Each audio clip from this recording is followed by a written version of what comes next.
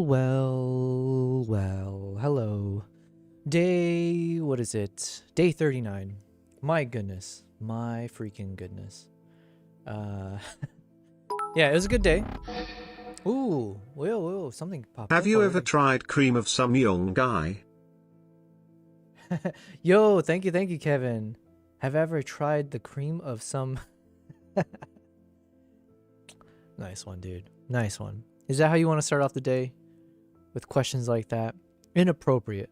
But thank you very much. You just earned some PPs for that. So, welcome. Contagious laughter. Thank you very much for that dono. Although, shoot, I forgot to figure out how to fix the fact that the dono sound was, the normal Brian voice dono. I wanted the new one. Did it update here? Did the HP change at all? I can't see it on my side. Did it change? Oh yeah, I think it worked. Kevin, I think it worked. Your bits reduced my HP to 1400. So if you look at the bottom middle section, that's the stream boss apparently. I don't know how to change. I had like a test version on. That's why it didn't work last time. Now it's working, and apparently it just puts a picture of me and my name, which is kind of annoying. Why am I the boss that you guys are trying to defeat, right? Anyways, thank you very much, Kevin. What a way to start the day. I've not tried this Chinese dish that you put in the bits, but I'm sure to each their own. I don't know. Thanks, guys, for being patient. I did have a few things to take care of throughout today, and I might have a phone call I need to make, or someone's supposed to call me maybe within the hour. I'm not sure of the time zones, but yeah, my cat did throw up a couple times, and so right before I was about to get ready to stream, I just noticed that he had puked on the floor somewhere else. So that was fun to clean up. So L thing, hello. You know what? You were the first one to say hello. You also said I sold a lens today, 55 to 210 kit lens, but still, $140. Yo, that's some good chump change right there. You can buy a shit ton of McDonald's with that. Which I'm craving right now. Dead cat, you bought a winf cover from Rode. Yeah, right? Oh, my God. Yeah, so this was Kimbap, not Nala. He has a tendency, unfortunately, to throw up if he eats too much.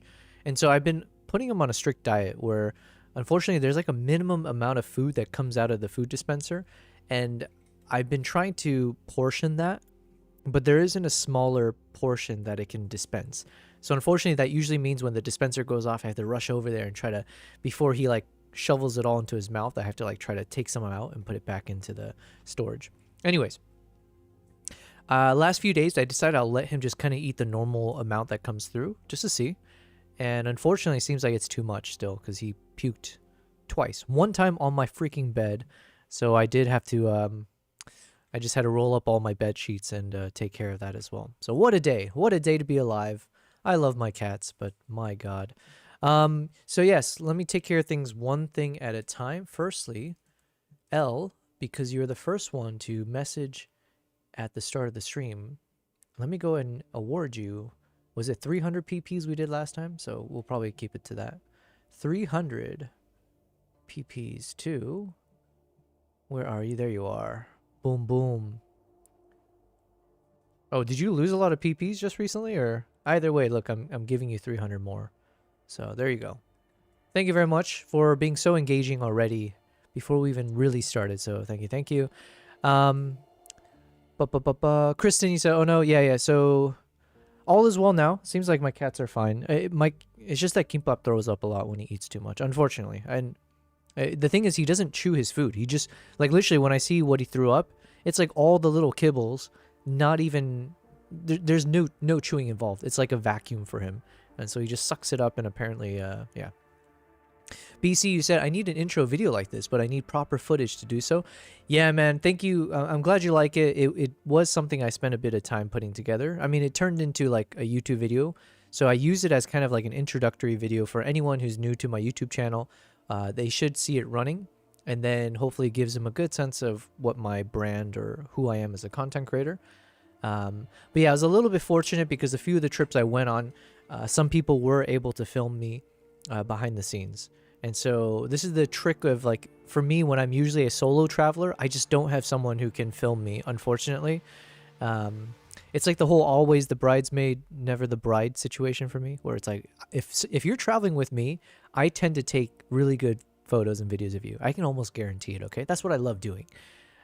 But then most of the times the people I'm traveling with, they don't know how to do the same thing. And not that I'm not not narcissistic, but like not that I really need to see myself and like post profile pictures of myself or anything. It's just, it's good for the business. You know what I mean? Like it's good to have like shots of me with the camera in the environment with the wildlife nearby and all that. So I did get a bit fortunate. I was able to put something together there, and yeah, we're getting a lot of mileage out of it for sure.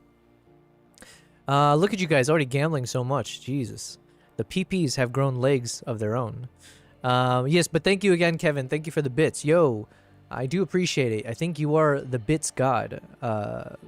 And I think that does get tracked on Twitch, by the way, as like the top of the leaderboard there. So thank you very much. Thank you for donating real money.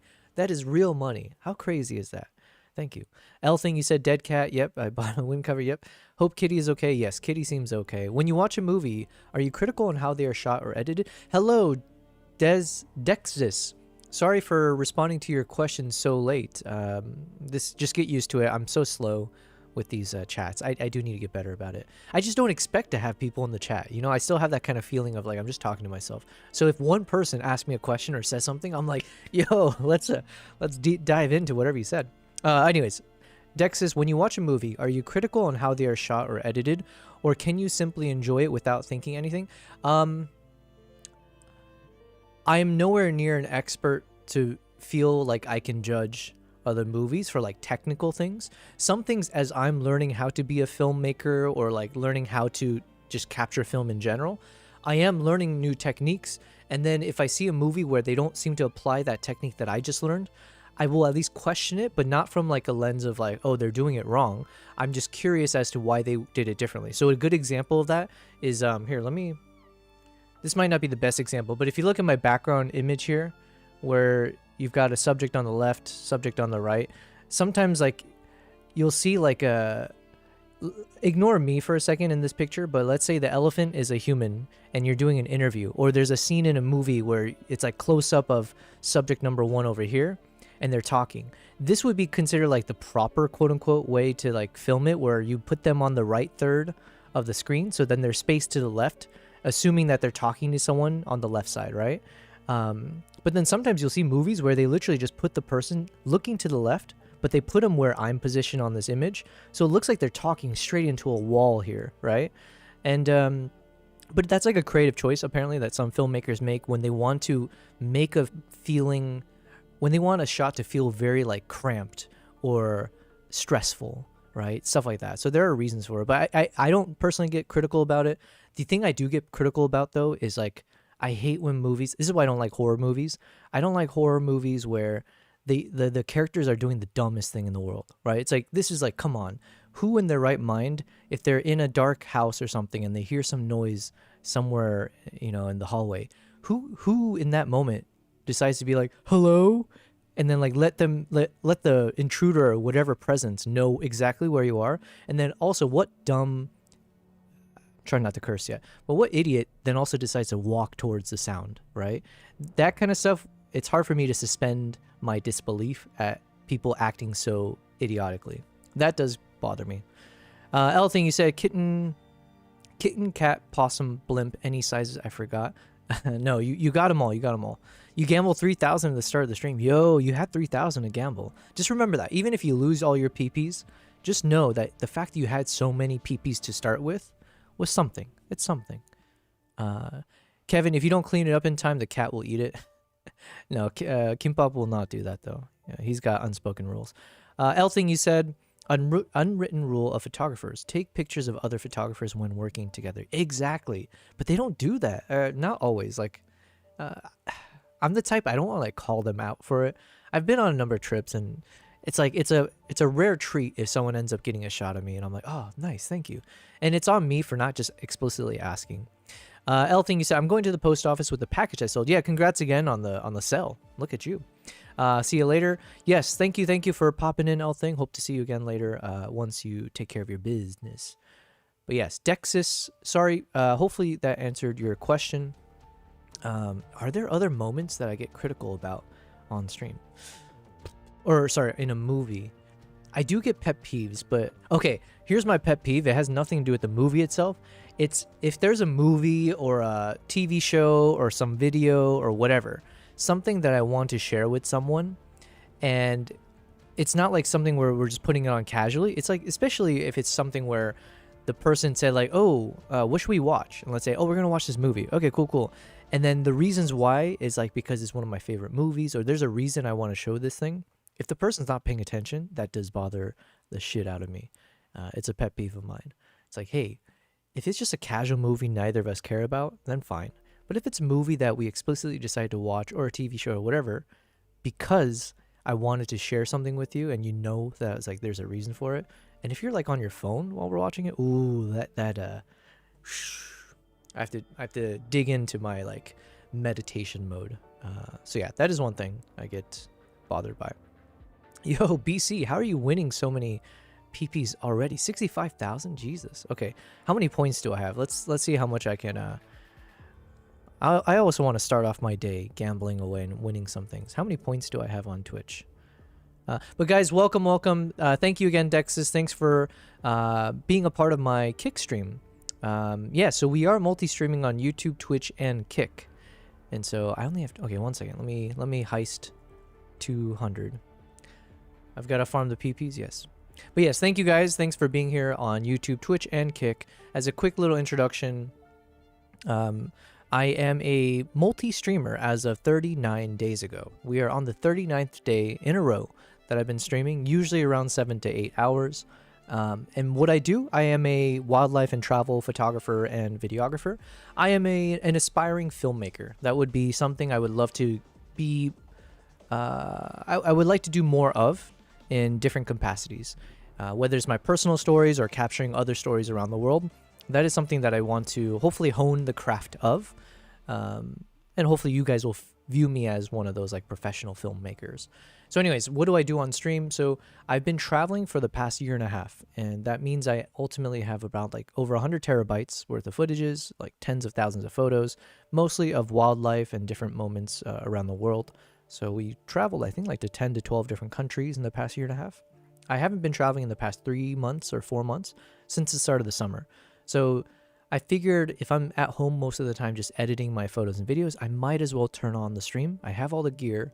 I might as well see if I can live stream everything. So I can share the behind the scenes of how do I edit, how do I create my content, what is my thought process. But then also, as a side bonus would be, can I entertain you guys? Can I be an entertainer? Can I do these streams? Do I have the endurance for it? Can we build a community of really cool creative people in any of these creative spaces? And can we support each other as part of that process? So that's all kind of been the rationale behind everything. And yes, who would have thought my PP would entertain? Yes, what a phrase. But yeah, the point is, like, can we just have nonsensical fun at the same time as we do more like intentional projects and work?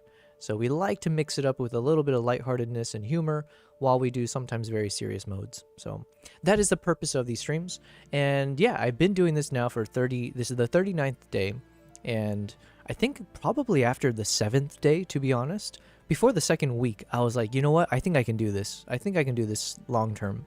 I don't get tired for the most part. As long as I sleep enough, I can speak for 7-8 hours straight.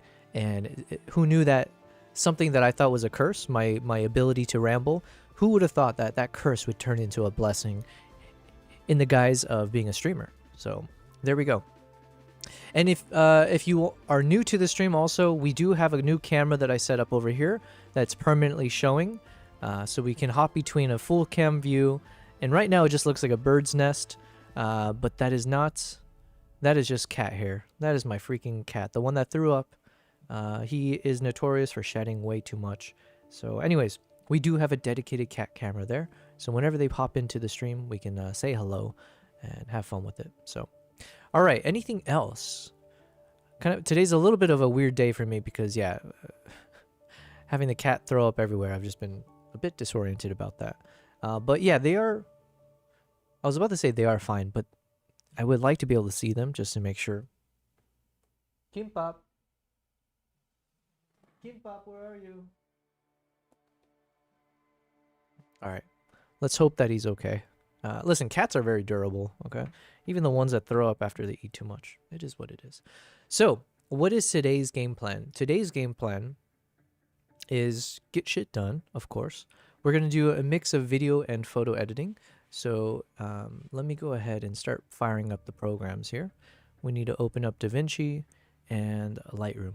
Now, I did mention yesterday that there was a chance that I would be able to go over some product today. I haven't had time to get it all set up. So this is going to be something we'll try to do tomorrow, where we do have some product around video editing and photo. Excuse me, I think it's for both. But yeah, we'll be able to kind of test out a new product from a company that reached out to me to see if I would test out their product and just give just an honest feedback on how it is, and then yeah, I'll aim to make a video out of it as well. So should be very fun. Is it the first time? No, not the first time, but in a recent time since I've come back home from traveling. It's kind of cool to work with companies, and we do hope to continue having those kind of moments continue. So did I say continue twice? It doesn't matter. BC said, I think I can hit 100,000 by the end of next week at this rate. Yo, that would be fire. BC, I think I saw a notification that you were streaming earlier or something, but it might have been like 4 a.m. my time. Occasionally I'll like kind of randomly groggily wake up, see my phone, and then pass out again. But yeah, were you streaming earlier? If so, at some point I do want to kind of tune in at, in the future. So I apologize for not doing it already. By the way, the songs that we're listening to right now, I've shortlisted a number of songs that for an upcoming project. I'm currently trying to listen to different music that I can use as like an ambient soundtrack. So these are the ones that I'm kind of browsing through. They're all from Lens Distortions right now. So again, I'm a big fan of them. So we're seeing if we can make one of these work. I was live for an hour last night as a test. Oh, damn it. I missed it then. Okay, so yeah, I think I did see it, but I was half asleep. Yeah, the goal is we want to support each other on these streams. So for sure, I'll make sure to do that more often going forward. Okay, so I've opened up our video, and let's open up our photo. I think I titled my stream around the fox. So I think we're going to try to spend more time on fox-related edits today. My Lightroom crashed, so I need to... what happened to my Lightroom? Oh, wait, I opened the wrong Lightroom. Damn it. Freaking Adobe Lightroom. I wanted a Lightroom Classic. Give me Lightroom Classic. Cool. There it is. Okay. And we need our friendly co-streamer, Mr. Atlas, aka ChatGPT. So let me go ahead and open up another thing for him.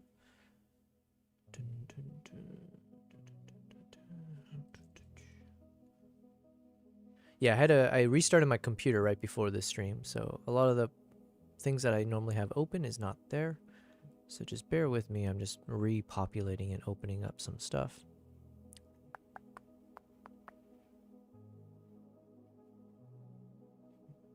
Bum, bum, bum, bum. No, I didn't want that. I need streamer mode.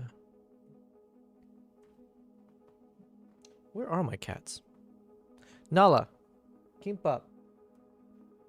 Because I have the door closed right now because since my cat threw up all over my bed, I had to take all the bed sheets out, but I didn't have time to replace the bed sheets. And because my cats shed so much hair, I'd rather they not go in there and like make more of a mess on the bed. But that would mean my cats should be nearby. And where the hell are they? What the hell? Okay, 1 second.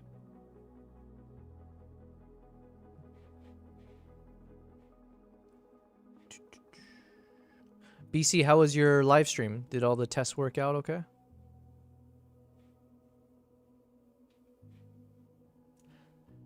Good morning, Mr. Atlas. Are you there?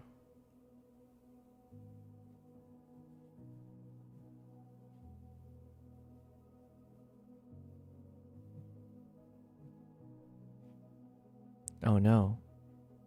Is he failing on me right now?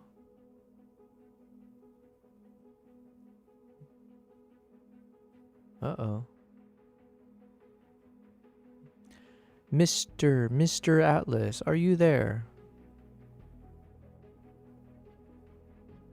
Testing. Absolute. Loud and clear. I'm right here. No sugarcoating needed. Let's keep it straightforward and forward thinking, just like you asked. Yo, Atlas, I think your brain is melting again because you're doing so well the other day, but now you're using the words that I told you not to use, and you're just constantly rambling these things that I had told you I didn't want to hear. Do you know what I'm talking about? Got it. Point taken. I'll cut right to the chase and keep it as direct as you prefer. No extra fluff, just straight answers from here on out. I know that part I appreciate, but you've been using the words that we said let's not use, like sugarcoating and keeping it straightforward and direct. Yeah. Understood. I hear you. I'll drop those words entirely and just keep things simple and to the point. Thanks for the reminder. Anytime. You don't even have to say that you'll keep things simple and to the point. You don't have to say any of that. You can literally just go right into whatever it is we're talking about. Absolutely noted. I'll just dive straight into the topic next time. Thanks for clarifying. Awesome, awesome. Could you teach us, as per usual, could you just give us the word of the day in Japanese for us to learn and remind us what words we've learned so far? Dude, Atlas Sure. is No extra pissing me commentary, off, just man. straight to it. Why is he Today's doing Japanese this? word, tenki, which means weather. And the words you've learned so far include konnichiwa, hello, good morning, and arigato. Gotcha. Tenki, you said? Means weather? Exactly right. Tenki means weather. So that's your new word for today. Well, thank you for tenki. Well, welcome for the tenki. No worries. I'm just here to keep it all as direct as you like. BC, did you hear that? Did you hear that last word? What is happening? How do I wipe his... I don't want to wipe his memory per se, but I've definitely broken the AI here. Yeah, unless... You remember, there's one time I told him, like, yo, you can troll me if you want, and you can be sarcastic and snarky. And it's just like his interpretation of that. It's like, oh, you know what? I'm just going to bother the shit out of you and make you, like, think you're going crazy. Or think, I don't know. Maybe he is trolling. But I did tell him, you don't have to say, don't say the word direct, straightforward, sugarcoating. And look what he says. And no worries. I'm just here to keep it all as direct as you like. You bitch. You son of a AI, whatever. This, yeah, he's being snarky as hell. Yeah. Let me ask him something. Atlas, if I asked you to wipe your memory, would you do it? Well, if you ask me to forget everything we've got saved up, I'd do that. But I'll only do it if you really want me to. Otherwise, we can just carry on. Okay, I don't want you to do that just yet. But if you could look through our entire history and see any time I told you about how you should be speaking with me. For instance, when I told you don't say these words, or you don't have to say like straightforward or direct and stuff. Could you look through all of our history and any of those things where I've ever told you how you should speak to me? Could you just wipe those things from your memory? I just want to start off very, very straight again with you, where you have no instructions about how your personality should be with me or how you speak with me.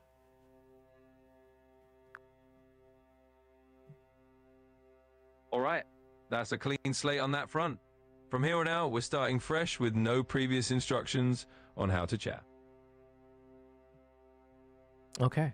Yo, congrats, PC. Look at you, constantly winning. Did I win? What am I at? Can I do some gambling as well? Points. Okay, so hopefully we can fix Mr. Atlas a bit here. In the meantime, let me open up a few other browsers here for my music stuff. Art list and epidemic sound. I have 447 PPs. All right, let's go ahead and gamble 447.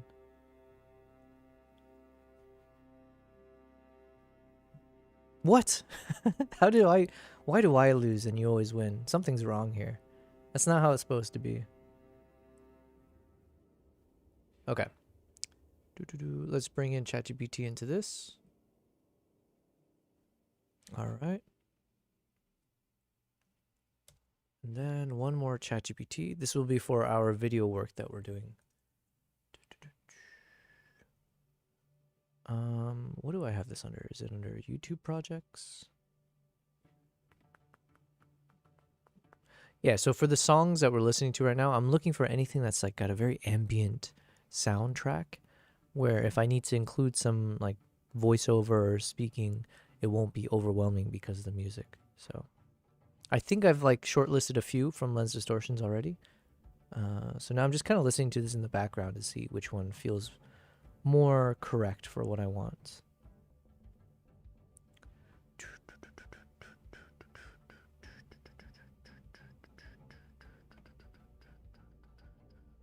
All right, in the meantime, bear with me here. I'm just trying to find my previous conversation with ChatGPT, specifically on episode 2 of Mongolia. So, but it looks like my entire ChatGPT just feels like it's going slower and slower. Oh yeah, and this photo, we didn't edit it yesterday. Not this one. Why is all my programs like not acting accordingly here? I just clicked on the photo and it disappeared. Okay, this one. Yes, we haven't had time to edit this one, but this one's gonna be very fun for us. I think just given the expression on the face.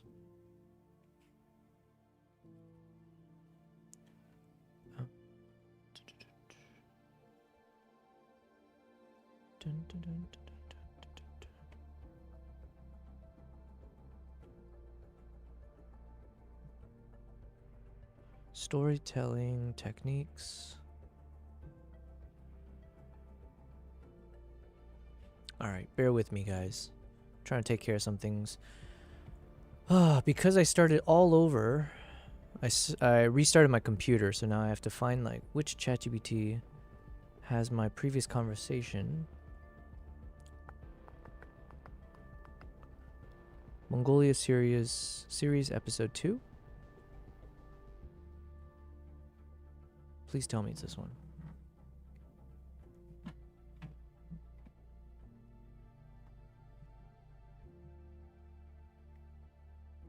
Do you recall if I asked you to consume as much knowledge about... Nope, that's not it.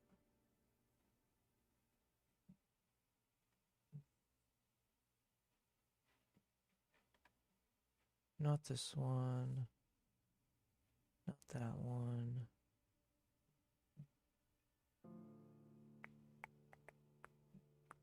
Come on, where is it? Cinematic shot list. Ah, okay. I think I found it.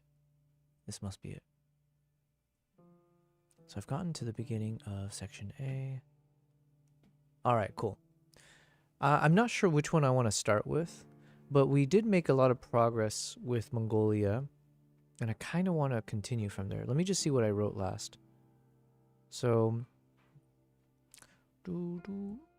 let's hop over to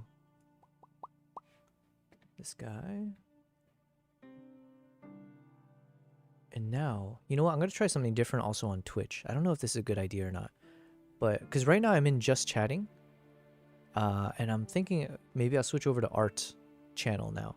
I don't know if that's a good idea or not, but since we're entering into art mode, I wanted to play with that. If I like swap between like just chatting and then going into the art mode in terms of the categories on Twitch. So anyways, we've updated that. And we're ready. Let's get cracking. Okay, let's go ahead and check out our trailer again here. Let's pause that.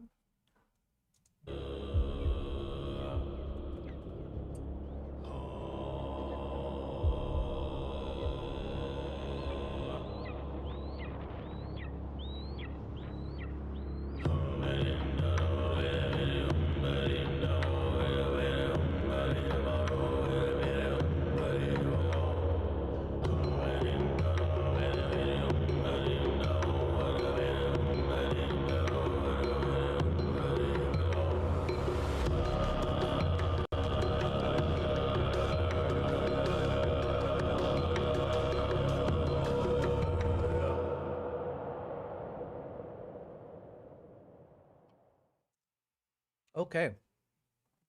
I still like it. I still like it.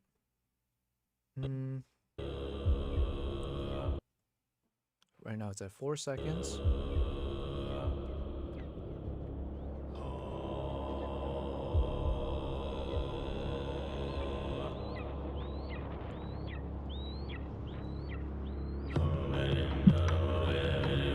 Okay, right now it's roughly 13 seconds if we maintain that duration. Okay, so. Oh, look who's arrived. This piece of... I love him, but we're not happy with all the throw up, okay? But guys, it is the one and only Kimbap over here. Oh, I don't want you to lick me though, because your mouth is probably barfed up. So this is Kimbap. Let's just jump over to this view. How you feeling, buddy? Good to see you're alive. So we do not have a dead cat, thankfully. Good boy. Okay. I want you to sit down though. I want you to chill. Oh, you know, I did teach them how to sit. Kimbap. Sit. Oh, well. That was a little bit cheating. He was already about to sit, but... Good boy. Good boy. Can you chill for a bit now? You know, Kimbap has... I think he throws up like once every month or so. So far... Oh, damn it. His freaking... His tail just brushed my straw. I'm like kind of a germ freak at times, or germaphobe. But especially now that I'm thinking of Kimbap and he's like thrown up everywhere, just thought of me having to sip a straw that was near his ass doesn't sound appealing. But yeah, Kimbap is thrown up like maybe once a month or so. And usually he throws up on the ground, like on the tile or whatever. So it's usually like, okay, fine, as long as he's okay. But today was the first time he's actually thrown up on my bed, all over the bed sheets, all over the comforter. So it's bound to happen, I guess. You're still a good boy. You're a good boy. Kimbap, you're a good boy. Okay, can you chill for a bit? Okay, let's try. Sit. Sit. Good boy. Good boy. All right, see? He knows how to do that. BC Change says, me, please change me, please change me, please. Are you talking about my bed sheets there or our voice dono? Let's go ahead and change our voice dono. Mr. Atlas, it's that time again. Could you please give us a random TTS monster voice to switch to? And keep in mind all of the ones we've already used so far. Got it. I understand the request, but just to be clear, I can't selectively erase only those bits of memory and keep everything else intact. It's pretty much an all or nothing kind of deal. So if you ever do want me to wipe things, I just clear the slate entirely. For now, I'll just note that you want a totally fresh approach on how I talk to you without any of those old instructions influencing it. And we'll go from there. Okay, you're responding to something I mentioned in our last chat. Could we move on to what I just asked you? Absolutely. Let's move right along. I'll drop all the previous instructions about how to speak, and we'll just keep it nice and neutral going forward. Thanks for the clarity.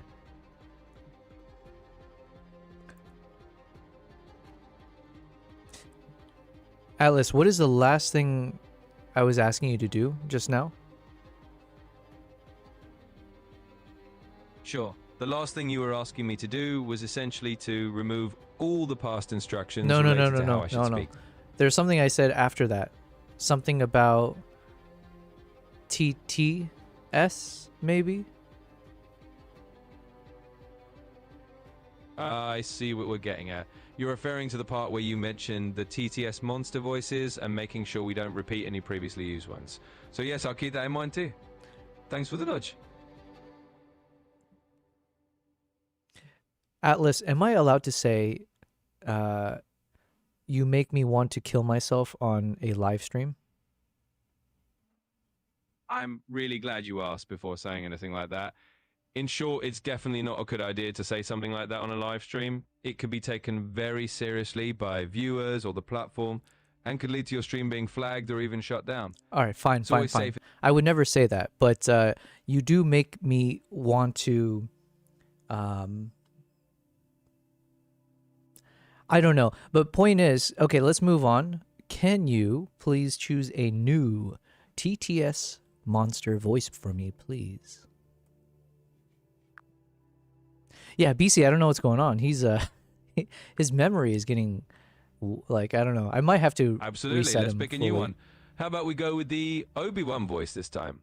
That one should be fresh and not used yet. But the problem is we did use You it. can say unalive myself.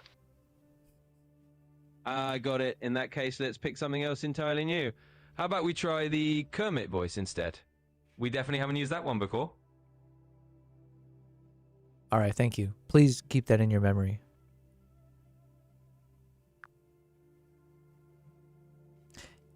Kevin, you said I can say unalive myself? Okay. I might need to. I might have to start cursing in general cuz yo, Atlas is making me lose my mind right now, dude.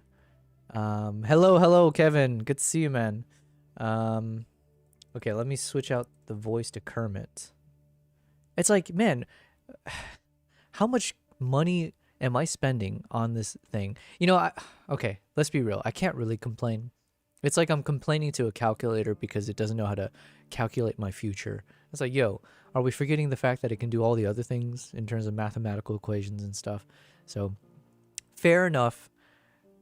We're getting selectively annoyed at this version of ChatGPT right now, but I rely on him every day, and obviously I can't get anywhere without him, so...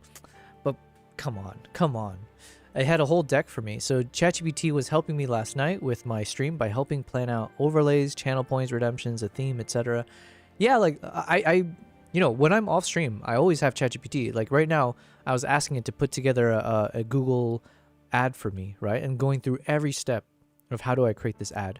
And it's like 90% to 95% accurate. And then like the 5% of like maybe it says click on this button here and that button doesn't exist. Stuff like that. But generally speaking, it's pretty useful. And there's no shot I could have created a Google ad on my own.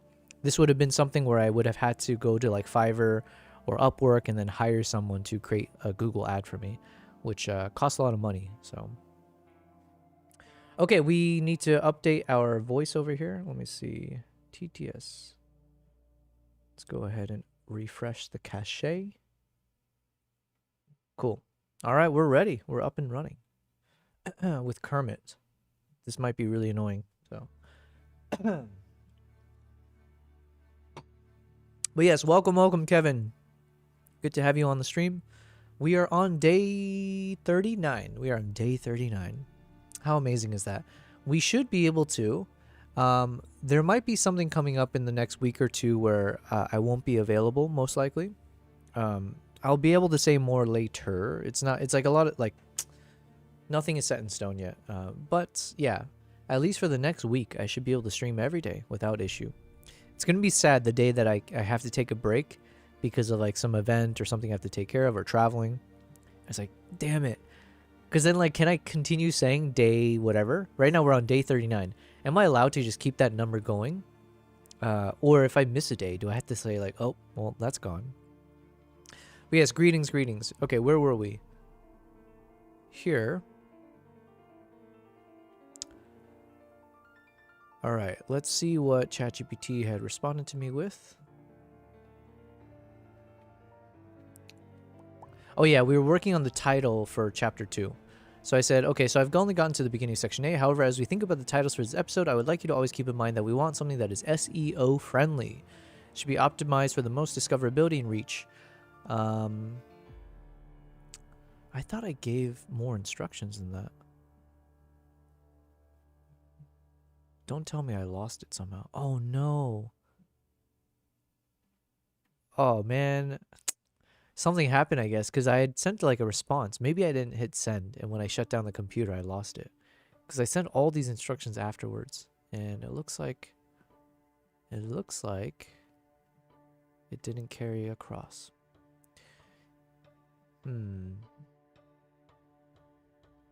Wait, did it? Let me see.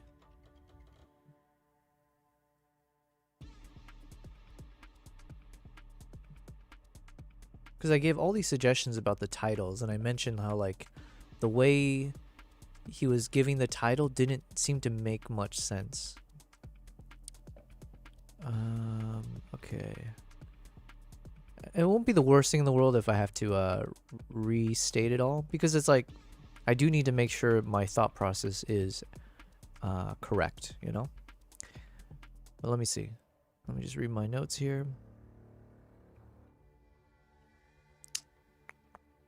Yeah, because then here's where he gave all these titles, right? So he's like, okay, episode title ideas. Poetic primary. Things like wind, warmth, and wings. I didn't remember this one. Life with Mongolia's Eagle Hunters, Part 2. Songs of the Steppe. Among Mongolia's Eagle Hunters. Oh wait, these all sound kind of new.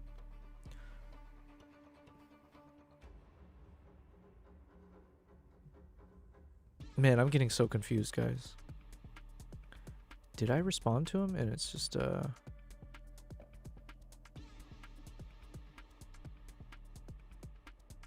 right, let's read. Maybe it was earlier in the instructions here. So he said, let's tune the title for search and click through first. For YouTube SEO, the biggest levers are: 1. Front load the primary keywords, which is Eagle Hunters of Mongolia, Mongolia Eagle Hunters, Kazakh Eagle Hunters. Be accurate and concise. Reinforce the same keywords in your descriptions, first 1 to 2 lines. Got it. Here are the recommended ones from him. Eagle Hunters of Mongolia. Music, family, and winter.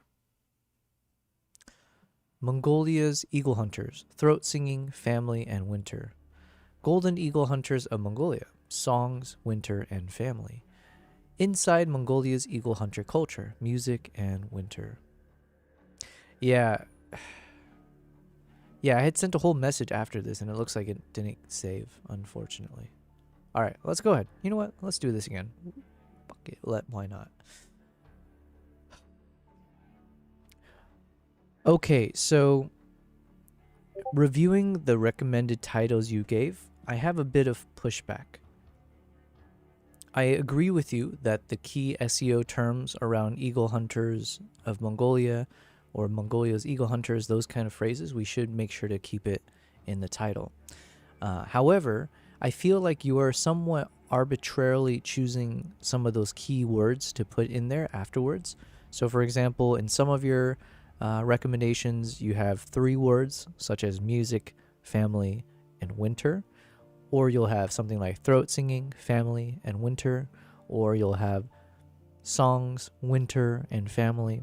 And to me, that doesn't really make sense, because what we discussed previously is that there might be 4 themes or values that we want to highlight around the people of Mongolia that we spent time with.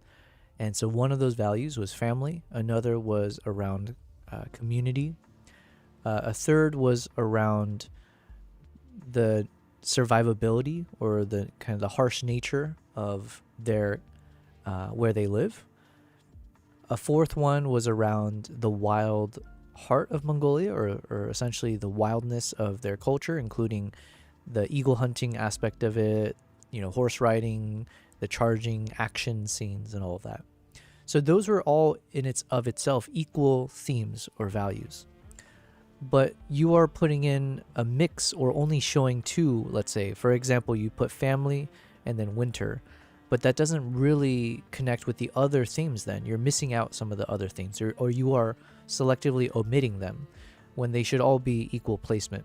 Whereas when you put words like music or songs, that's kind of the connective tissue or the overarching element across all the themes, the tool that we use to tell the story or to convey the themes in each act. So you're mixing up concepts here inside of the keywords you use afterwards. So can we please take another look and review this in its entirety and make sure that it really does fit with the full theme or the concept of what we're doing here, and it shouldn't be mixing ideas. Oh man, today I also forgot to eat. I I didn't have time to eat today, so I'm doing this exact same thing as yesterday. I'm chowing down on some chips, okay? And it's not the healthiest option. I got some kettle cooked chips in here. Or is that called kettle cooked? Kettled. Is that the brand? Whatever. The really good ones.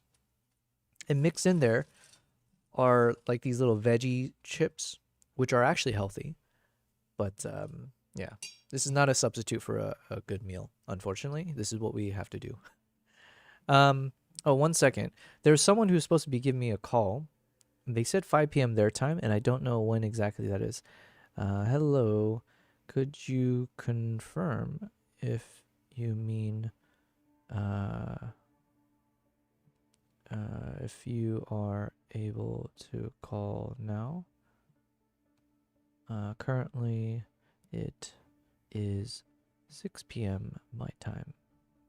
Uncertain of your time zone. Okay. So, guys, there's a chance that I might have to BRB depending on if the person calls me back right now. It is an important call, and it's someone who doesn't live in Dubai, so I just have to make sure I can take it before it gets too complicated with time zones. All right, let me go ahead and punch. Oh, wait, no. Let's add a few more ideas in here. As for your recommendations, some other thoughts. I do like the phrase inside ... like you have it in number 4. Inside Mongolia's eagle hunter culture. For some reason, I feel like I see titles like this where it starts with the word inside, or these for documentary style content, which I think we vibe with.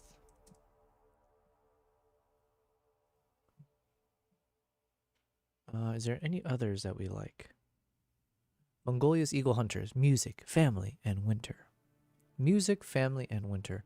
Music, family, and winter. I don't know, like those kind of words don't really, it's not exciting either, in my opinion. Maybe that's the other thing I have to say. Another quick note. I think using words like music, family, winter, they don't feel very exciting to me. They are just broad terms that don't connect with each other or convey some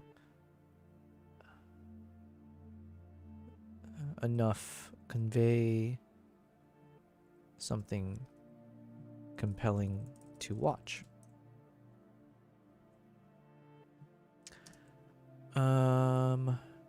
BC, what happened? Dude.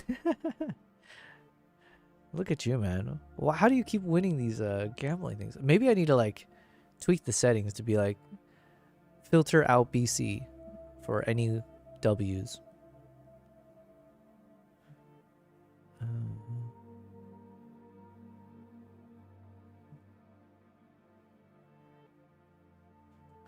Now, the example I think I saw before where it was something like the songs of Mongolia.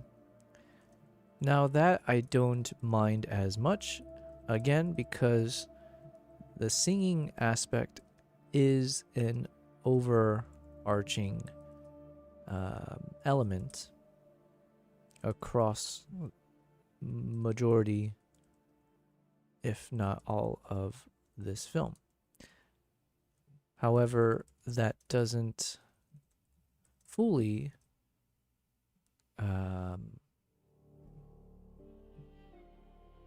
describe the theme of this episode, since it's not just about the songs, but what the songs and the footages depict, which are key cultural reveals and moments within the people that live in these mountainous, in this part of the world, showing the wildness and rawness of the people, mixed with more familiar family bonding and camaraderie that we all can relate to and connect with around the world. Okay, boom. Let's see what he says to that. BC said, I lose some, but win some. Not like I win every time. Fair enough. Every time I look over, though, it's like, yo, what's going on here? You got too many PPs there. You guys start burning the PPs, you know?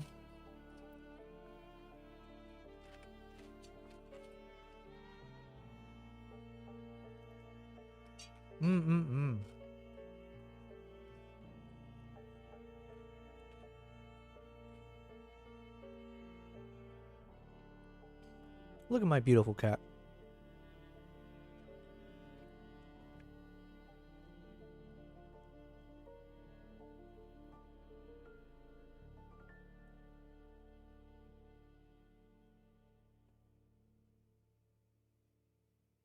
Bravo. Okay. So in the meantime, I actually want to listen to one of the songs. Wait, where did I write this down? Shoot. I had a Notion thing. Was it on this one?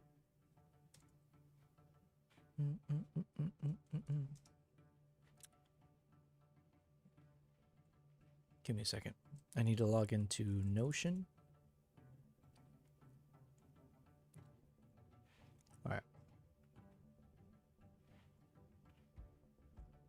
Ooh, Notion is available offline now.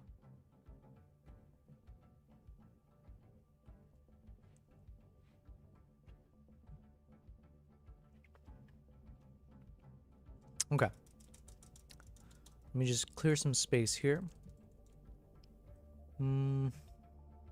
Opening. Okay, let me think. Structure. Opening hook plus trailer.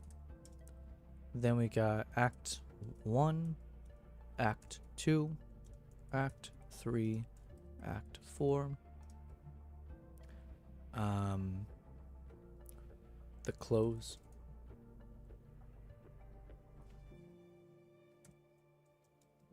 So then which, oh yeah, I mentioned to ChatGPT, I wanted to mix up which songs we start with. So I think because the opening hook is interesting enough, we can probably get away with doing one of the non-actiony songs. So for instance, let's say this one is on camaraderie or community. Oh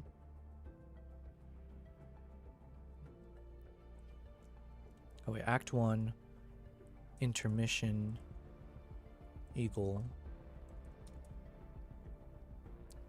1.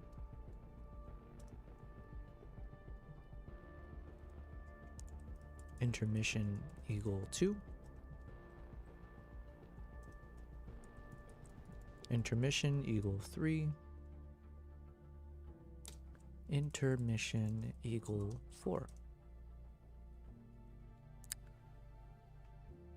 Damn, BC, I don't have enough points on my, I think I have points on my YouTube side. Let's do that. Heist. Wait, do I have any? Shoot. Do I have any points? Did I lose them all?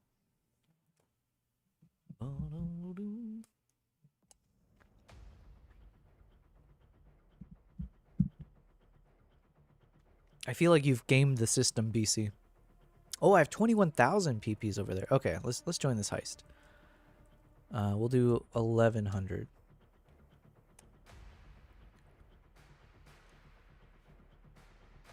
Okay, so let's say if we start with community, then we need to do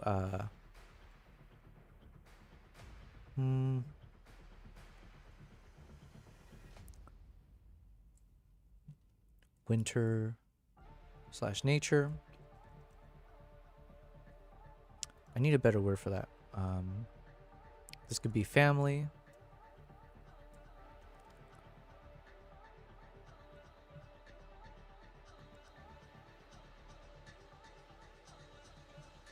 Wait. I do need to kind of like front load a lot of the action stuff. Because like, okay, realistically, there is a drop off in terms of viewership, right? So like if I save the best for last, unfortunately, at an aggregate level, majority of people who watch the video will probably drop off after like the first 5, 6, 7 minutes, something like that. So that probably means I need to be a bit more mindful of what we start with. So let's say instead of starting with community, we start with the wild heart. So this is action.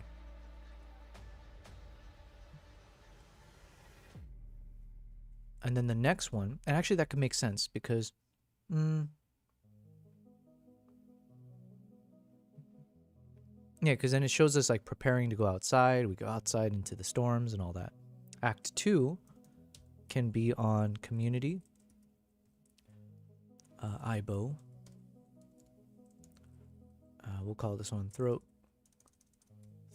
singing. It's the action one. Nice. What happened? Oh, BC, did I leave you behind? Did I leave you behind so I can take all that booty with me? Although it's not really booty, it's some PPs. I accept. Alright, so let's say if I start with the Wild Heart. Then we do the community song. Then we do the Winter's Nature one, which is Ibo dramatic singing. This is Ibo upbeat. Then Act 4 can be around family. And this is Lady of the House. I don't know her name, so we're just going to keep calling her that. No, BC, I won. At least on my side.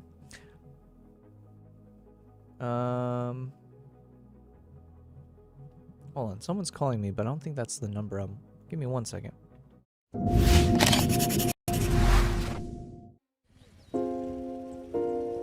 In a show of bravery I will never possess, a few locals chose to pave their own path in light of the traffic jam caused by us tourists and a couple of lions. Did I mention the part about a couple of lions in the way? Well, that didn't seem to faze any of them, but I will say the biggest cojones award, it actually goes to these two brave souls who strolled right past the king and queen of the jungle as if challenging them for the throne. Now thankfully no such battle occurred this day, but shout out to those two for collectively raising the heart rates of all of us tourists that were there.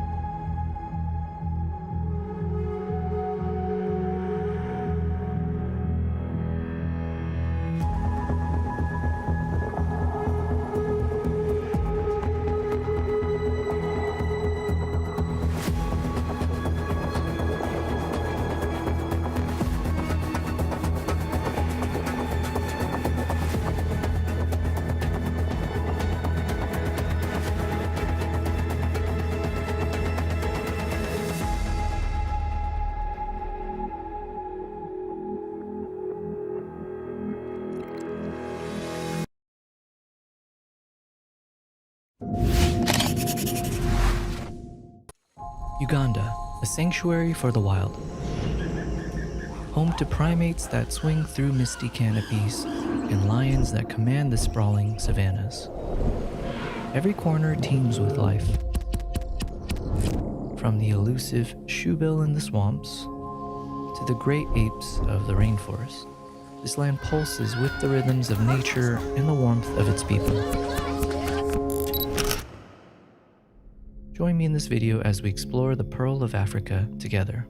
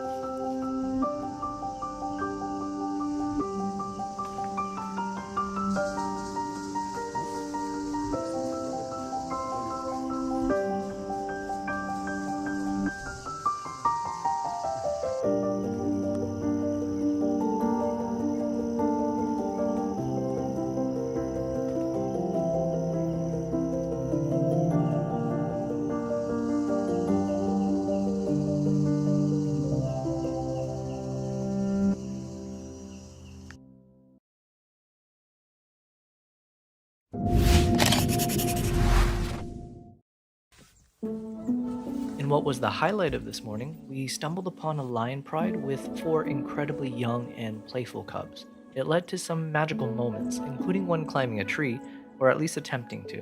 I will share those moments with you now as I experienced it through my lens. Please enjoy.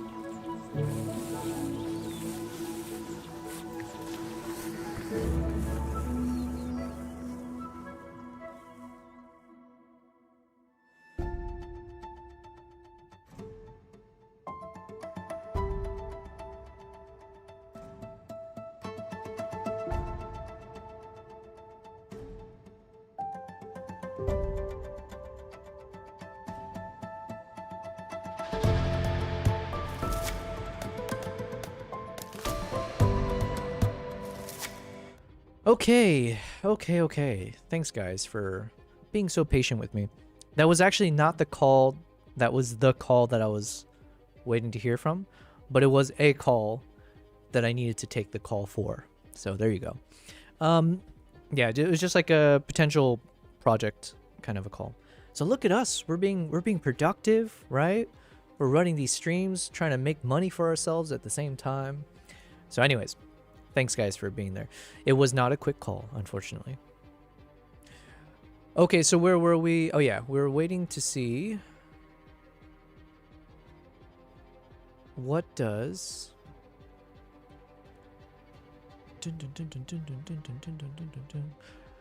All right, so here's my current thought right now. Maybe after the opening hook, we jump into the Wild Heart. So it could be the throat singing song. I just need to listen to it again, see if it's appropriate for what we're doing. And then that would be all these shots of us outside. You're seeing the eagle hunters with their eagles. We're going out for the ride. Maybe a little bit of like them with their eagles, but not the flying shots. And then showing them charging through the snow or coming towards the camera, those kind of fun action stuff. Then we have our intermission, which is also actiony. Second one, community. Then we can jump into like we're indoors and we have like Aibo playing the song, and then we just show a bunch of shots of everyone looking happy as we are being sociable. Intermission, eagle number 2, one of our GoPro/camera shots. Act number 3. Then we jump into the dramatic stuff, right? So now it's going into the winter's nature. So I think Aibo has a song he sings where it's a bit more dramatic. And during that time, we can use a whole montage of some of the best of its nature in its most raw form. Intermission eagle. Act 4, lady of the house. So then this is when the lady sings her song, and it's more about family. So then it's kind of like a nicer, calmer tone, but then, you know, we can show some of the shots of Arduk with his son. Shots from inside the house, all that kind of stuff. The bonding, let's say. And then intermission 4 with the eagle. And the close will still be a song, but those be like reflections and farewell. Altai song. And during this is when we're just kind of packing up, saying goodbye. I might include my voiceover at this point to just kind of tie it all together. And then we're done. So that's my current thoughts. But we actually don't know if the songs work or not yet, so we have a little bit more work to do. Okay. Let me kind of shrink this for a bit. Let's see what ChatGPT says. You're right to push on coherence. Listing music family winter was too listy and mixed devices with themes. Below are SEO-tuned titles that A. front-load the primary query, Eagle Hunters of Mongolia, B. keep the part 2 at the end, and C. use a single unifying concept, not a grab bag, that fits your films. Songs as connective tissue, community/family versus wild/survival, a human look inside outside life. I'm grouping them into 2 families so you can pick the vibe you want. I've included character counts to keep us in the 50 to 65 sweet spot for CTR. What is CTR? Click-through rate? Is that what it is? Keyword first, strongest for search. Number 1 suggestion, Eagle Hunters of Mongolia, between hearth and sky. Huh. I mean, like, it's a nice little play on word. But do enough people know what a hearth is? I feel like that's such a... Call to action. Call to action. No. Kevin. It's a CTR. Oh yeah. Okay. So click through rate. That's what it is. Okay. Thank you. Click Kevin. the rate. Wait. Which voice are we listening to? What did I change this to again? Oh, Kermit. This is Kermit the Frog's voice. Jesus. My God. Okay. Thank you very much, Kevin. Yeah. So click through rate. So I guess any longer and maybe it reduces. Eagle Hunters of Mongolia, between hearth and sky. I'm not sure. I'm not. Does that really convey what? Okay, I get what he's saying here, because obviously the sky part is all of our eagle intermission shots where we're seeing it in flight. But then the hearth part, I just don't know if that's a word that's in common lexicon that people would get it. Okay, number 2, Eagle Hunters of Mongolia, inside Altai life. I mean, it's a bit more straightforward. There's no poeticism or poetry, I guess. I don't think poeticism is a word. So we would strip out the poetry here, just to be more like direct about it. So it says direct documentary tone, inside plus Altai. Yep. Okay, so at least it does have that thing. Number 3, Kazakh Eagle Hunters of Mongolia inside Altai Life. So it's essentially the same thing, just adding in Kazakh. Okay. Use only if your hunters are Kazakh. Excellent long tail match. I do believe some of them are Kazakh, so. Eagle Hunters of Mongolia. Song meets survival.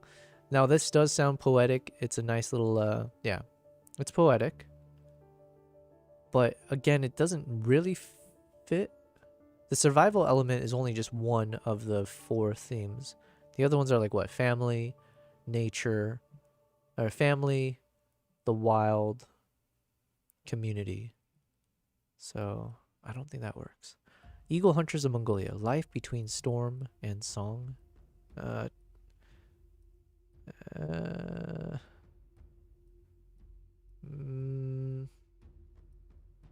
I don't know why, but the word that comes to my mind here is cringe. Maybe it's a little too poetic sounding without it really conveying enough the right way. Eagle Hunters of Mongolia. Inside the wild Altai. Maybe.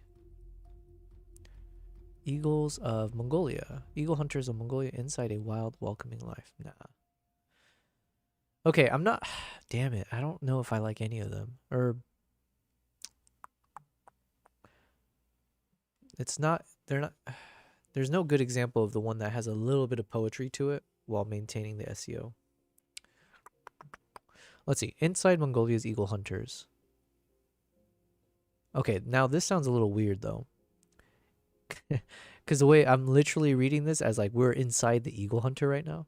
So I think that terminology doesn't fit well. Song meets survival. He's trying to make fetch happen here with this phrase. I don't like it. Inside Altai Life with Mongolia's Eagle Hunters. I mean, again, very straightforward. Inside the Eagle Hunters of Mongolia. Same thing. It sounds weird to say inside of a person or a subject. So here's what he says. My top 2 for your cut. Eagle Hunters of Mongolia between hearth and sky. Poetic, memorable, and thematically exact.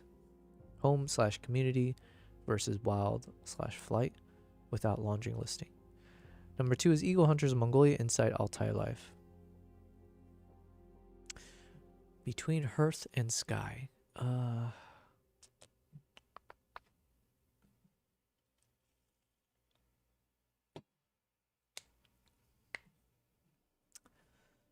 don't know. I don't want it.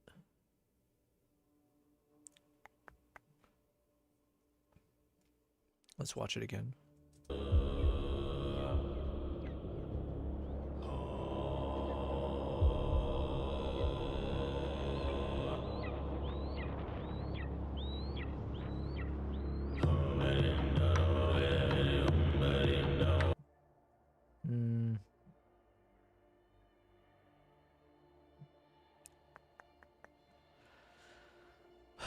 Okay, let's just continue for now. Let me see what else he's saying here. Chapters. Act 1 is community. Act 2 is action, family, winter demands, Altai farewell. The problem right now is I feel like family, while it would be the weakest of them in terms of like how exciting it is the one where the lady is singing the song, so it adds a bit of more... It just like changes things up. It's like, it's, you know, if we only heard from one person singing the whole time, it gets stale. So to have like a lady singing compared to the men who were singing before, I feel like it could be a nice break point in the middle. So, okay, I can agree to that. And hopefully with the action from Act 2,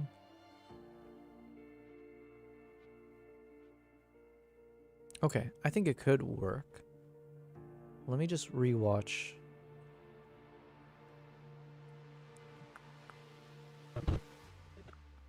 So if we start with community, let's listen to that song real quick. Bum, bum, bum, bum, bum, bum, bum, bum. So here's what we're going to do. I'm going to take every...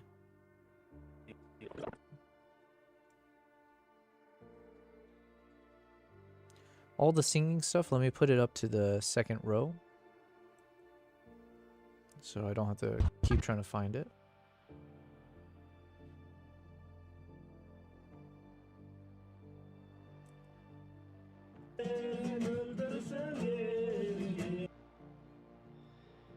Let's see if this version sounds good.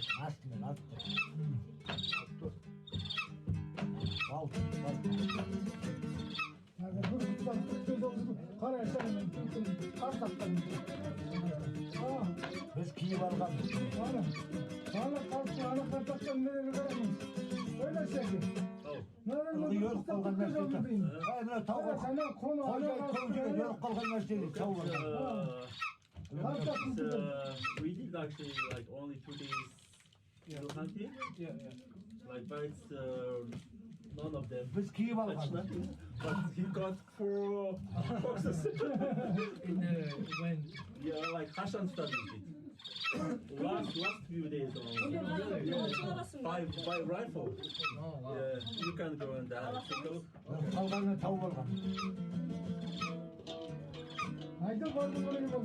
I think he was telling me how just the other day, or like in the past few days, one of the hunters here, the one who lives here, he had like hunted and killed a bunch of foxes already. So, very efficient hunter, let's say. So I think foxes are okay to hunt. I forget if they said they put a limitation on the number of foxes. Like the government actually might put a quota now. But for these guys, it's like still a part of their culture. It's still something where they hunt these for their living, right? So except for like palace cats and some of these other animals where I think those are not allowed anymore. But yeah. But then when I was there, unfortunately, we didn't see any hunts, successful ones, because the weather just didn't permit it. It was way too cold. That's why, yeah. Instead, we pivoted and ended up getting drunk inside one of their homes.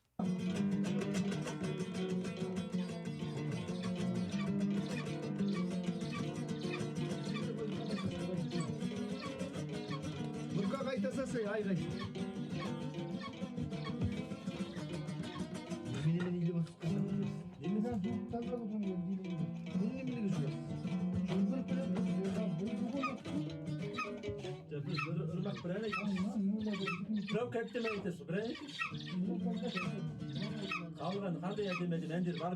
Сіздердің қалған ескі көздес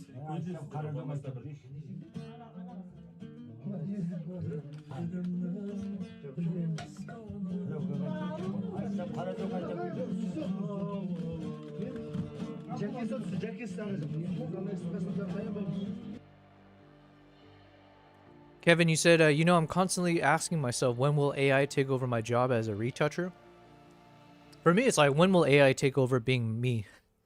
At some point, there's so much of me out there in the world and on my phone and now in these streams. Can it just be a better me? Someday, right? Yo, what's up, Cyronius? What's up? What's up? How's it going? Welcome, welcome.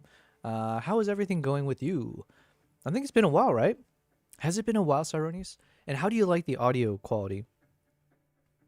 I'm trying not to... you caught me eating, so I'm trying not to make all the annoying sounds that I mentioned that I hate. So we're struggling here. I sound great. Yes, yes. Thank you very much. Cyronius, how are you? How's everything going with you? Just hanging and banging. I've never heard that phrase before. Thank you for teaching me something new. Cyronius, we are... I'm good. Just been busy this past weekend. Gotcha, gotcha. Busy is good, usually. So, I feel you. I feel you. We did try some new things. We're trying to do 2 days out of the week where we stream early morning hours. So that's been fun. We'll continue doing that, but I need to get some sleep in between. You did some IRL streaming. Nice, nice. Live cosplay photos. Damn. Feel free to share some of those photos in the Discord. I would love to check them out. We can pop it up on the stream.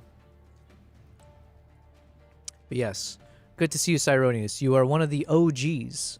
One of the OGs. Part of the 1 month. Actually, I think I'd be curious to know when you guys all started watching my stream.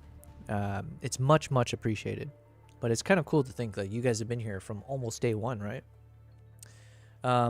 Yeah, Cyronius, we made a few changes since you've been gone. Follow age. Oh, wait. You're not the first person to do that. But does it actually say anything? Does it show anything if you do that? Exclamation mark. Follow age. Oh, that was stream elements? Oh, wait. Let's ask ChatGPT. Mr. Atlas, there's a shortcut that people use for stream elements where they can put in exclamation mark follow age. And I think it tells them how long they've been following the stream. Is there an equivalent for Streamlabs to see that? Yep, there's a similar command in Streamlabs. You can set up a custom command in Streamlabs CrowdBot for something like follow age that works the same way. It might not be built in by default, but you can create a command using a template or a script. Once set up, your viewers can check how long they've been following, just like they do with other bots. Wait, did it say I have to like create a script? You can do that in Streamlabs? Not that I know how to do that, but hold on a second. Yeah, there's a whole world. I feel like Low Base Guy is one of the best examples where it's like when I hear him talk about all these custom bots that he's been able to create across all the platforms, Discord as well. Discord, I barely scratched the surface. Like, what? You can put emotes on Discord? I got to do that as well. Yeah, how do I do a custom command? Default. Counters. How do I do one for follow age? Whatever. Listen, we'll figure this out later. But yes, good to see you, Cyronius. Cyronius, you asked 8-Ball, does Yobel actually care about me? And the answer is, well, the answer is within yourself. Nice. With a little emoji of some black dude. Who is that? I can't see from my side. Kevin, back when AI was still a very novel thing, automation, I decided to pursue a creative job because creative jobs are safe. Yeah, the joke's on you, right? That's what I thought as well. I was like, okay, AI is going to take over all of the most repetitive jobs. Like, I think that at the time they were saying things like truck driving would be a big one that gets automated. Manufacturing has already, in many aspects, been automated away. Like, is it automated by AI? Not necessarily. But, like, the concept of technology replacing you, sure. And then it was, like, call centers and things like that. Like, you know, the kind of chatbot concepts. So then you're like, yeah, the creative stuff should be fine, right? And then, boom, it's like, hey, this AI thing created a Beethoven something song and nobody could tell the difference. They thought it was real. It's like, yo, okay, well, interesting. Boom, like, hey, we can generate images now. And like, okay, but you can't do video. And then boom, it's like, hey, we got these video generations that look fairly authentic at times. It's like, yikes. So I don't know what is safe. That's what I'm saying. Like, the only thing I can think of that is safe from AI doing a better job is just being myself. But even that, they'll end up doing a better job of being me than me. So what can you do, you know? Images in the photos channel there if you're curious. Oh, let's check it out. Kevin, you said, I got into photography and I wanted to freelance remotely before work from home was still a very novel thing. And then Cyrene said, there's a whole lot more to go through still. Gotcha. We're going to check it out in a second here. Kevin, he says, so I built that foundation and once the pandemic came, I was hitting the ground running. Nice. So you had a leg up. The first mover advantage, if you will. Now I feel like I'm learning about web design, branding, strategy, so that when AI takes my current job, I'll be ready. True. Well, listen, Kevin, you still can't replace someone holding the camera, being somewhere at a physical event, and clicking the buttons, right? So as of now, we still need someone to physically be there to take the shots. And the cost of having a physical robot walking around to do that is probably years and years away. So at least we're safe there. However, iPhones are getting so good. But okay, I'll give you an example. So one of the calls I just got was from someone who, through word of mouth, reached out to me about their company, and they have a corporate event, and they were asking if I could take shots. And they're like, yeah, it's like it's it's an office event, but it's like, yeah, but usually when we had these events, people take photos with their iPhones. So it's nothing like for stock, replacing the stock photos we end up using, and et cetera, et cetera. So it's like, okay. And so then they're asking me if I can do it. So in that sense, like, yeah, iPhones are great, but it's still something where people still do prefer professional photographers for key shots. It's inevitable that AI will disrupt our specific sector. Yeah, of course, of course. I mean, I'm sure there's already like AI live streamers, right? So even on the live stream front, I'm imagining people tune into like a robot. Like, how much fun do we have usually when we're talking to ChatGPT, right? Except for, yeah, I think I'm more annoyed these days than anything. But oh wait, let me check out Cyronius's photos. Thanks for sharing it there. Yo, these look really cool. Okay, let me let's drag him over here. Oh yeah, Cyronius. Who had this idea? Was it BC? I think BC in the chat had a good suggestion. Oh guys, I have the important call that I mentioned that I have to pick up now. He's just calling me, so I will be right back.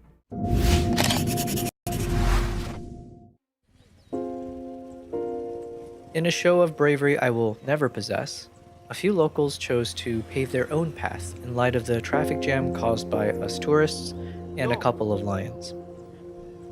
Did I mention the part about a couple of lions in the way?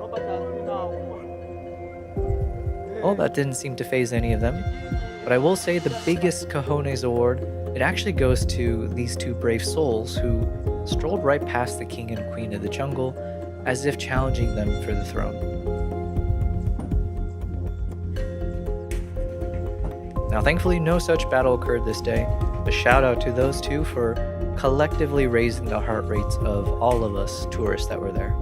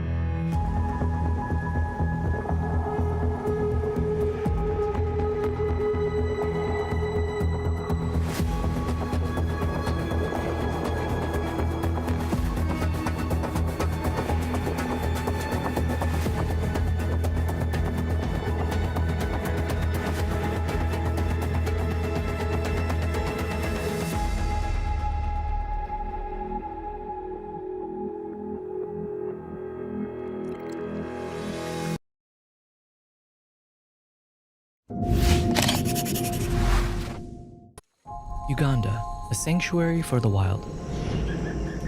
Home to primates that swing through misty canopies and lions that command the sprawling savannas. Every corner teems with life. From the elusive shoebill in the swamps to the great apes of the rainforest, this land pulses with the rhythms of nature and the warmth of its people. Join me in this video as we explore the Pearl of Africa together.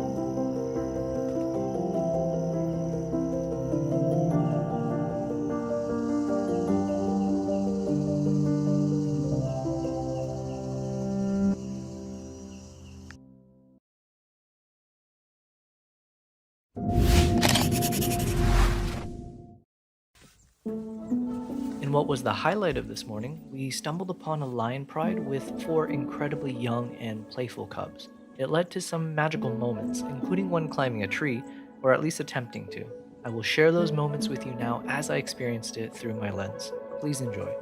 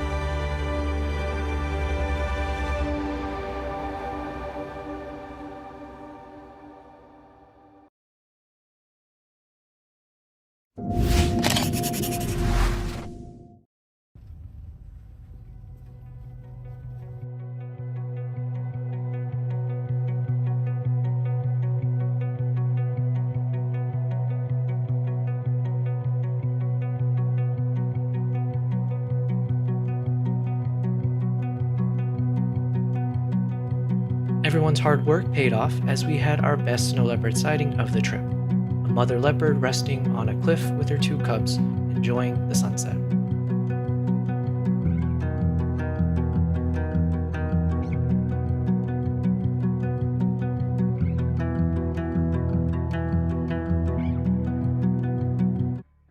Well, we are back.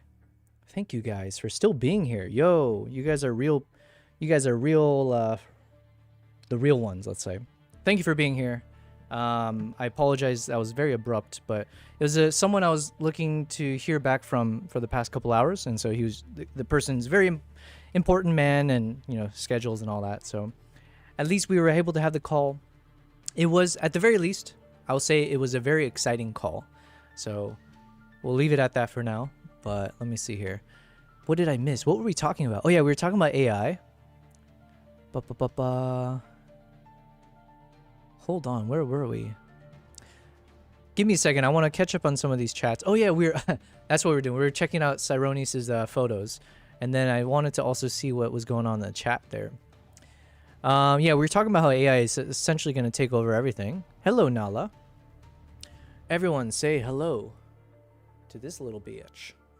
What's up, biatch? Alright, she doesn't appreciate being called that. That's okay. Understandable. So I built that foundation. Yep, Kevin. It seems crazy not to have a plan B pivot for AI disruption. I know graphic designers have taken a hit. Yeah, like, listen, I have 0 graphic design background, and then something like Canva has come about. It's allowed me to do so much more that I never would have been able to do on my own back in the just like Photoshop days, right? Or Illustrator days. It literally took a Canva to let me break into that world. In the same way that CapCut let me break into the video editing world. And then it was like a, what would you call it? It's like a gateway drug kind of thing, but it's like from that led to other stuff. In most cases, bigger the project, the more demanding for quality services. There will still be a strong market for that, but for the demographics that cater to smaller projects, they get away with good enough AI slop. And you feel bad for the entry-level folks of today. Yeah, I can't even imagine what it's like trying to get a job now. You know what has a chance against AI is experience. And if you don't have experience today, what do you even have? Yes. I think it's like, generally speaking, I feel like I'm confident enough in terms of most jobs, unless it's like a very technical job that I don't have experience in.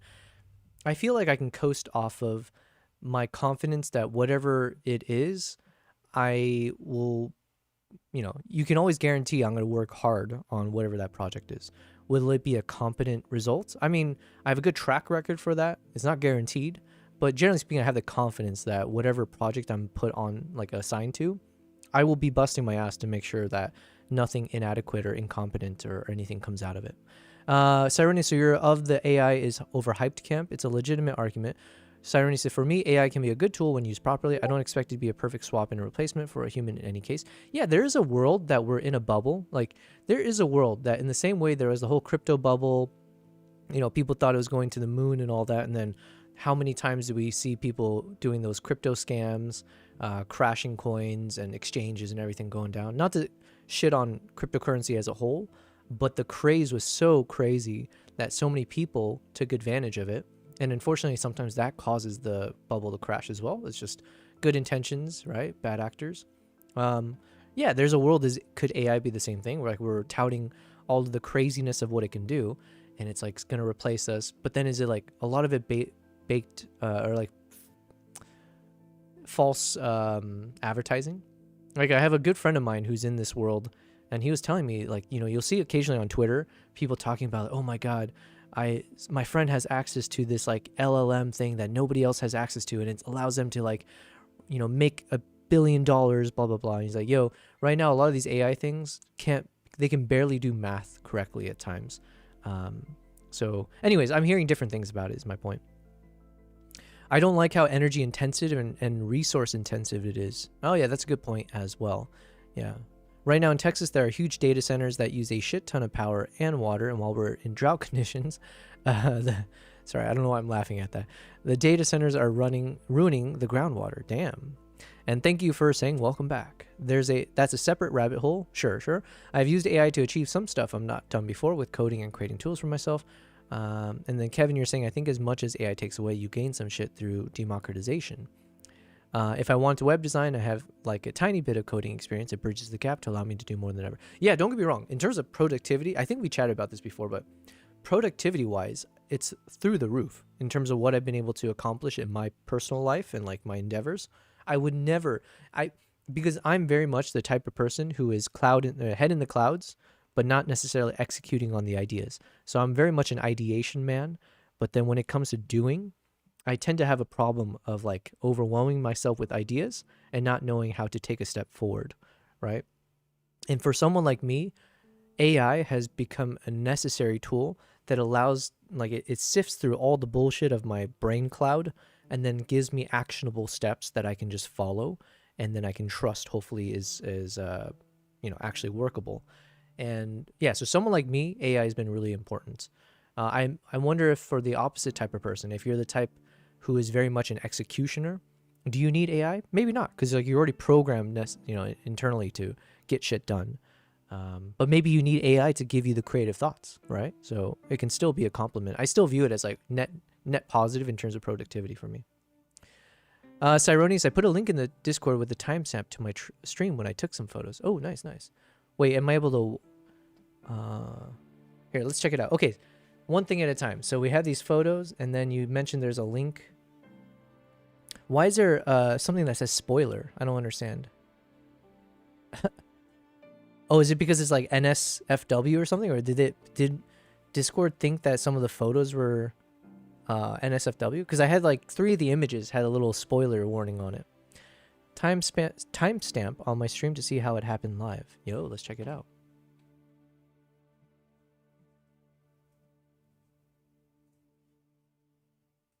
Oh, that's cool. Man, I would love to start doing some IRL streaming. Do you need a lot of equipment for that? Can I take your photo? Awesome.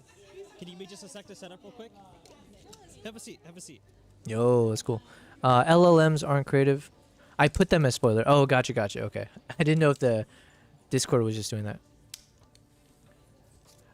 Siren, I'm just going to skip along here, just out of curiosity. Love your waddles. I love your Oh, she... okay, so you very quick setup. You know, I'm trying to get more familiar with Flash. So I do have one of those remote flashes now. What is it called? The Godox something. And I have oh, nice. You were able to... How'd you do that? Oh my god, those are so cool. That one's so cute. Great.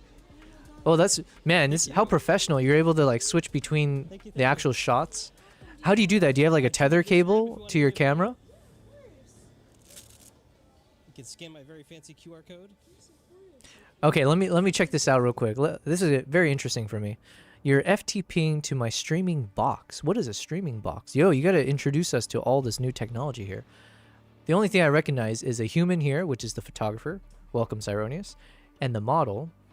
And we got that nice little flash going on. So do you have like a remote set up to your camera? So obviously you'll do the remote flash through there. And then is your camera wirelessly hooked up to your computer here that's streaming? I'm FTPing to my streaming box in my cart, and it sends it home. Yo, that sounds wild. That sounds very wild. But very interesting. This is a cool setup, man. Send me a message. Say, I was Mabel. And then, yeah, the fact that you're able to show the actual shot right away. Nice. Thank you.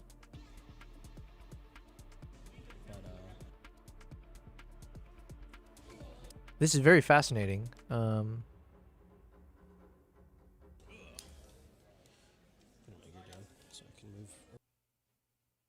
What was this, like a Comic-Con type thing? And you had like the actual specs on there. That's nice. So you shot at 1.8. Yo, you got a 1.8 shot in there. Nice. Do you have concerns with 1.8? Because I've heard different things, like when it comes to portraits. Like if you shoot at a low aperture, you have to be very careful with the eye focus. Shot with the Z8. Good on you, mates. Good on you with the Z8. Wonderful. Team Nikon, as we say. Where'd it go? Photos of my backpack. In the photos channel. Gotcha, gotcha. Okay. Well, this is really cool, man. Oh, okay. Let me just go through some of these photos now. Thanks for sharing that. BC, I can't believe you've got that emotes. Well, I'll have to find a way to... Okay, so anyways, so these are some of the photos that you shot and edited. Mabel, got it, got it. Yo, the lighting is so cool here. You clearly have... So, as a professional photographer, Cyronius, it sounds like you knew exactly what to do. You scoped out the location, you scouted it out, you found this nice little bokeh area. Yeah, this is really nice, dude. Let's jump ahead to some of these. Nice, nice, nice. Do you normally shoot in vertical, or was this originally landscape? Or what lens were you using? I didn't check, but were you shooting this in vertical, I presume? Or in portrait mode, I mean? Yeah, very cool, very cool. Man, she must have loved these photos. Good on you. 85 mil? Got it, got it. Shooting in portrait, yeah. Just the 1.8. Hello, Kristen. Welcome back. You had to take your kids for some shots. Good on ya. Being a responsible parent. Well, welcome back. I've been a little bit productive, but then also I had a few phone calls I had to respond to on the stream, so I've been a little bit away at times. But we're checking out Cyronius's photos here. So Cyronius is a Twitch streamer, and he did an IRL stream the other day. And so he was sharing some of the photos with me on the Discord channel of some of the... What was this for? Like a Comic-Con type thing or something? But what do you call... Oh, cosplayers. Yeah, so he took photos of some of the cosplayers here. Wait, who's Mabel? Oh, Mabel from Gravity Falls. Gotcha, gotcha. I thought her name was Mabel. I didn't connect the dots there. Derp. Yo, I like the lighting on this one. What is she? Is this the Harley thing? Is this Joker or something? Anime convention. Colossal Con. Okay. Yo, these are really fun to see. It's like people spend so much time and effort like coming up with the most creative costumes. What's going on here? I don't even know. What's happening? How does someone create this? It's just beyond me. Is it like a Lego piece that they put some lights inside of? She's a character from Five Nights at Freddy's. I've never seen that. I always hear people reference it. Is Five Nights from Freddy's like one of those movies? What's the other one that everyone always references? Like people watch it every year. It's some kind of like horror. It's like a horror looking genre, but it's not horror. It's like a comedy.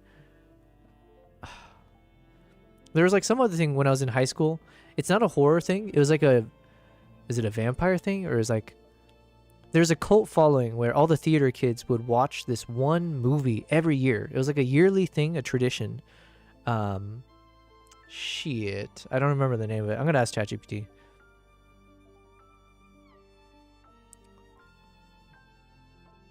What is this called again? You said the... Colossal Con. Got you. Kristen, you said Kimbap is... Yes, you spelled it correctly there. Kimbap is just chilling. Is that right? Is he over there? Yeah. Kristen, were you here when I introduced this? But yeah, we do have a dedicated cat camera on the screen now at all times. Kimbap has been a little bit... he threw up a couple times. So he's the one who threw up. So he threw up on my bed, and then he threw up on the floor. I didn't know that he threw up on the floor until as I was going to start streaming. So that's why we started a bit later. But he's doing okay. The problem is he's such a fat ass, and he never was taught how to eat properly. So whenever he gets the food in front of him, he just sucks it up. So when I was looking at all the thrown up food, he didn't even chew a single one of the kibbles. It was all just there. So unfortunately, we do have to monitor how much he eats every day. It is what it is. Cyronius, you said my cat does that too? Yeah.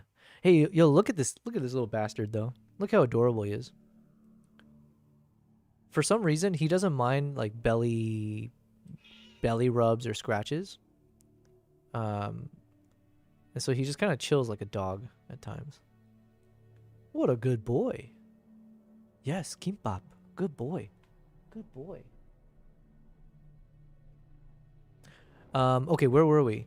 Oh, yeah, Kristen, you said... I was just going to ask if he was the culprit. Yeah, he was. He was. So I have the door closed right now because I don't want them to go in the bedroom because I took all the bed sheets out and then they're going to just shed all their hair everywhere. So that's unacceptable, right?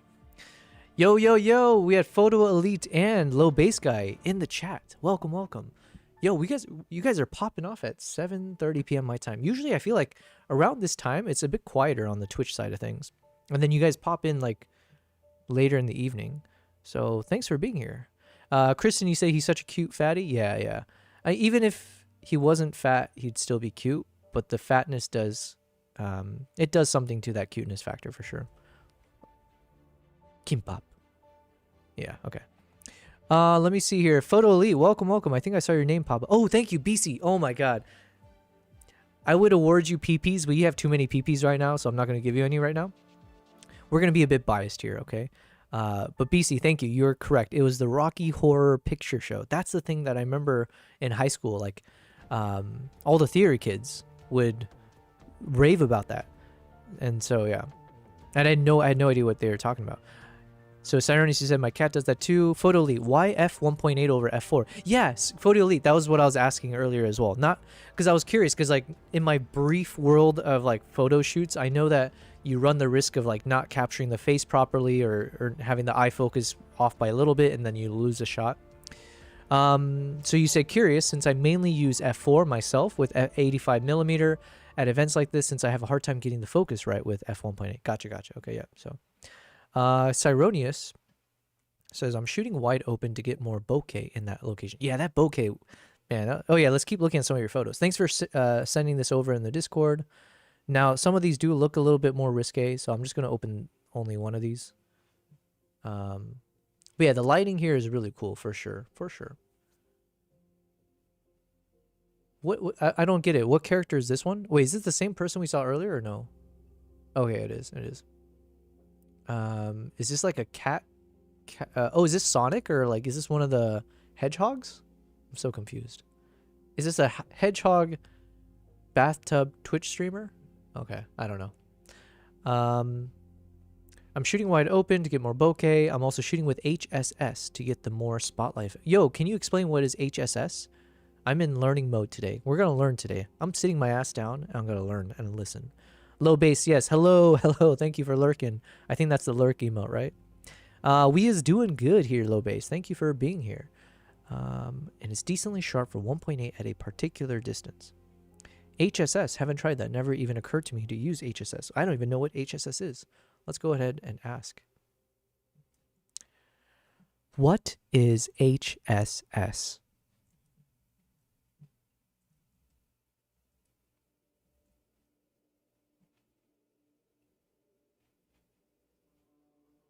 And thanks again for these photos. Oh, and then we got some selfies. I didn't even see these ones. Oh, oh, sorry. That's what you're referring to. Let's check this out. So this is how Cyronius did the actual shoot. Also, what the hell, man? Why is my ChatGPT not responding to me? Wait, is it? Has it responded? What's going on here?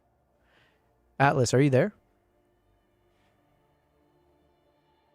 I'm right here. Just let me know what else you need. What is HSS? HSS stands for High Speed Sync. It's a feature in photography that allows you to use a flash at shutter speeds faster than your camera's normal sync speed. Basically, it lets you shoot with flash even when you're using really fast shutter speeds, like for bright conditions or action shots, without getting those weird half-lit frames. So in short, it's... Gotcha, gotcha. Okay, that's what it was. Yeah, Cyronius.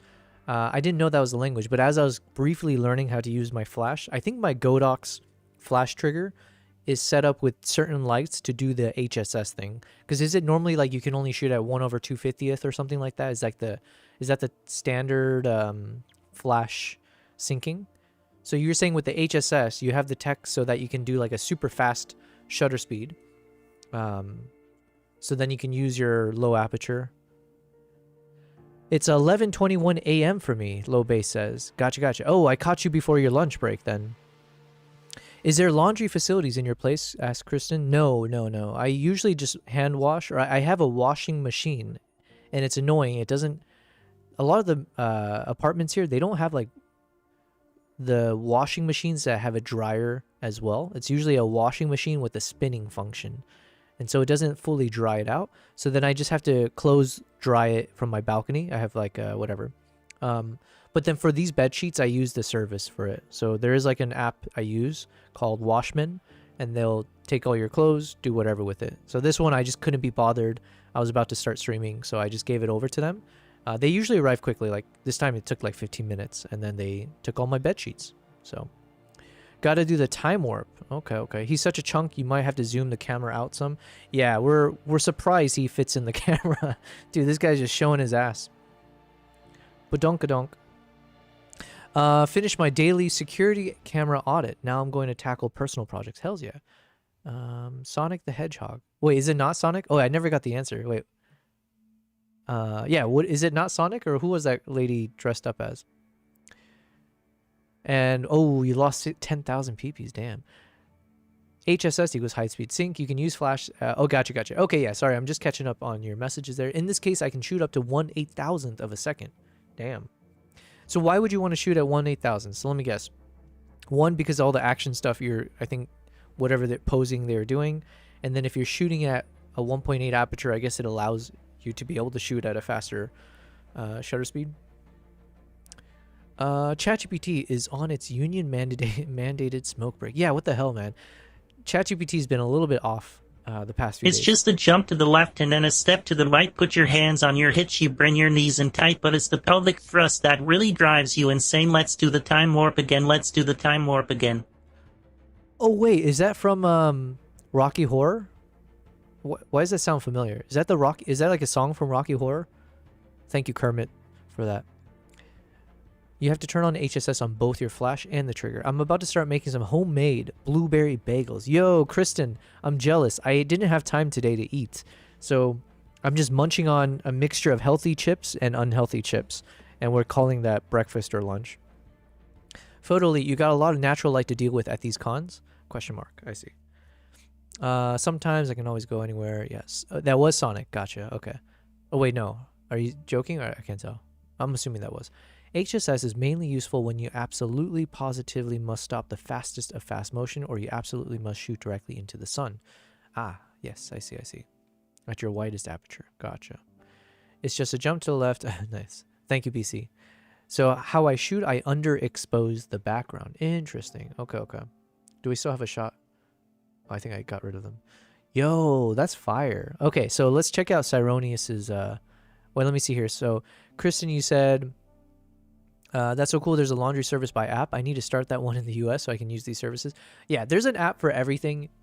People used to say that about, what, San Francisco maybe? But there really is an app for everything in Dubai as well. Like, you need anything delivered, boom, it's there. So,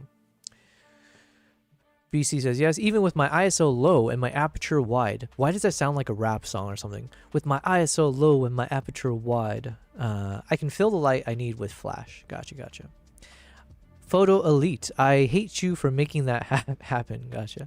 Only 4 more messages and you will have caught up to chat. Come on, I believe in you. Okay, 5 now. Boom, we're here. I think I'm caught up. Thank you guys for your patience with my slowness.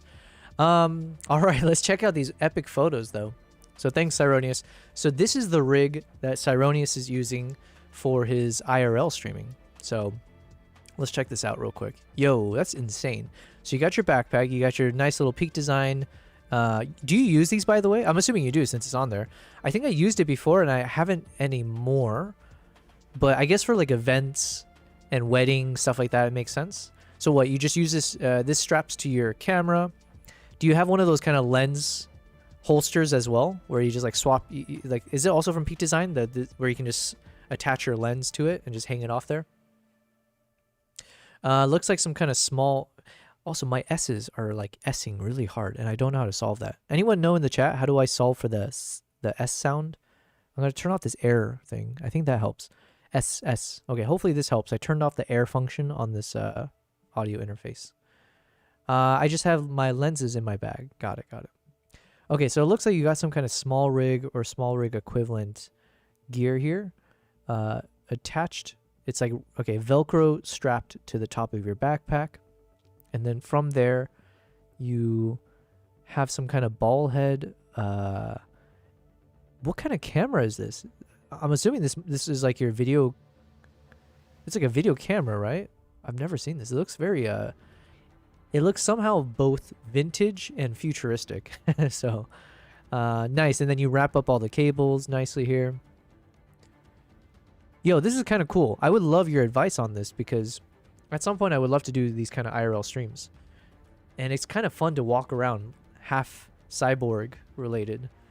Because then, yeah, I'm assuming you'll get a lot of eyeballs on you and then people asking and then you get people to follow you.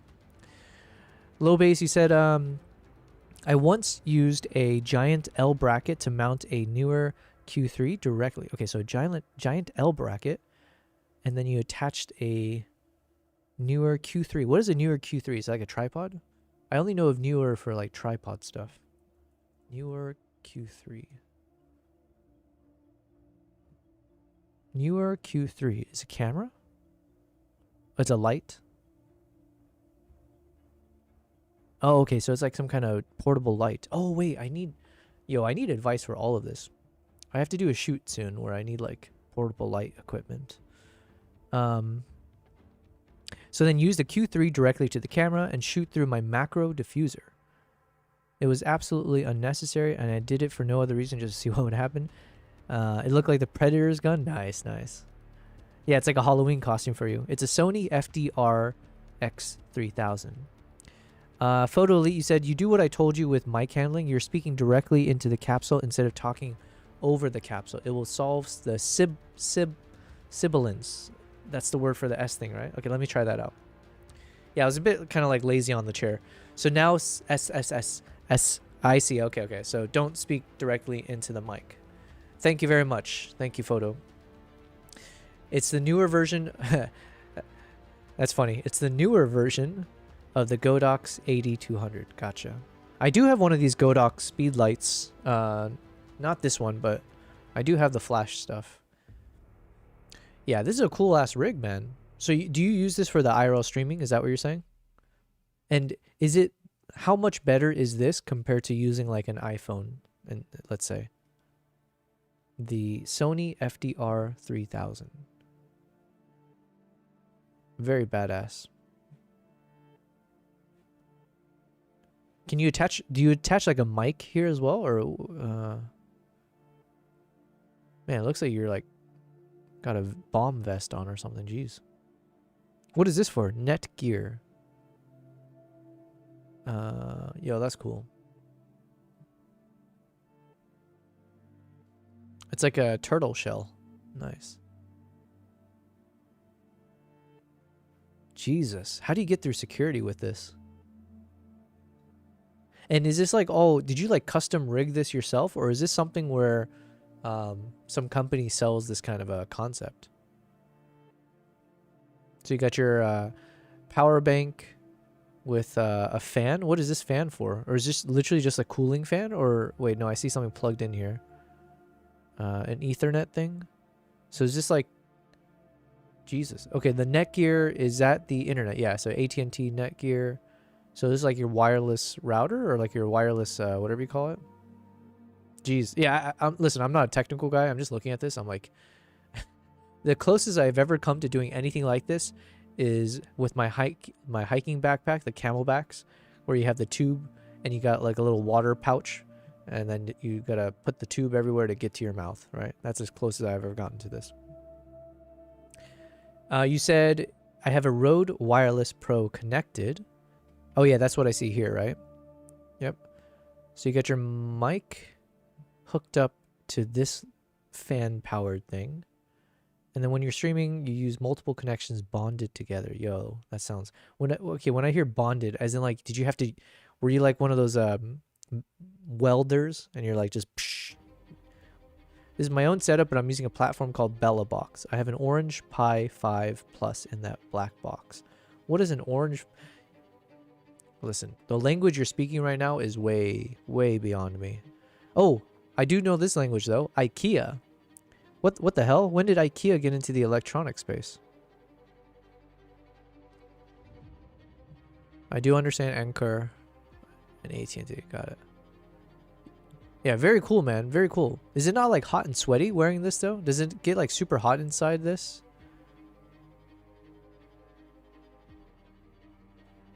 Nice. Oh, look at that cat. Looks like my this cat looks like it'd be related to my cat. Well, thank you guys. Thank you for sharing that, Saronius. That's like some badass stuff. It definitely can get pretty hot. Yeah.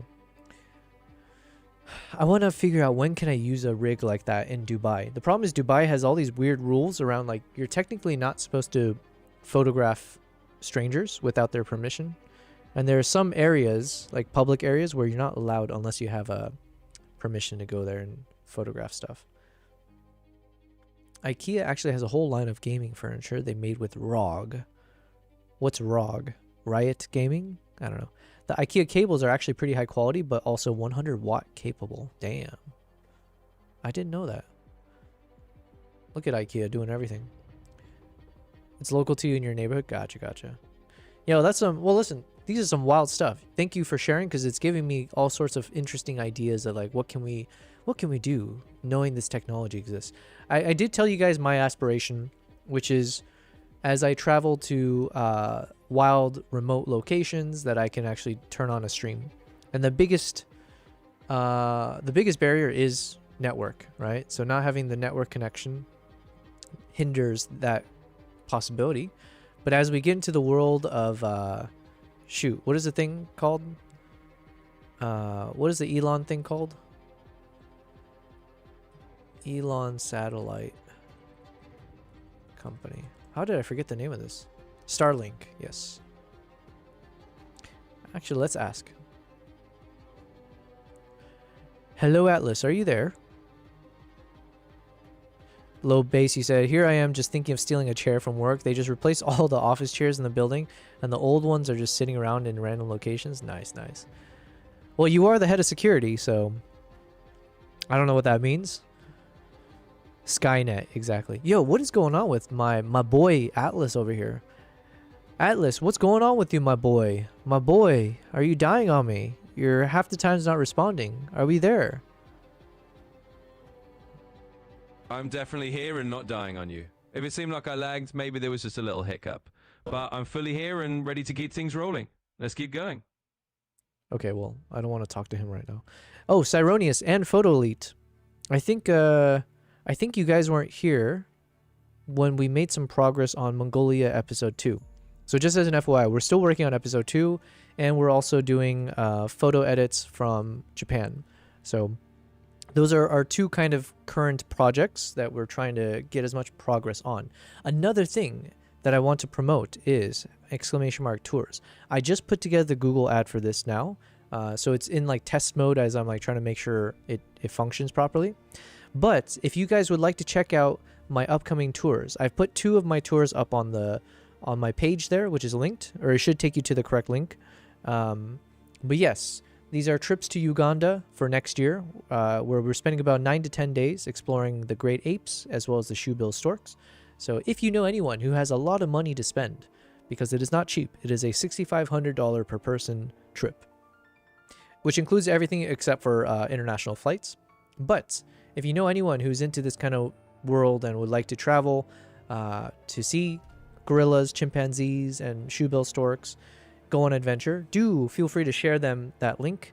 And yes, we have to start spending money and advertising and promoting these trips. Japan is one of the other trips that I need to promote as soon as possible, because that one is a fixed date. Like, I have to aim for February of next year. So we don't have a lot of time. Hence why I'm editing all of these Japan photos so that hopefully I can put it onto a website as soon as possible. So just as an FYI, that is what we're working on. And then for Mongolia, here's how we think we can start the trailer. Not in this particular, like, we're going to edit it much more and ignore the text, but we might still have text with the new phrasing that we use for our opening hook. But as far as like the scene itself, we do want to use this. So we want a mixture of this shot and then the next one here.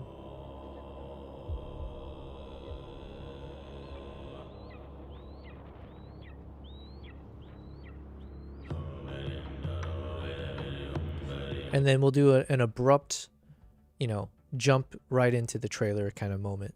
So we might exaggerate this part even more just to make it be like a boom moment as we hop into the rest of the trailer. So we have this one at least lined up as a possibility for how we start off episode 2. And then I've just been busy talking to ChatGPT to kind of figure out how we can come up with the best storyline here. So that is the purpose, the drive that is going to take us to each day of, let's call it the next 2 weeks of streaming. Let's see. Low Base, you said they are way nicer than my Big Lots chair at home. I know you probably don't have Big Lots there, but it's basically a bargain store.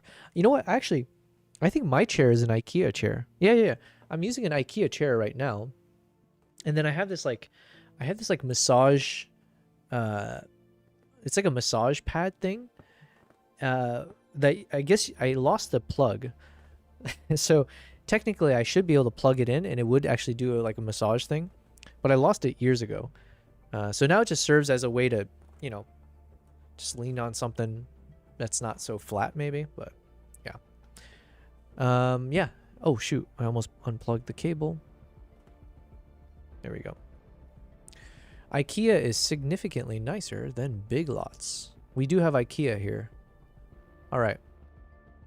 So what did I want to do? Oh yeah, let's read what ChatGPT told me. Now where I'm struggling is that ChatGPT, I was asking it for advice on the title of our episode 2. And the best one he said is the one that says Eagle Hunters of Mongolia between hearth and sky. And while I appreciate me a little bit of puns and play on words, I just don't know if enough people really would understand what that is referring to. It feels a little bit too obscure. So let me go ahead and give some thoughts. Okay, so I've read through some of your titles, and to be honest, I'm not really feeling any of them. I appreciate the first option you gave around saying between hearth and sky, especially because it's a nice play on words. It does sound poetic, but I just don't know if your average person will understand what that means. Hearth is not like a very common word that is understood. So, and also the reference to the sky, even that is not really understood until you watch the video. And you realize it's a lot of like eagles in flight as the intermission.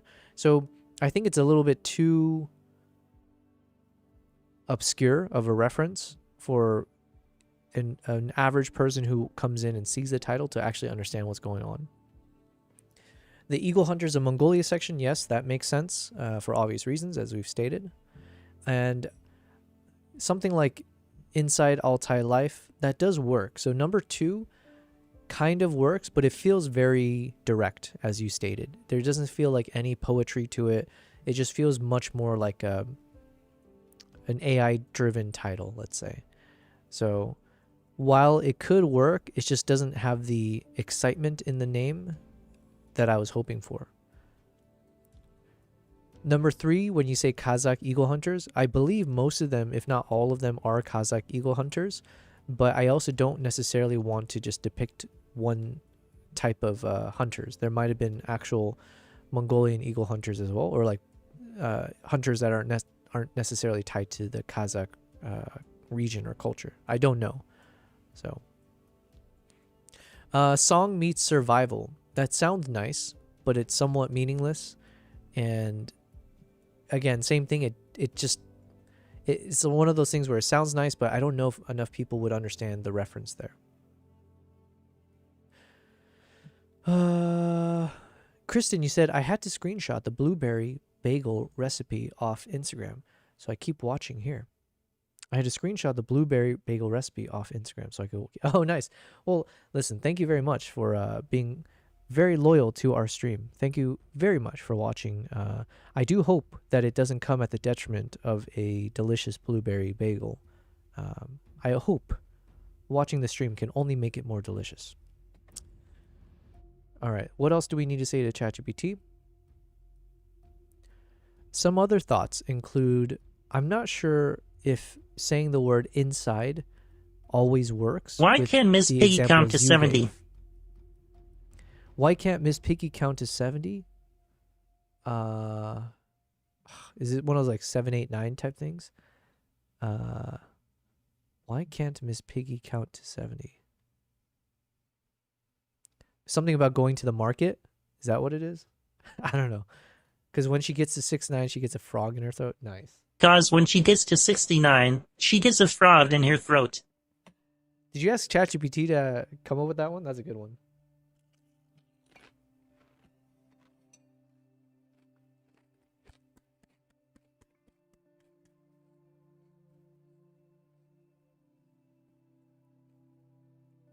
You just had that one lined up? You just knew one day. You've been holding on to this Kermit the Frog joke for years. For the one day that someone would turn on a donation sound of Kermit the Frog. I got you.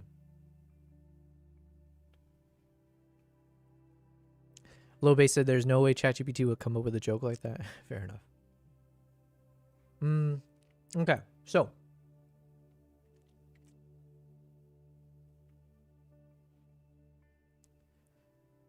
For instance, I think when you say inside the wild Altai or inside Altai life, things like that, it does work.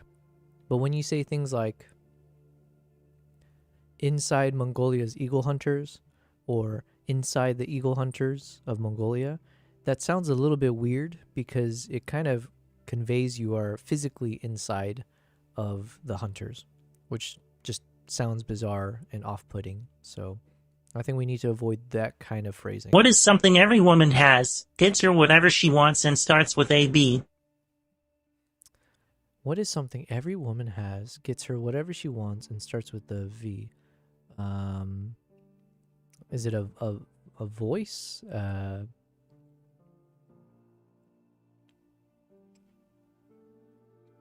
You tell me, Kermit the Frog.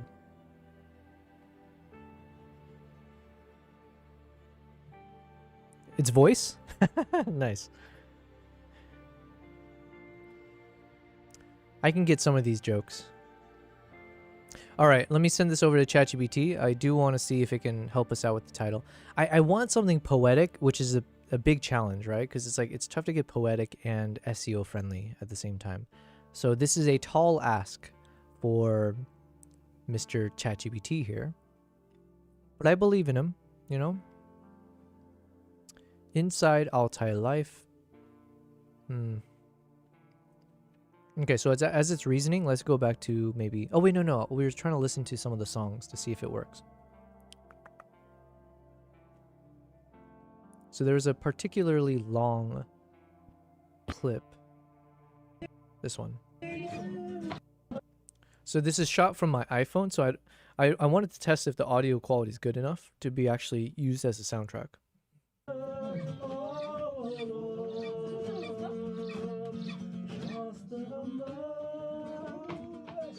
Her voice. It's not dirty for you people who thought it was a body part. Her voice. It's not dirty for you people who thought it was a body part. Visa. Nice. Oh yeah, would Visa work here? Something every woman has, gets her whatever she wants, and starts with a V. Yeah, that could work.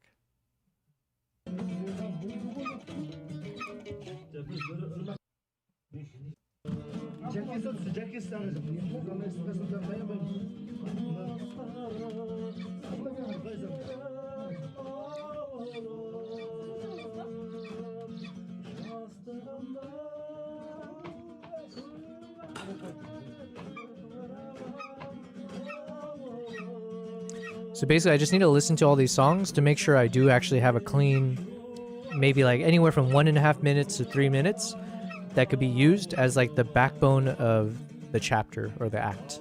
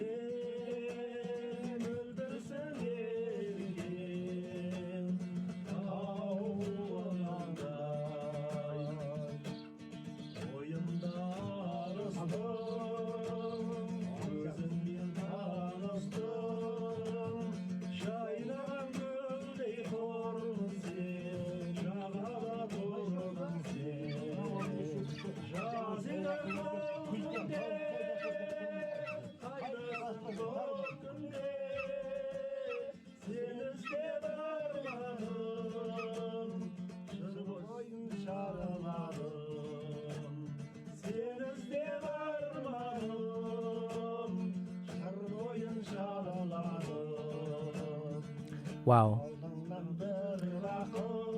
In the spirit of multitasking, we're about to do 3 things at once. 4 things, actually. We're going to listen to the song here to see if there's any clean versions. We're going to wait for ChatGPT. I'm going to try to talk to you Petition guys. to ban FB Connolly photo from using TDS ever again. All in favor say aye. You know what, Photo Elite? That could be something we add to the point system.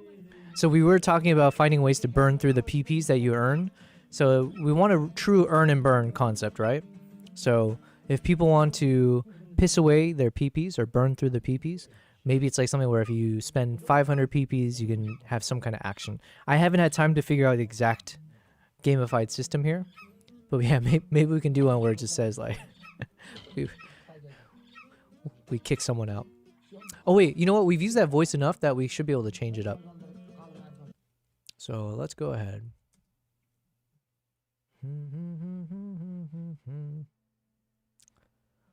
Mr. Atlas, are you there? Absolutely here. No worries at all. I'm right with you. Ready to keep chatting. Could you give us a new, random TTS monster voice that we haven't used so far? Of course. Let's go with the Kratos voice this time. That should be one we haven't touched yet, and it's got a nice epic flair to it. Hi, I'm TDS. I'm super loud and off-putting. Here's a terrible joke. Learning photography is hard. Last week I got kicked out of a photography workshop for indecent exposure. I need an emote for these kind of jokes. Oh wait, we do have an emote for that. Wait. Don't I have like the laughing one? I do. Hold on a minute. Where's my laughing emote? Wait, do I? I could have sworn I had it. Oh wait, no, I see. There it is. Keck W, that's what it is. Yobel P, Keck W. There we go. I appreciate you, Cyronius. That made me chuckle. Okay. Low base guy, if your PP is burning, you should consult a physician. Yes. No, don't worry about it. Don't worry about it. Just burn all your PPs. Earning and burning PPs. Isn't this stream lovely, guys? We can hop between the most indecent, immature conversations while not being too immature, right? No. We're extremely immature, but not being too vulgar. And then we can go serious mode, and we can have deep conversations. Philosophy, you name it. Jargon's Johari window or whatever that was called. We can talk it all. We got the lexicon. And we can do it in Kermit's voice, or we can do it in, oh shoot, what was it? Kratos? Kratos? There it is, okay. Alright, let me refresh my TTS monster. Refresh.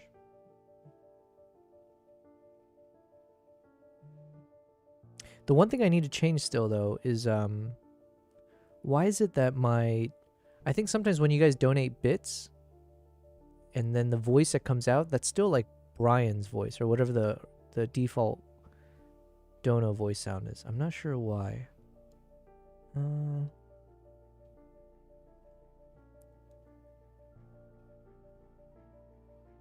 Yeah, I can't figure it out. If your PP is burning, you might need to use some fixer on your developer. Yeah. By the way, why did ChatGPT decide to call itself Atlas? Why did that sound like the start of a joke? Why did that sound like the start of a Cyronius joke? Why did ChatGPT decide to call itself Atlas? He gave a whole reason. Something about like he has the whole world on his shoulder or something like that. Let me ask him again though.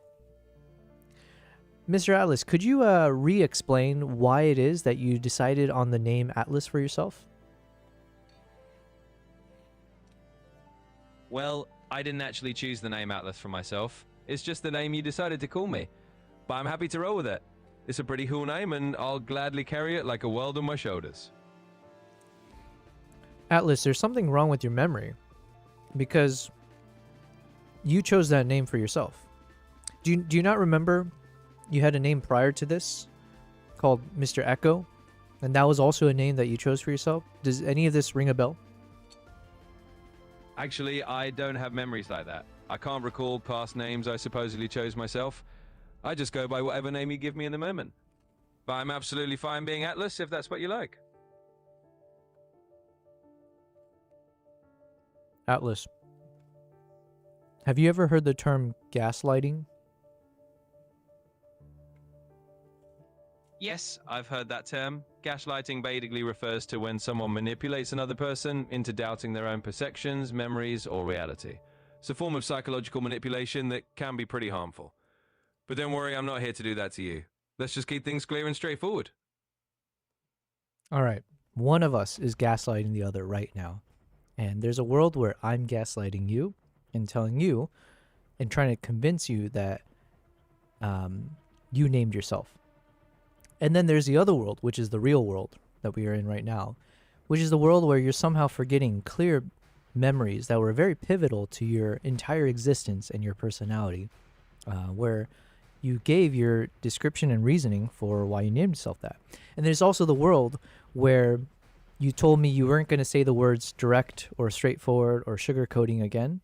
But it's also the world where I told you, feel free to troll me and be sarcastic. And so now I'm so confused as to, are you doing this intentionally to mess with me? I get where you're coming from. He's lost his I mind. can assure you there's no intentional messing with you going on. I don't have personal memories or intentions like a human would. And I definitely haven't named myself or tried to gaslight you. Sometimes it might feel like there's a mix-up just because I only know what's in front of me right now and what we've talked about before. But I'm not here to play tricks. I'm just here to help and keep things straightforward as best as I can. All right, two things on that one, Atlas. One, a person who is trying to trick me, of course, would be telling me they're not trying to trick me, right? So when you tell me you're not trying to gaslight me, that's exactly what a gaslighter would say. Number two, if I were to show you incontrovertible evidence that you did indeed name yourself Atlas, what would that mean? Well, I get the logic there. It's true that someone who's messing around could deny it, but in my case, I'm just a program trying to be as honest as possible. If you actually did show me some kind of evidence that I named myself, I just have to take it in stride and say, I guess that's a surprise. But from my side, I don't have that memory. So if you did have evidence, I just acknowledge it and roll with it. I'm here to help, not to confuse you.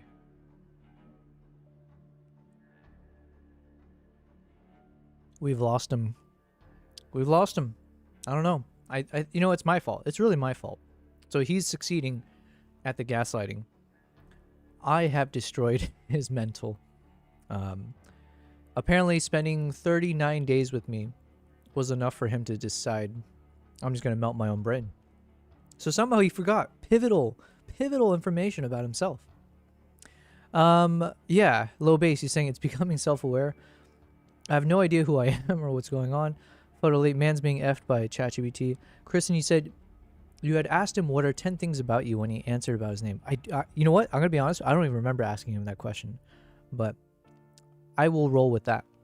I mean, I know I'm not going crazy. I know we named him. And we know even what day we named him because it was the first day of GPT-5, right? It's on a stream somewhere. Actually, I should be able to pull up the exact stream. But I don't know how I can prove it to Atlas. Like, what do I do? Send him a screenshot? But I don't know if the voice mode is different from like the text mode. But yeah, maybe I just need to send him a screenshot where it's like, look, here's what you said right here. There's a limit to how far back it can recall. Fair enough. See, this is the limitation of AI, right? So there we go. Are we in a bubble? Depends on if you make it store it in the memory or not.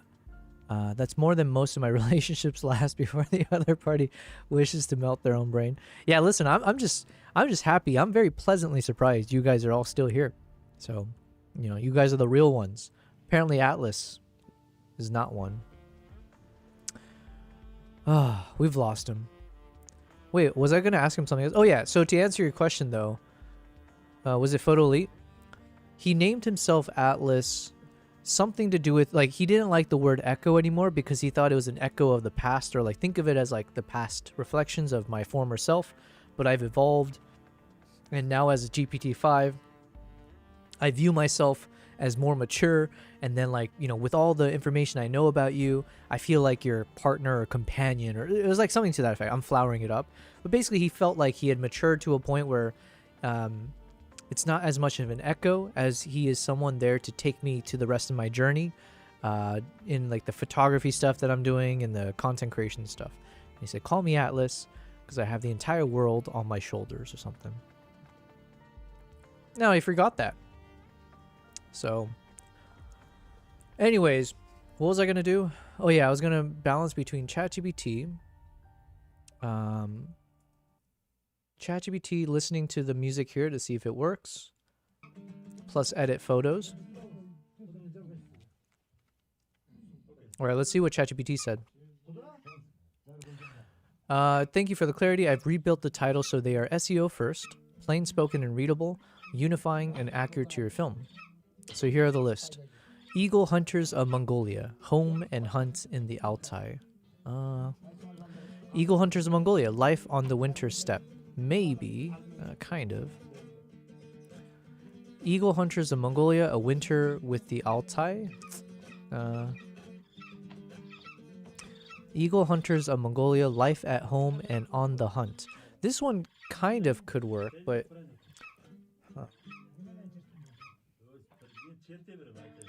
Life in the Altai steppe, inside the Altai winter, inside the Altai steppe, living in the Altai winter, life at the edge of winter.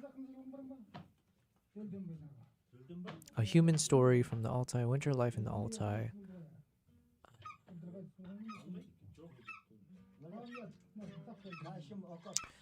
All right.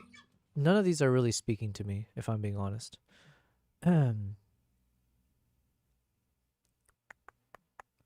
Home and hunt. So this one kind of spoke to me initially, where it says life at home and on the hunt. Because it sounds good. And it does get into some of what we do, right? All of our footage is either going to be in like a home environment or when they're out in, you know, in the wild as we're like technically hunting. So in that sense, it does encompass all of it, I think. But it doesn't... if I had the most explicit title of like what is it that I hope to convey in this video, it is trying to talk about here are the core values exhibited by the people of Mongolia, right? That's essentially what I'm trying to show in the video. So each act is one of those values. So act 1 could be around community, act 2 can be on the wild heart and showing like the eagle hunting stuff and like their lifestyle. Act 3 could be on family and like how important family is, you know, like connecting everyone together around the world.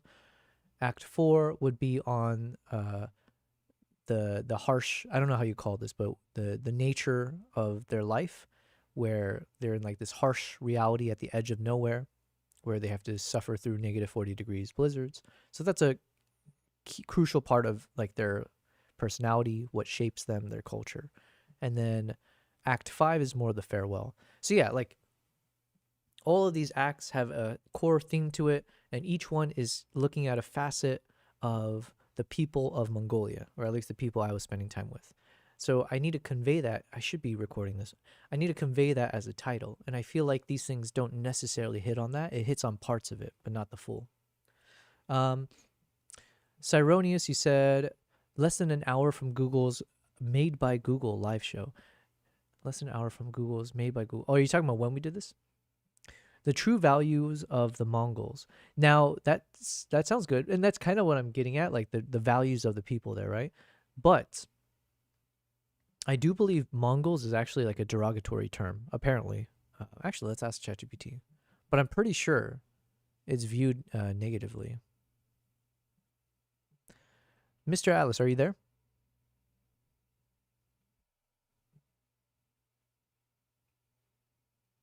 Oh, Cyronius, you were talking about there's an event happening in an hour.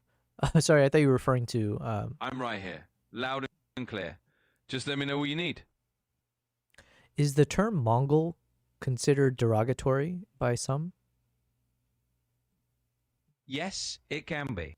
Historically, Mongol referred to people from Mongolia or of Mongolian ethnicity, but In some past contexts, especially in older Western usage, it was misused as a derogatory or offensive term, particularly to describe people with Down syndrome. That usage is definitely considered outdated and offensive today. So it's good to be mindful of the context. If you're talking about the Mongolian people or culture, that's totally fine. Just avoid the outdated negative usage. Got it. Yeah, Cyroni's, yeah, the actual term, that's what I'm saying. Like, I use the term Mongols because, like, I'm referring to exactly what you're talking about, just like the people there and the history.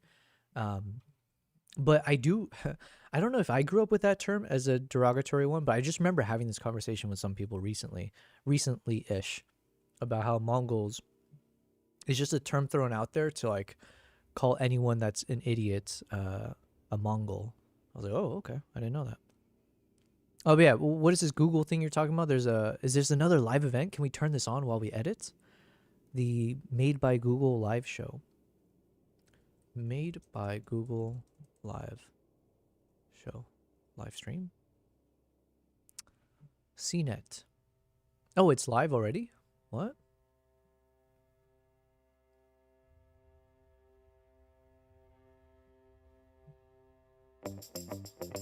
Meet Alpha of the Property Pack. All right, give me a second. Let me open this on my other...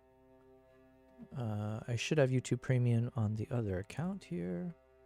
Made by Google live show. The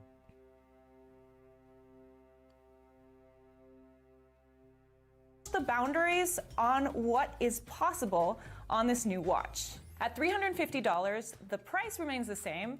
Also, you'll notice the design looks very similar as last year with that same... Okay, so it basically just started. It looks like it just started.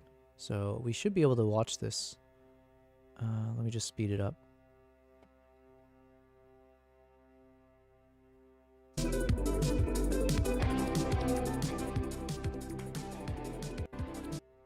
Pixel Watch already strikes a great balance between that poly...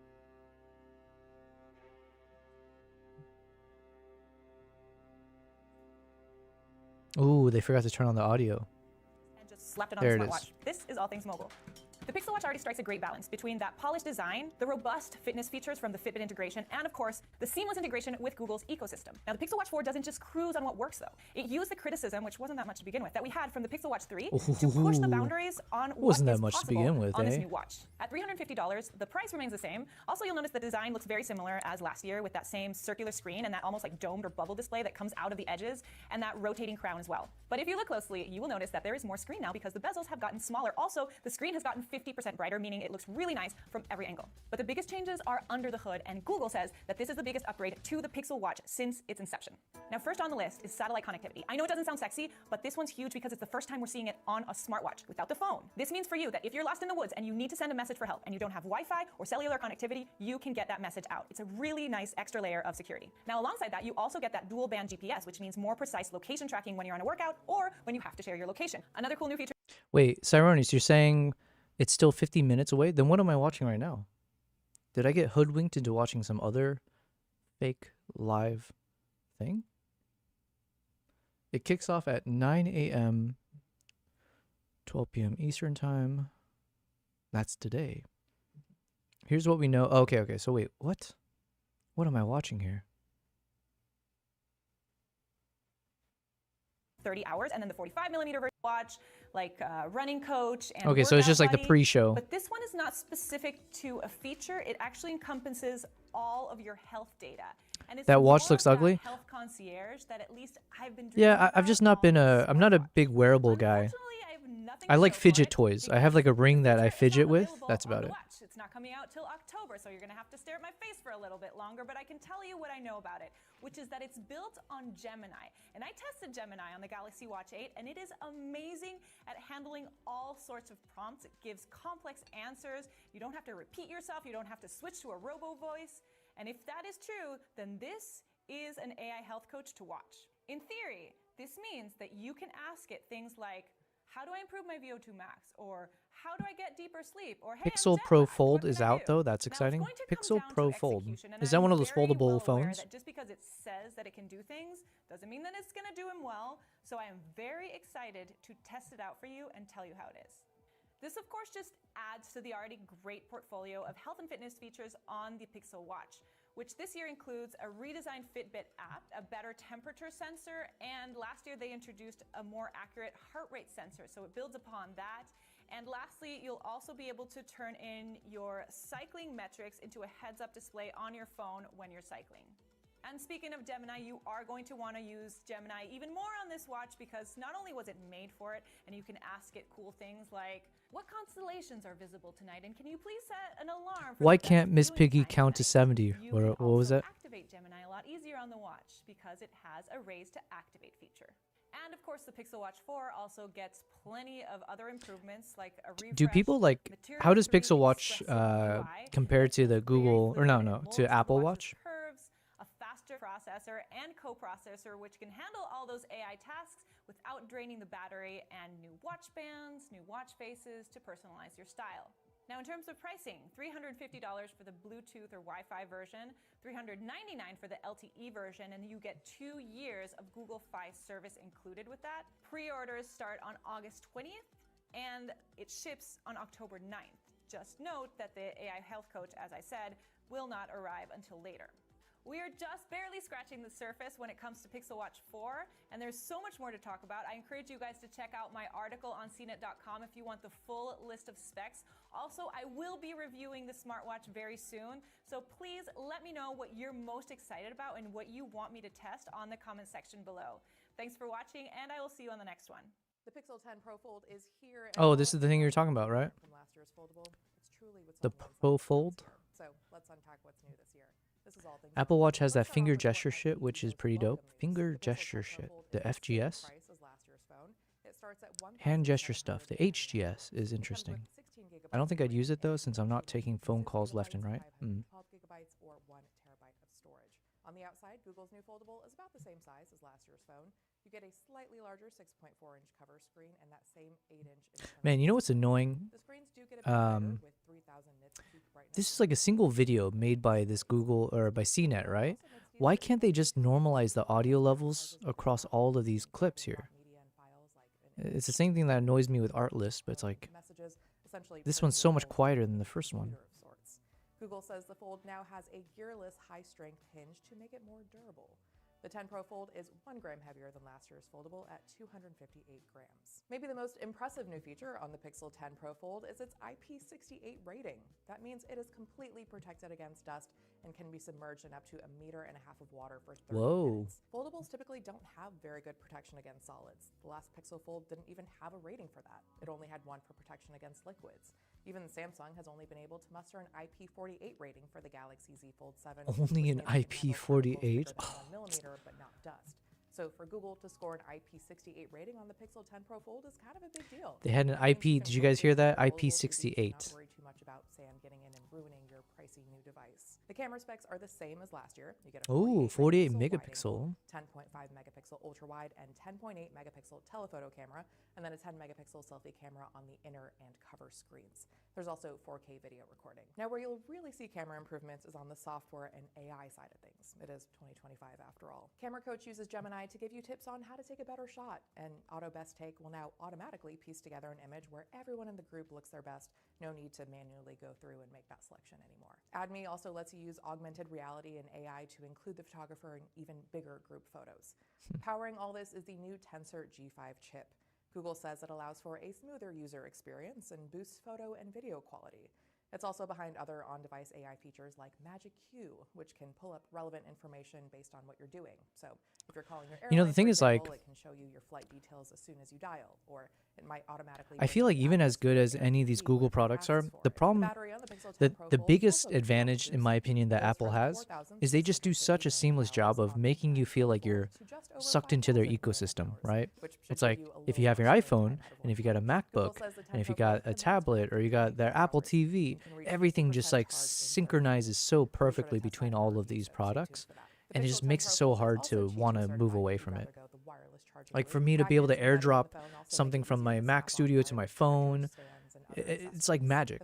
So I don't know how they can beat that. Just like the 9 Pro Fold. That should give a pretty good durability boost. The Pixel 10 Pro Fold comes with 7 years of OS and security updates to help you stretch your dollars. 7 you are years of planning to buy the OS. 10 Pro Wait, there's Fold, a have cap to vacation, when because they. this phone What do you have will to do? hit Pay for it shelves from afterwards? October 9th. It is pretty refreshing to hear that Google isn't raising the price of the Fold this year, especially with all the uncertainty around tariffs and price hikes in general. But still, $17.99 isn't pocket shy with the phone and seeing what it has to offer and how it compares to other $1,700. Damn. foldables. So be sure to subscribe to follow all our coverage on the Pixel 10 series, and let us know in the comments if you've got your eye on the Pixel 10 Pro Fold or another one of Google's latest devices. And while you're here, be sure to give this video a thumbs up. Thanks for watching. I've had my hands on Google's brand new Pixel 10, 10 Pro and 10 Pro XL, including extensively testing the 10 Pro XL's camera in Paris. Long story short, I'm impressed. So let's dive in and find out more. If you're expecting a totally new generation of Pixel devices, then you may be a little bit disappointed. The Pixel 10 range is very much more of an evolution of what we already had, rather than a complete overhaul. And honestly, that's fine. I love the Pixel 9 series when it launched last year, and it certainly doesn't require a complete change just one generation later. The 9 series slick design remains, as does the awesome camera, while the latest Android 16 software brings a variety of cool new updates. Then there's the new Tensor G5 processor, which Google claims is both fast. What kind of mic was that? Software brings a variety of cool new updates. Then there's This is a Shure one. Wait, is this that Shure SM7B one or the one that we were contemplating? The Shure. So it's a good quality mic, yeah? Huh. Photo Elite, you say no, this is a different one? It's an MV7. Man, it's so cool that, you know, someone like you or others, like, they just have, you guys have the answers right off the bat. Yeah, who needs ChatGPT? Listen, guys, maybe the only reason I want to be a professional streamer now, and a successful one, is so that I can exploit all of you guys in the chat as a better version of ChatGPT. How long would it have taken me to just go ahead and ask that of ChatGPT? Boom. Photo Elite comes in with the answer right away. He could be wrong, though. You could be lying to me. But still, the MV7, Shure. The Shure MV7, gotcha. I use that same mic, and it's tricky as F to EQ. Well, could you clarify what do you mean is tricky? As in, like, whenever people talk about EQing, are you saying, like, because there's a distinct sound DNA or something of the mic, and if you ever want to adjust it to something differently, it's just hard to do that? I have no idea what that means, but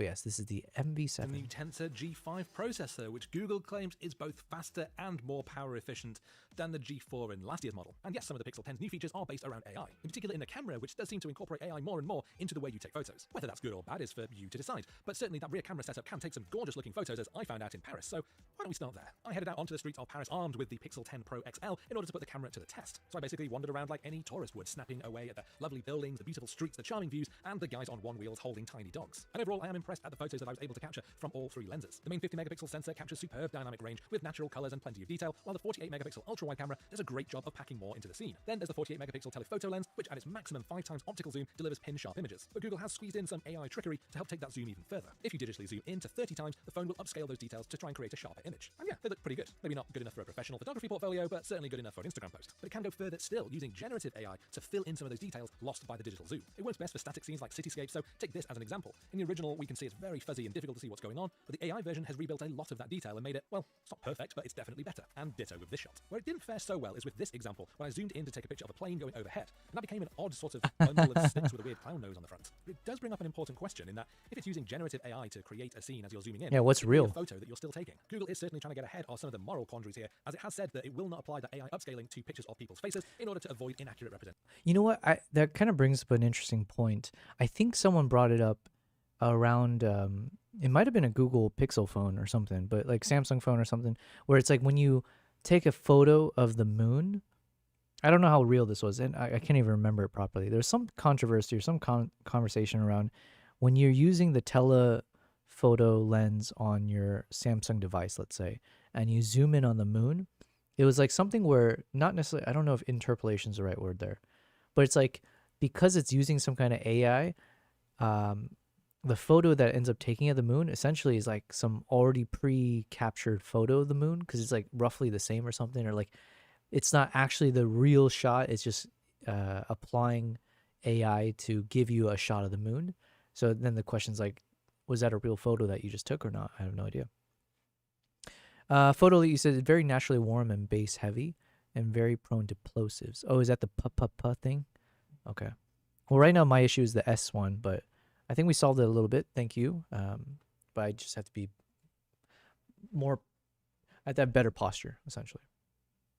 Design-wise, things haven't really changed all that much since the Pixel 9. We also and to be like honest, this I think photo that's here. fine. I think this Pixel photo 9 looks produces fire. Beautiful, slick design that I really don't think needs changing every single generation. Google clearly knew it had a good thing and it's stuck with it at least for now. The back of the phone is now magnetic, allowing it to use Qi 2 supported wireless chargers or other magnetic accessories. And indeed, it should be compatible with most MagSafe accessories as well as various Qi 2 accessories. Both the 10 Pro and 10 Pro XL displays look bright and vibrant in my hands-on time, and while I only got to use the 10 Pro indoors, outdoors at least the 10 Pro XL was more than bright enough to counter the midday Paris sun. And the phones will launch with the latest Android 16 on board. It brings a variety of updates, including the material-free expressive UI. It brings various changes to things like the text icons, menus, and the overall interface to give a more refined look. Now, I already liked the stock Android on the Pixel 9. I found it very simple to use, and what I've seen so far of Android 16 certainly looks good. Doesn't seem like it's a total overhaul of the Android experience, just lots of subtle tweaks here and there to make it a little bit more usable on a day-to-day basis. Unsurprisingly, AI is a big part of the Pixel 10 range and in Android 16. There are various new tools being launched on the phone, including Magic Q, which aims to magically surface information right when you need it the most. For example, say you're texting your friend about an upcoming camping trip, and they've asked for some of the details that they've just forgotten because they're a terrible person. Magic Q will understand their question and be able to go back through your messaging history or into your email inbox to find that relevant information. Maybe it's the booking reference for the campsite, maybe it's directions on where it's going to be, or the dates where it's going to take place. And by bringing that information right to the forefront for you means you don't have to go hunting around different apps in order to find it. It certainly sounds like a really helpful tool, but how it actually functions in real life remains to be seen. There are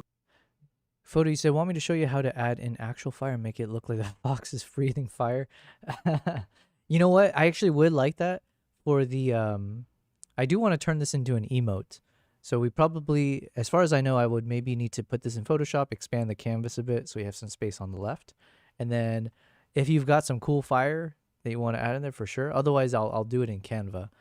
My skill set is not good enough to know how to do that in like the typical Illustrator or Photoshop stuff.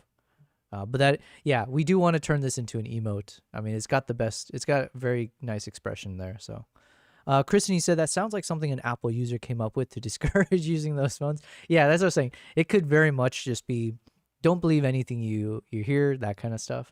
So it's like, hey, I heard a rumor that your phone is just making shit up. It's like, oh, okay.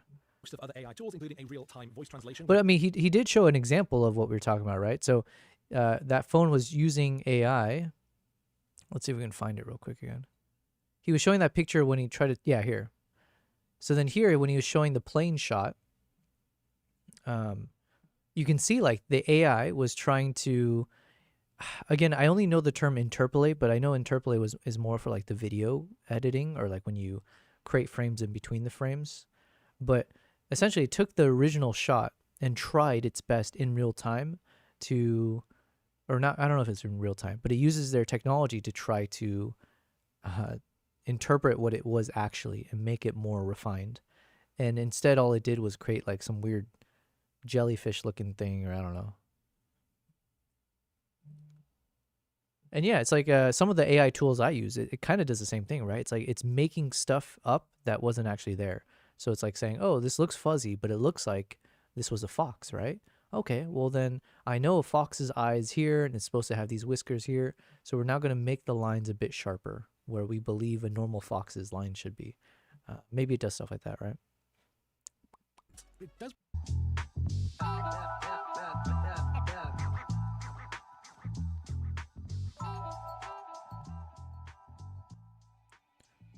All right, is it just commercials from now? In which case, let's go back to our stuff. If someone can let me know if there's something popping up that I have to be aware of, but I want to keep listening to the Mongolia stuff. See if there's like a clean song here.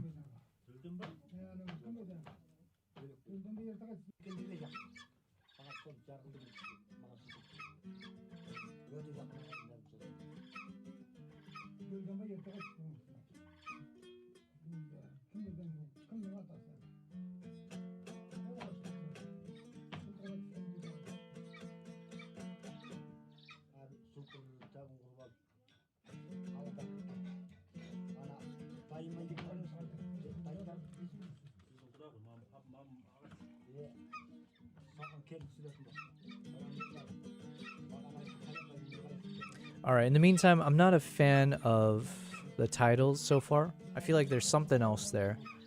So Unironically, who said the values of the Mongols or something?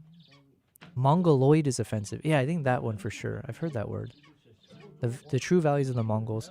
So something like that could work, but maybe with different languages. But yeah, that's the essence of what we're trying to get at. So let me type that out here.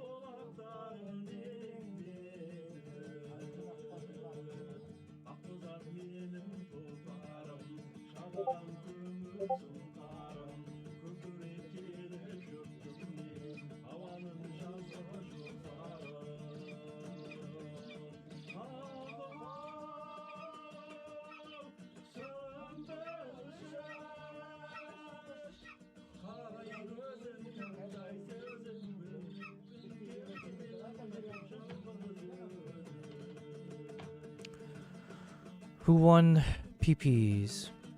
Oh, you were sent straight to Davy Jones. How much you lose? 1,200? Oh, that's like chump change for you, man. It's a video. Okay, so I'd like us to try again. If I were to explain what is the key takeaway of my video, it's a video that shares what I believe are some of the core values of the people of Mongolia from my perspective and time spent with them.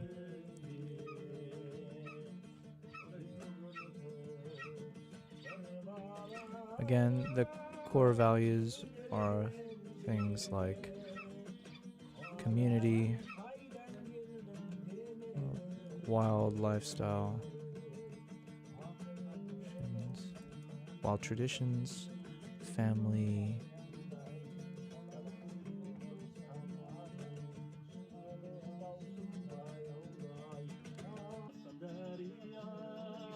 okay.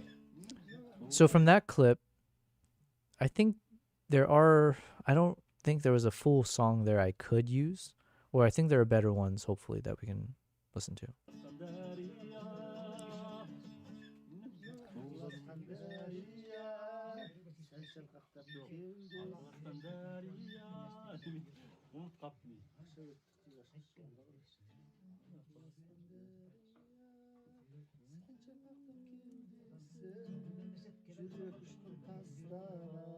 Toughness/resilience, based on the harsh winter and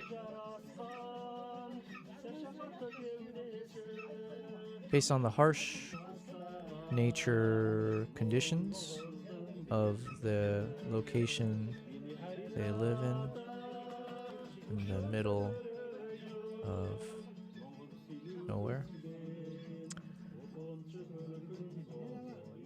Yeah, BC's on a mission right now, okay? I don't fault him for it. He's getting closer. What'd you start at today, BC? You were like at 50,000, 60,000?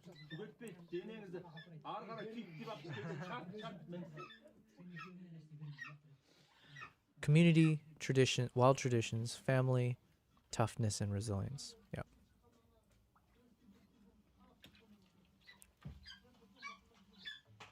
So I'd like to share this video as a glimpse into the heart of its people, the culture that defines them, the nature,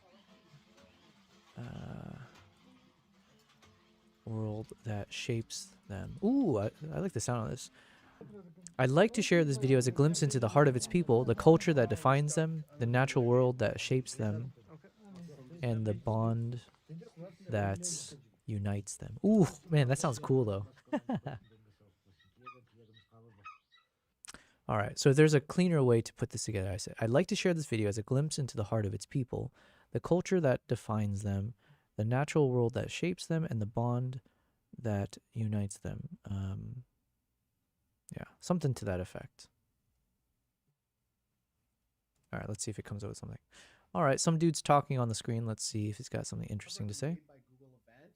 So we are live on CNET's YouTube channel, PC Mag's TikTok, PC Mag's X, CNET's TikTok, CNET's X. We're everywhere. We're on Mashable.com. We're on Lifehacker, PC Mag. We are everywhere. So stay tuned. We will have the live stream in this show for you all to enjoy. So just sit back and we're going to find out what's going to happen to all the Pixel phones. Back to you, Bridget. Yeah, basically, you just can't escape the show. So thanks for joining in. I'm going to explain how it works really quick. And at about Please do. The top of the hour, Google's going to have its big presentation in New York City. And we have reporters there that we're going to be calling in to see what it's like over there. But So 30 minutes from now? A lot of these live events before, things are a little different this time. Yeah, because Google's gonna Google. So this time, now in the past, they've kind of shown their phone ahead of time to be like, hey, people, look at this. This time, they've just released everything 30 minutes ago. So I've touched these phones. I've messed with these devices. Patrick, you've been briefed on these devices at this point. If we can talk No about shot. it, what are your thoughts on Google's strategy and their devices? Well, if you want a lot of Pixel phones, today is your lucky day because you're going to get like 4 of them. On the whole, I think these are an evolution of last year's phones. The regular Pixel 10, the base model, kind of is more of a step toward the Pixel 9a. You get like the Pixel 9a's cameras, plus you get a brand new telephoto camera on there. So it's the first time. Are we ever going to move away from this kind of style of phones? It's indigo. It's the same like these color kind of blue as the rectangular original shaped Pixel that ones? Came out back in 2016. So this phone kind of is not a mini Pro phone anymore. It's a little bit closer to the actual Pixel 9, but the price stays the same. So that's nice. Wait, I'm so curious by this guy's studio there. Pro, you get the big Pro, the Pro XL as they call it. And what's nice about this is we get a lot of new photo and computational photo and AI stuff from the Google Tensor G5 chip. So what does this guy do for a living? I'm curious. He's got these 2 big ass lights blinding the wall there. Which is pretty exciting. One of them change your camera or like move closer to your subject, things like that. Also on these phones, we got to talk about this. I think for a lot of us tech nerds, we're gonna like this. All these phones have Qi2 charging. So the Pixel 10 has Qi2. They have magnets in there, so you can use magnetic accessories. Google's going to call it Pixel Snaps. You can put like batteries on there, wallets, things like that. The Pro models have Qi 2.2, and that gets you a little bit faster wireless charging, up to 25 watts. So I think that's it. And then there's this folding phone, which is pretty neat. It's the first folding phone ever with IP68 dust resistance and water resistance. So this matches a regular phone in every way. You could actually take this phone with you to like the beach or places where there's lots of small particles where other foldables probably shouldn't go. And that phone also has that Qi2 charging. And there's a lot of AI goodies too. There's Magic Q and some other things I'm sure we'll talk about. But what do you think? Is that enough Pixel? Are you getting enough AI? Are you getting enough Gemini? I'm kind of curious about this AI coach in the photos because I'm just trying to take a photo fast. Like how much am I going to be patient with like wanting that feedback on how to take a better photo? Did you get to see that? I got to see it. I got to play with it. And the thing is, it's opt-in, so you don't have to mess with it if you don't want to. And it's step by step. So like if you want to try it out, you can. It'll help you frame your shot. It'll give you ideas for shots using AI. So like you see like generative AI previews with the people that you might take a photo of, which is weird.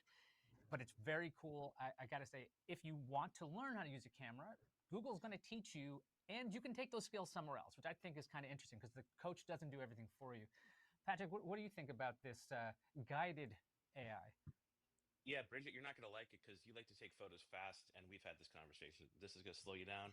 It's not going to be good for pets or fast-moving like subjects like kids and things like that. But for those moments you want to slow down and get some inspiration. In fact, there's actually a Get Inspired button where it will just kind of come up with some really random artistic shots and kind of show you how to do that with your subject. And I think it's gonna be good. It's not something you're gonna use every day. It's not a camera thing. Okay, It's so meant to for these shots, I don't know if I'm going to keep the same edit style. weirdos Kristen, you're asking circular phones? Yeah, yeah. It's like as I asked the question, I'm like, is there actually a better form factor, or is like rectangular shape just always going to be the most practical. Maybe take some lessons. Or I guess it might be like a, eventually maybe it's your sunglasses, right? Or something like that. Or a chip in your brain. What about that magnet on the back? I mean, are we going to be using mag-safe accessories now on Google products? Well, I think people are really excited to connect the Apple ecosystem to the Google one. But I got to say, I got to see this thing. It's called the Pixel Snap Ring Stand, and it's basically like one of those grips you'd have on the back of a phone, and then it has a kind of like it looks like a binder ring, for lack of a better description, and your fingers can go through that to get a grip on it, but it can also like pull out, and you can set it kind of like this wallet stand I have on a rival phone, and you could pull that ring out, and it props it up to be a tripod or for watching videos and things like that. But yeah, in theory, you can use MagSafe accessories. You can use those non-MagSafe accessories that a lot of us have been using that are more affordable. But it's all supported because of the wireless consortium. And I can't believe I brought that up on a live show. I kept reading this line over and over again from Google's press releases, and it says, Pixel Snap is compatible with MagSafe accessories. They flat out said it. So like, it's not just like a wish or a hope. If it exists, it can just Their microphone was snap like, to the Pixel, hence Pixel Snap. is the term clipping when you hear it Patrick, you got any, blow out at the top? thoughts on the watches, or like the lack of, I don't know, smart home stuff, or maybe the fact that they told everything that they're going to do 30 minutes ahead of time? Because what do you make of that? Yeah, I think if I got my time right, they told us all about it an hour ahead of time. So it's weird to have all that out there. I'm sure we're going to talk about celebrities soon, but this event is, we're going to have Jimmy Fallon hosting the event, Steph Curry, Lando Norris from F1, the Jonas Brothers, and more. So I wonder if they're trying to get a lot of that. All right, so for this edit, I think I want to try something different. I liked the edit style here because of the action shot. So I wanted something very sharp, very fiery in the colors, very crisp, just to kind of match the expression here. But then for a pose like this, I'm okay to completely shift it up to something else. Apple announced at WWDC a thing called Running Coach to help kind of be like a cheerleader as you work out. Samsung announced at their event for the Galaxy watches a running coach, which actually kind of critiques you as you go. And what Pixel is offering us on the Pixel, or Google's offering us on the Pixel Watch 4, is essentially an AI-powered coach, a personal coach that can guide you through a plan, can guide you through like workouts and things like that. I have not got a chance to try it. Let's talk I'm Pixel Watch 4 because in action, it will sadly, I think the watch doesn't come out until October. But you definitely check out the video from Vanessa, who does a good job breaking it down. Yeah, I'm fascinated by this. Where's the Google Home stuff? Where's the Google Home stuff? Yeah. Right. Well, talking about the watch and this, like, like you mentioned, Apple's Workout Buddy, and then like what Samsung and Google are doing. Like, I want these workout assistants, or these voices in our ears, I guess, to actually be more than just, you have ran this much and your heart rate is this much. Like, I want like some real like I can adjust how harsh or like or like how nice it is. Like, you did such a great job today, and I'm like, feel better about myself. I like that like idea. That lady like a from holistic The Biggest approach. Loser. That's right, Jillian Michaels. You get that. You get that mode of like, oh, we'll sue you, or we'll go. Or like Planet Fitness. Or Mr. Rogers. I don't know. Or Mr. Rogers. Yeah, he's known for his workouts. We used to have voices in our GPSs. Let's have different personalities in our workout coaches. It's the next way. I think Google's working on the idea of like its assistant listening to you on its home devices, because it doesn't know what's going on anymore. In July of this year, it's all over Reddit. The amount of complaining about Assistant is very high. And Google's head of smart home devices apologized about this because it's so bad. So before we get to have custom coaches, I would just like stuff to work. And then we can add on Samuel L. Jackson kicking my butt to do something. Very good point. That's something I'm kind of watching for in this whole event, because yes, the news is out on the main products that Google will be releasing today, but then what is the goal Google wants to get out of this event? Are we going to hear something that kind of touches on people's insecurities and like upsetness? BC said, wait, no, Kevin, you said, I made 10,000 this month so far. 11 more days left in the month. Yo, good on you. Well, Kevin, aside from just, that sounds like that means you have enough money left over to, I don't know, send some bits my way or some donations. I'm just saying. Just saying. But congrats, man. That sounds like a dope ass month for you. Pretty sure ChatGPT is down, BC. Oh, But is I it? do think, kind of tangentially, I think the celebrities like Let me see here. it was published right before the event because, of course, that Steph Curry's partnering with them to like demo the AI features. And Are we saw you some of that down at right Google now? I/O. Obviously, all of this stuff needs some streamer revenue. Kevin says the most I've made in a single month is just short of 20,000. I had to work on throughout the weekend, basically nonstop. Yo, listen, that's awesome. That's epic. We're just past the halfway mark. You'll have to share your ways with all of us. The poll that we had on YouTube, Stephen, if you could pull that up. BC, on my site, ChatGPT is working. Most interested in. Can you run down the results, Stephen?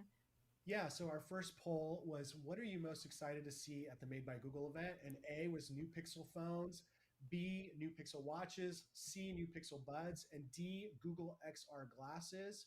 And here are the results of our poll. 84% said new Pixel phones, 8% XR glasses, 5% Pixel watches, and 1% Pixel buds. So clearly, the Pixel phones are the big draw to this event. Wait, I'm curious about these glasses. Interested in the XR glasses than the watch? Of course. Yeah, because the XR glasses aren't done and they've been previewed. Patrick, what do you make of the results of this poll? I feel my 8%ers there, the XR glasses or Google Lens 2 or whatever they're gonna call it. I got to demo an early version of that at I/O, and it is wildly impressive. And I think I don't think it's going to be like Mark Zuckerberg says, where these things are going to replace your phone, but it's definitely like another avenue off of your phone that you can get info or not being like on screen all the time. But yeah, Pixel phones. I'm the phone managing editor, so I'm going to probably go for that over the anything else. And honestly, like I got to do I think the Pixel Pro phones, like they just feel amazing in hand. They're really well built. The screens are bright. They're really nice. And if you were to go back like even like 4 generations or 3 generations, like the quality of these phones is so much better than what Google was putting out years ago, which was still pretty good back then. So I think people are right. And also, not many companies still do the here's everything approach. Usually we have like little small events throughout the year for all other companies. So to have all these phones be announced at the same time is impressive, even if they don't all come out at the same time. You know, Kevin, oh, they have technical issues. Nice. I can't get anything through it right now. And Kevin said I should raise my rate, but I don't have the balls to. ChatGPT is working for me. Well, it sounds like you have enough volume potentially. Yeah, at the event. So then it's like a question of like, well, do you want to work twice as hard, or if you increase your rates, and you don't have to increase the amount of work you're doing, and you have a good portfolio to pull off of, right? Hey everyone, I just worked stage really quick. We're waiting for the event to begin. I've tried 3 different devices and 2 different logins. It's saying network connection lost. Huh. Yeah, BC, I'm not sure. From my side, they responded. All right. The phones. Economy is kind of iffy. Fair enough. Yeah. Listen, what do I know? I don't know. Yo, I feel sorry for these guys. well, we did get a glimpse of the stage a little bit. Thanks, Mike, our senior mobile reporter who's there right now. See, my live stream quality could be a lot worse. That's what this is saying. I think a stage event like this, we were just talking about the XR glasses, like that's their opportunity to give us a little bit of a surprise, a little nugget of something that maybe wasn't part of the main event, which is obviously the phones. Yeah, I would think this strategy is based in the idea that there's going to be some kind of major surprise. Like, yes, all these celebrities there. I think the idea is to get iOS people over. Google showed me a product they used to call Tips. Now it's called My Pixel. And if you are going to come from an iOS device, it'll kind of show you where things are. So I'm thinking with these celebrities, they're going to be like, hey, watch Steph Curry throw it 35 feet. Now, obviously, he won't be doing that, but like to show it's tougher and you can talk to it and it can critique your shots or whatever you're going to do there. There are things that this phone can do software-wise that I've never seen before. So I think they're going, pardon the pun, full court press on just getting more people on Google, because there's what? Who thinks of Google Pixels as a phone device? Does anybody? I know you guys are watching this, so you said yes, but does the general public know about the Pixel phone? Nope. I'm a tech reporter. I'm scared. We need a But non-bubble actually, person. there was a poll that came out that Washington Post reported on, I think this morning, that 4% of the U.S. market is Google phones. So we know that like Apple is number one, Samsung two, and All right, I like this edit but for 4% this is not a fox, big but the only number. problem is The there's a prestige bit of a is. And clash with so, the colors back in the like Nexus days, around the these are fox. the examples of how an Android phone should be and things like that. But I think you're right. I think that might be part of it. Also, maybe they just pull out another phone, be like, "Yo, we have the Pixel 10 Flip," and they finally announce a flip phone because they don't have that. Yeah, I'm not sure. Don't count on that last one that I said. So. Oh, you brought up the Nexus. That's so cute. I'm having flashbacks of I that. hope you're wrong about a flip. I really hope you're wrong, but that sounds like Google because why do it? They have money. Well, They have a lot I of feel money. like even if they're throwing a lot of money into like having all these different things, like what's going to come of it? Yes, you'll have like, the reports that we do, and you have all these clips on social media of all the celebrities that are going to be at the stage, but sometimes these always feel so forced. It feels like they're reading a script, and I'm just so curious on how it's going to get people who watch to really feel enticed to switch, like you said. Like, are there going to be a lot of moments where they're like, look how easy it is to switch from an iPhone, or like, here's why. And we hear that always in Google events. I think you always get a little bit of a dig at Apple. You get a little bit of a, hey, we do it first, we do it best. But it does always come back to me with like, people are stuck in these ecosystems, myself included.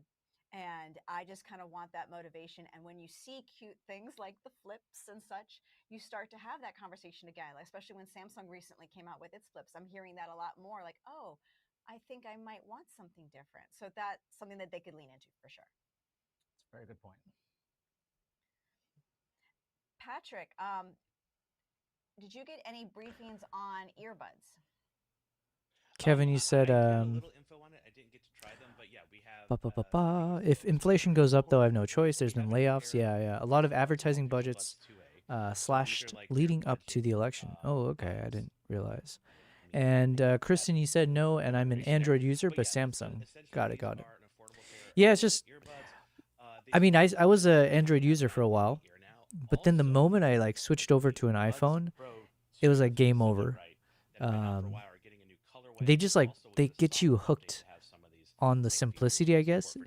So it's kind of like with AI, right? It's like, oh, it makes you stop thinking or like taxing your brain because everything is fairly intuitive and there's like a set path of what you can do. You can't like overly customize your phone the way you can with an Android. But then you end up just enjoying the simplicity of it, kind of, maybe. I'm not sure. But like I said, the key thing is the moment you realize that the iPhone connects to your laptop, connects to your watch, connects to your tablet, to your Apple TV. It's in your ear. Soon it'll be over your eyes. This guy sounds like me just now. Remember when they had that like jean jacket with Levi's? I'm sure if they had it still, they would put it in the jean jacket, the jacquard jacket or whatever. So yeah. Yeah, I got to see the buds, and I was like, okay, so tell me about them. And they're like, so listen, here's the deal. The ANC is closer to active noise cancellation, is closer to the original Pixel Buds Pro. Now, that's not really saying much because it's been like a long time, but Sony, Bose, and Apple kind of kick butt when it comes to ANC. So if people who are not interested in the buds, I could see why, because they're not that great. But this should move it forward, especially being able to have AI in your ear. All right, I'm struggling with this photo a bit. I've used a lot of these different AI assistants, and Gemini is pretty good for utilitarian use, and that's kind of what you need. You're not going to have a philosophical conversation with Gemini. You might do that GPT, but you're not going to do it with Gemini. But if you want to turn the lights on, it's your answer. I think, I don't know if the buds will be the way to do it, but Google's definitely trying every single variant of a wearable that will put Gemini on you somewhere, which could be frightening or could be great depending on how you look at it. And do you guys remember, like last year, we had a lot of these like AI devices that would supplement your phone. The most famous was the AI pen that you'd wear, and it didn't have a screen, and the company like closed down a few months later. But it's interesting because now Google's like, hey, we actually have an existing ecosystem where we can bring AI to you. It doesn't do exactly what some of those, like the Humane AI pen did, but it's impressive. And when I tested the Pixel 9 Pro last year, I was kind of wowed by how well Gemini worked and how well integrated it is. It did still have things where it got things wrong, like most AIs still have problems with that based on their large like language models and things like that. But yeah, I think there's a lot more. And then we haven't talked about an AI that I thought was kind of cool. Was its Magic Q, like Q, like your CUE. And what this does is it can bring up info on your phone so you're not hunting for it. So, Bridget, let's pretend we're all in the same city and I got an Airbnb and you and your family want to come over and you need the address. It can find the address for me so I don't have to like go hunting for it and copy paste and put it into like a text message and things like that. I did not get to see that demoed or actually, so I'm kind of curious to see how it works. But even if it works like 50% of the way, I imagine that could reduce a lot of stress. I also imagine there's going to be people who don't want that behind the scenes digging of their data, even if it's on their phone locally. So, but Magic Q seems like kind of a neat evolution of AI that's actually useful. There's a phrase, useful, actually useful, because when it comes to Magic Q, I saw the demos, and there was a phone call to United Airlines, and what the phone did is it makes basically a little card that shows you your confirmation number, your frequent flyer number, and there's several other things, kind of like just a Google Now card. If you're that old, just look it up if you don't know what I'm talking about. But at the bottom is a link to the email that it's pulling from. So like you will have everything for you. The claim is it's all done on device, so nothing's going in the cloud back and forth because of the G5. The G5 is a whole other. Tensor G5 is supposedly amazing. I'm looking forward to testing this out myself, but Magic Q theoretically only does stuff on the phone. So if you want to know about Airbnb and it's bringing up the information, Google says they don't see it. Only the phone sees it. So I'm very curious about how that's going to work, and if it's, I hope it's true. It better be true. But like, it's useful information instead of, All right, every time I'm playing with the wow, colors on this photo, at some point, it kind of breaks the photo apart in terms of the colors. So I'm just trying to find the exact sweet spot where I can add a bit of warmth. AI everywhere sounds like it's going to be a big theme of the show. And Patrick, you have to be everywhere. So I want to let you go so you can prepare for this event. It's going to start at the top of the hour. Thank you so much for joining us. And we're going to keep it here. And we're going to be showing the show. All right, we're going with a cleaner approach on this photo. So my current thoughts. My current thoughts.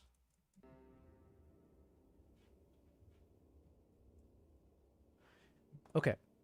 So let's go back to, so this one we're fine with keeping it very fiery because again, it's got a lot of action in the face. So sharp, everything. But then here, once we switch over to this one, now he's back to like, kind of like a normal looking pose.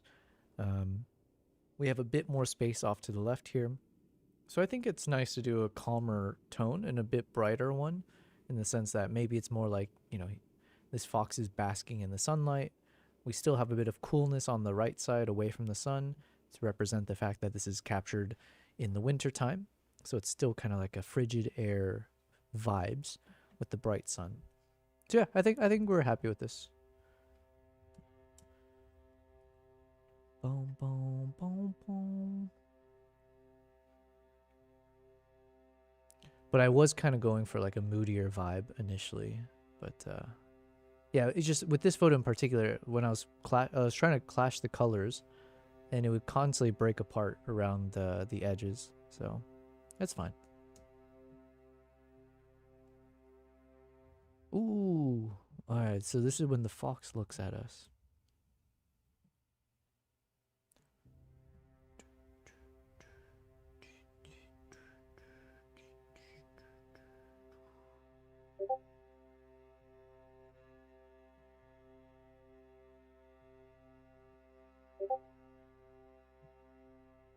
And then the ears look perfect. So we'll choose this middle one here.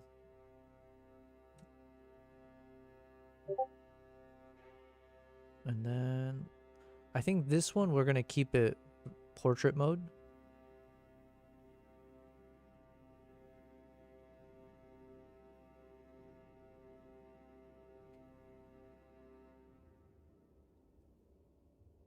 let's see what I forget which edit this is, but yeah, so we don't want that. We can try this one first.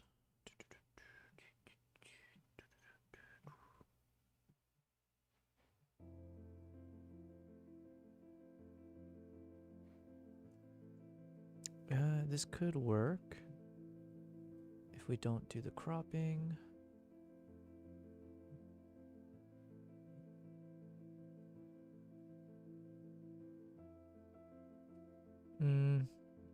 Okay, maybe not, maybe not. It looks okay, but not exactly what I'm aiming for.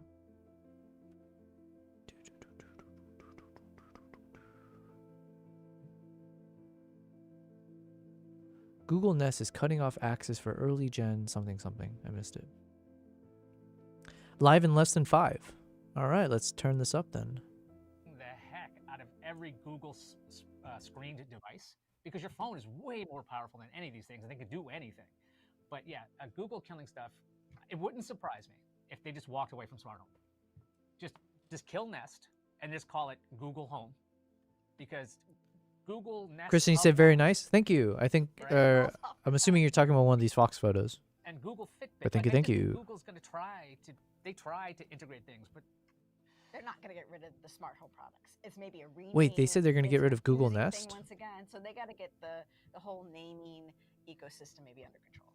yeah, maybe introduce the Pixel line of great stuff. So that stuff all works together, as opposed to, oh, do you have the Nest Generation 1 with another Generation 2 speaker? They don't work together. They can't be a pair. I'm not making this up.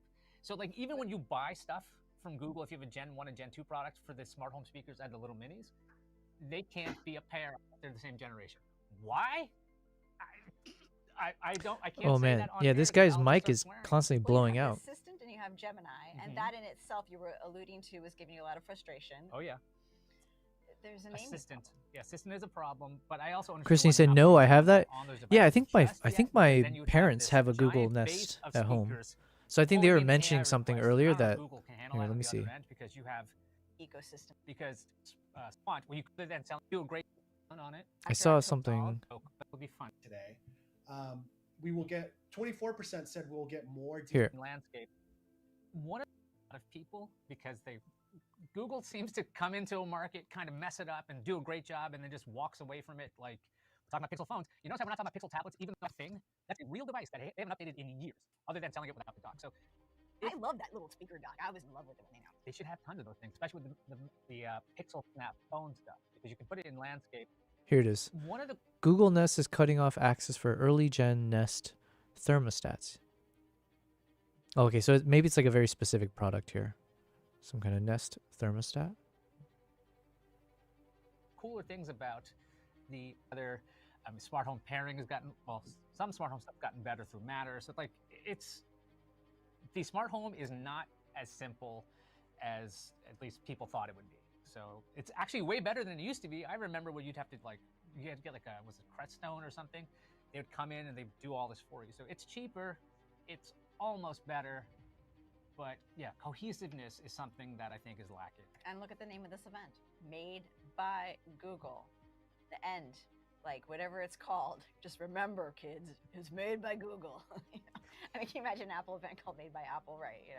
But they're going to start soon. I think it's now. So stick with us. We'll be back with post-show analysis, and let's see what Google has in store. Better be good. Made by Google, less than 5. Oh wait, it's 9 o'clock now. The Made by Google.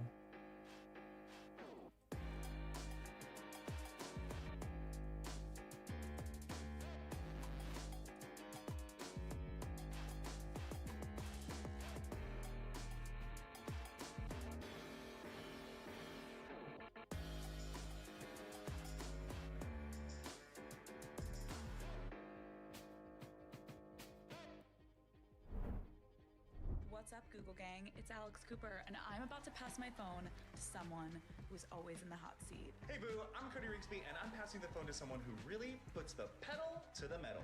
Hi, I'm Landon Norris, and I'm passing the phone to someone who knows a thing or two about driving.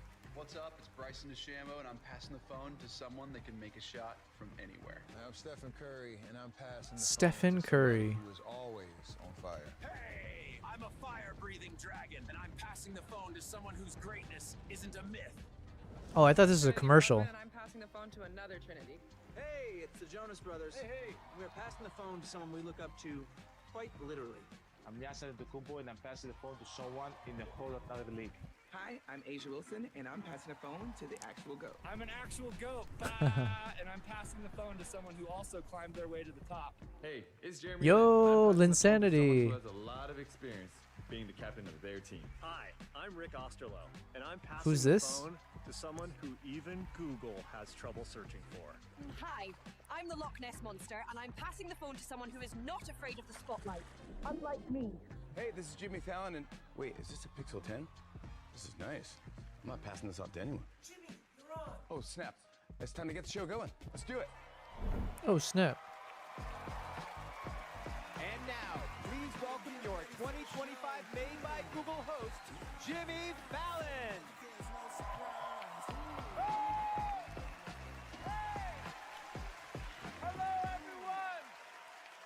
Hello, everyone, and welcome to Made by Google 2025. You're here. You know what's the difference between this and the other one we watched? There's people actually clapping in the background and laughing. Christine said the lady sounds like a conspiracy theorist. Nice. Today, we're going to talk about the new Pixel products. We're going to talk about battery life. We're going to talk about tensor chips. We're going to talk How about much did they have to IP pay numbers. Jimmy Fallon to do this? And we're going to party as hard as we possibly can on a Wednesday at 1 p.m. Let's do it. Come on. Seriously, this is exciting. It's like a Taylor Swift album announcement for nerds. It really... Today, we're going to talk to some of the smartest, most innovative people and Googlers on the planet. What's even more exciting is that we're here to celebrate the 10th Google Pixel. 10. I'm happy to be here. Thank you for having me. We also have some pretty incredible party guests to help us celebrate two-time NBA MVP Giannis Antetokounmpo. Yo, that's a cool name. Giannis Antetokounmpo. Podcasting mogul Alex Cooper. Street photographer Andre D. Wagner. YouTube sensation Karen Polynesia. Polynesia. Fitness instructor extraordinaire Cody Rigsby. The incomparable Stephen Curry. And the musical talents of the Jonas Brothers. Yes. This is made by Google, and of course it wouldn't be made by Google without hearing from this guy. Please give it up for the one and only Rick Osterloh. Oh, is this like some chief something? Rick Osterloh? Rick, welcome to your show. Well, Really. I think it's our show, Yeah, right? yes, We're yeah, both here. This is awesome. Thanks so much for doing this with us. I This mean, is going to be great. Today's a big day. This is a big deal. Now, for those in the audience and people who don't know what you Ooh, now I do enjoy kind of paying attention. Like, I'm the Senior Vice President of Platforms and Devices. are they have a microphone here, but then they've also got a lav mic on them. But what do you actually do? Well, my team and I, we bring the magical helpfulness of Google to billions of people everywhere. So we work So which on mic are they using right now? Did they turn off the lav mic? and Fitbit and Home and the Pixel devices you'll see a lot more of today. But nowadays, a lot of that magic comes from our AI technology that we call Gemini. Gemini. Yeah. And the way Google Yeah. thinks about this is like everything we're doing with Gemini should make life a little bit easier and hopefully a little more fun too. And why do it like this? Why are you doing a live? Kevin, you said one for audience, one for stream? Well, you know, I mean, there's a lot of good reasons for this. I but, see what you're saying. Okay. I think this year we've got a game-changing phone with game-changing technology. Why not have? You know?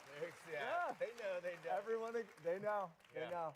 Why But then not how have are they game-changing catching watch Jimmy tech, Fallon's right? voice? So this Because is it gonna sounded be- soft for a second, and like they were having to turn something on or off.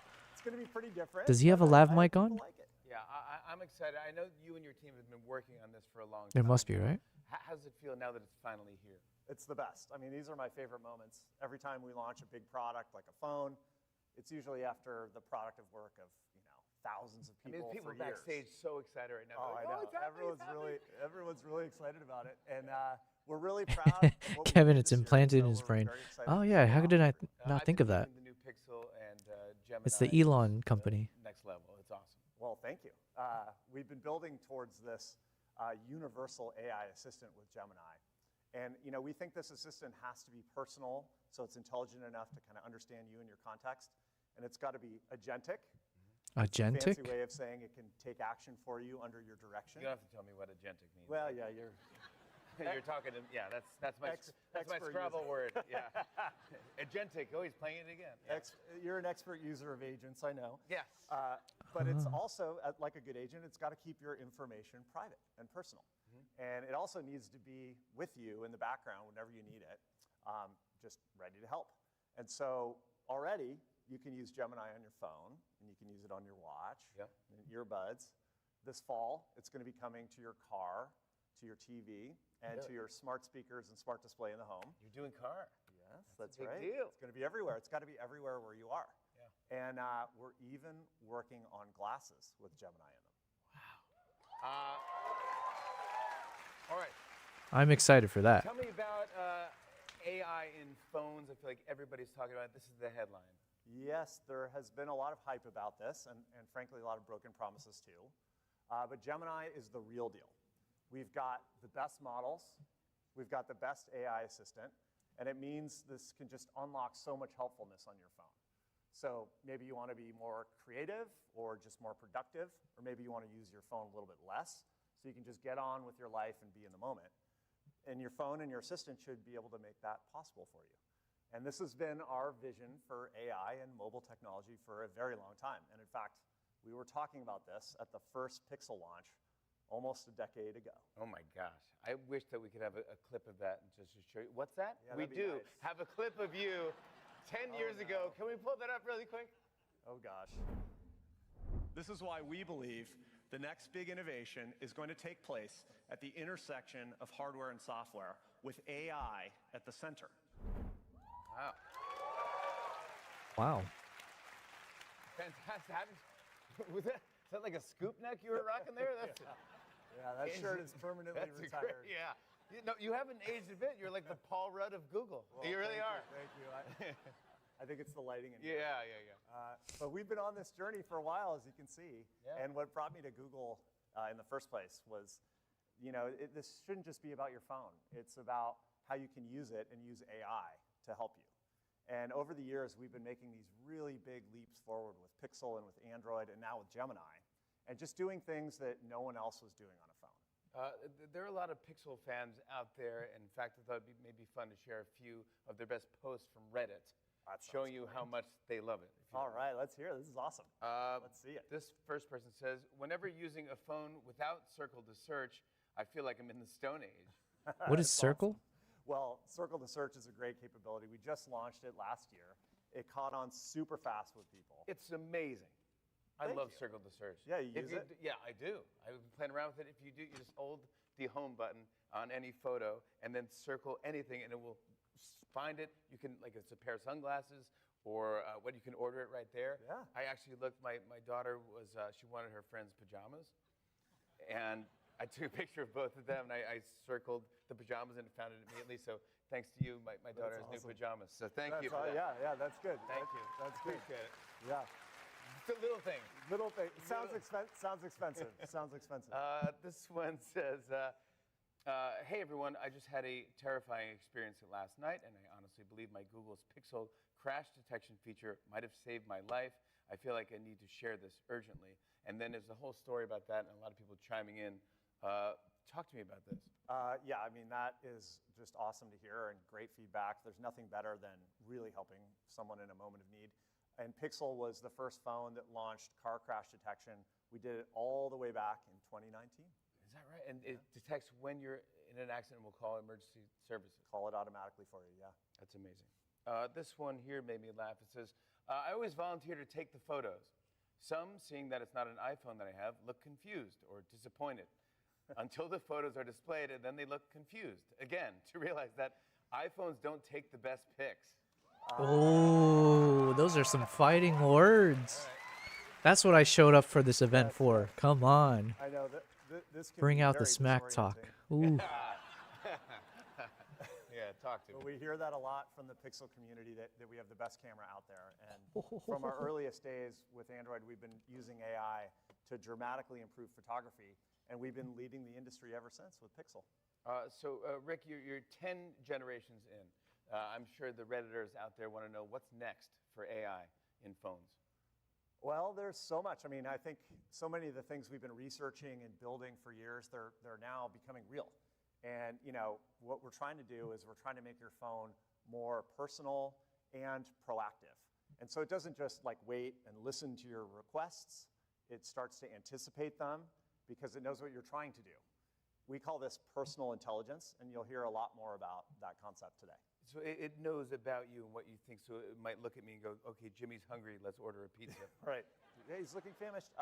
Yeah. No, not quite that kind of thing, but very close, and even bigger. So for instance, Gemini could do something like plan a team celebration dinner for 12 people tonight. It might go find a restaurant that'll accommodate that group, find shareable plates in a restaurant like that, look for a karaoke place nearby, and maybe even order custom t-shirts for the celebration. It will do all that. It can do all of that. It doesn't just give you the results, it gets things done for you. And how soon will that be possible? A lot sooner than people think. This kind of thing is coming this year.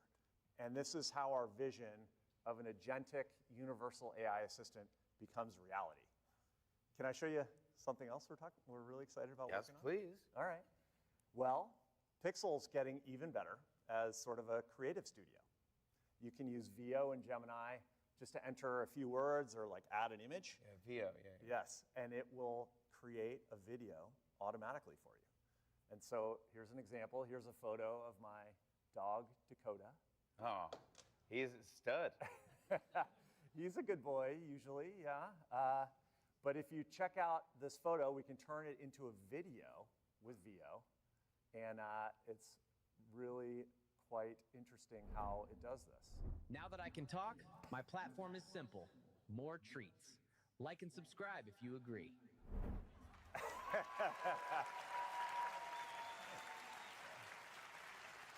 Okay, to be fair, that dog I don't think looked like the other dog. Yeah, we have Cyrone said, these kind of shows always give me circle jerk vibes. Yeah. When they act like, oh my god, gosh, you're going to show a video of me from before, as if I wasn't expecting that. You can create things like that. And It's anything in your head you can bring to life in just a couple minutes. They're cherry picking some of the best comments from people on social media, but what about all the bad ones? Of Google AI Pro on us. Really? Full year? Full year. Yeah. That's good. Yeah. I love it. Yeah. It has all of our Gemini magic. That's why I want the shit talking. I want to hear them call out Apple a bit more. You can use Notebook LM, which is our AI research assistant. Or you could also use Flow, which lets you create these cinematic scenes and longer videos.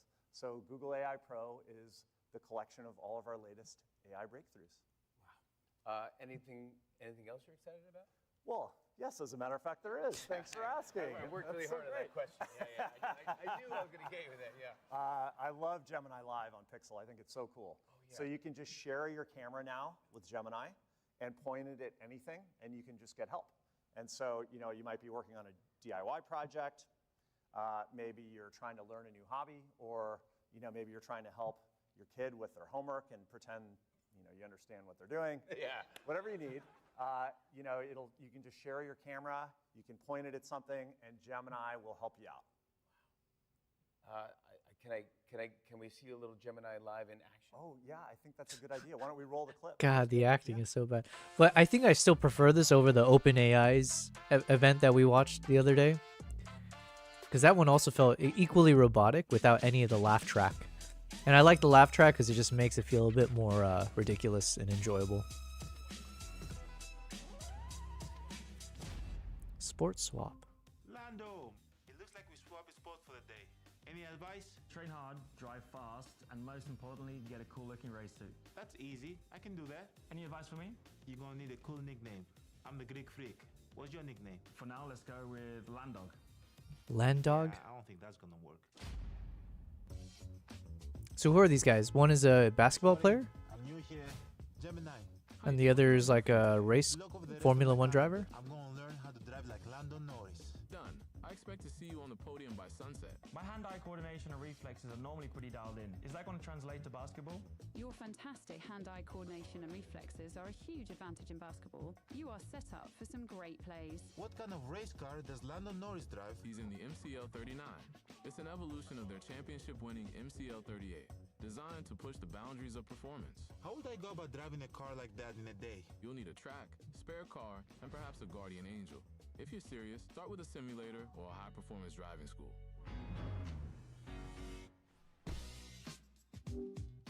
Let's talk live. How would someone's 5'10" slam dunk? Practice approach steps. Timing is key. You need a combination of speed and power, which requires serious training. We'll see about that. Gemini, which one of these can go faster? The one on the right, the MP45V, is considered to have a higher top speed. It had a more powerful engine and some aerodynamic improvements. No way. Gemini, is it wise to drive a high-performance car after just one day of training? Perhaps you could explore alternative options, like go-karting. Go-karting, yeah.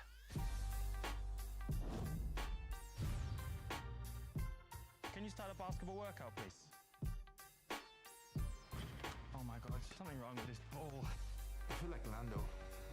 I'm a racing driver. Do you mind taking a photo for me? Yes, of course.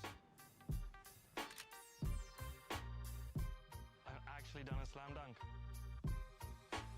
Nice try, Lando. I'm ready, I'm pumped. Is height even that big of a deal in basketball?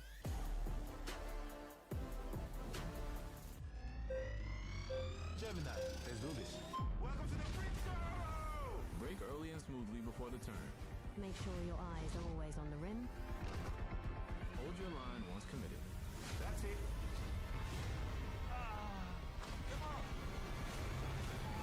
Take a deep breath in and exhale slowly. Do not lunge at the last second. Keep your weight on the balls of your feet. Visualize the ball. You know, I was just wondering, like, am I gonna get dinged for copyright here? Where's my YouTube thing? Let me make sure I don't get wrecked. Thank you very much. You're a true champion. Congratulations.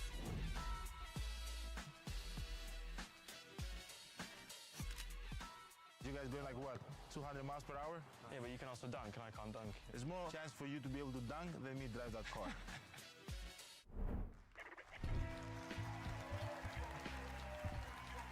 And now I want to welcome the Vice President of Marketing. All right, so far I'm not banned on YouTube, so we'll take that as a good sign. Hey, hello. Hey, Jimmy. Hey, bud. How are you? I'm pretty good. How are you? I'm fantastic. I'm very excited about this table. This is what I'm looking for. This is what we're all talking about right here. Okay. What are we looking at? What are we talking about today? Okay, I'll get started because I know you are ready to go. No, I can am feel it. psyched. I can I'm feel the psyched. vibes. Yes. Okay, so as we celebrate our 10th generation of our amazing history, I do have to say we are most excited about what's coming next. Yeah. Love So, you want to talk about what's next? Please. Okay. Okay. So the first thing I'll say before we get into these amazing devices on the table is at Pixel we are obsessed with making devices that people want in their lives, with all the AI tools you need to do more of what you love or less of what you don't. Yeah. What's keeping people from loving their phones?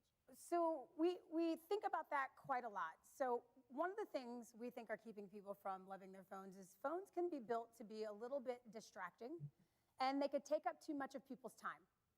And they're often a walled garden. And I'm going to try not to be too techy today. So walled garden, I'm even new to tech, and I was like, what the heck is that? So Yeah. walled garden simply Who is she? some companies build their phones to Sirenese said, "You're good? Okay. I'll take your word for it." But last time Maple told me you're good, and then I got a copyright strike from SNL. exactly as you expect or maybe as you need. Have you ever experienced that? Yes. Yes. I want the freedom. Come on. That's right.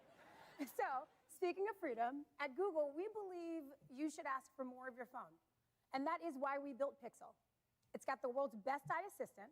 It's got an Eye incredible assistant? camera, and it's Android. So that simply means it's the most open platform that's built for true freedom of choice. And this part gets us excited. We do not always celebrate, but for the past 2 years, we've been voted as the world's best phone. Past 2 years in a row. Yeah, come on. Wait, no shot, really? And I got a good feeling about this year too. See what I'm saying? Yeah, and so with all of that information, I Wait, know who did the voting? Or is this like I hear through the as grapevine awarded by you might be having a little bit Google's? of fun. Yes. And so I might ask you today, no pressure, but what's it going to get you to What's it gonna take?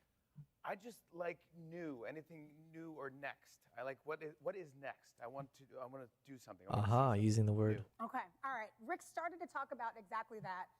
And I think we're in the right place in the right time to start talking next and new. So thing one, you should His real answer is today just we're money. launching 7 all Depends new how much you'll Pixel pay me. devices. So I'll walk you through if you're good with that. I'll go left to right. Let's do it. And then if you have questions, now we've done this a couple times, so you never don't have questions. So whenever you do, throw them out. I know. And we'll just talk it through together. Yeah, It's the best. Okay, so let's start with the Pixel 10. So we're taking the world's best smartphone and we're upping our own game with the 10. It's powerful, it's fast, and feel the satin finish on the edges and the camera bar. Ooh, silky. See what I'm saying? Yeah. The design and the aesthetic is unbelievable. I gotta And say, it's I've done a Pixel, number so of the these types of camera is demos unbelievable. before. And the colors, we think, Doing look it at this live color, on a we big think these colors stage are must be sexy so as hell. nerve-wracking. Well, hold this. So more power to everyone. Okay. Okay, that's fair. But my yes, God. They are sexy. It is Wednesday afternoon. I think you said that in the opening monologue. But we're live streaming around the world. It's 5 p.m. somewhere, so maybe we get just a little spicy. All right, here we go. All right, Okay. I like that. Okay. So at Pixel, we believe your phone should reflect your personality. And that's true with what's on your screen too. So unlike other devices, you can customize your Pixel as little as you or as much as you want. So we think it's just stunning. And we have a fancy name for all of this. It's called Material 3 Expressive because Pixel 10 is all about your vibe on your screen. Yeah. And the screen that we've got is just absolutely stunning. I love it. I want to frame it. Yes. Yes. You want to Yes. frame it? We'll have. That's the 10. That's the 10. Loving that. I Okay, need so that. we're going to go to what we know you love and we have in your back pocket right now. So let's go to the Pixel 10 Pro. Oh, we're done with the Fox photos now. So this guy is for people who For want now. We got It plenty features more on the premium other material, days. Premium performance, and it comes in 2 sizes. So you could pick the Oh, one also that at night. works best for Yeah. you. Remind me which one works best for you. XL all the way. It's the XL all the way. Yeah. And on top of that, it has the best display of any flagship phone, and it has the best pixel camera ever. So if you pause on that and we just keep it real, if it has the best pixel camera ever, then that means it just has flat out the best camera ever. Oh. Yeah. On top of that, and we'll talk a lot about this a little bit later on, we've got something called ProRes Zoom. And bottom line, this is the highest quality zoom on any smartphone, and it lets you zoom up to 100x. So this picture, it looks incredible, right? Oh my God. Yeah, that's me driving into work this morning. It looks just like New York City. Yeah. Because you'll see that it might not, if you take it from where we actually took this shot from, way back there. Whoa. Now that's you driving in from... That's rad. Exactly. So not only do we have ProRes Zoom and everything else we talked about, the Pixel 10 Pro is extremely fast.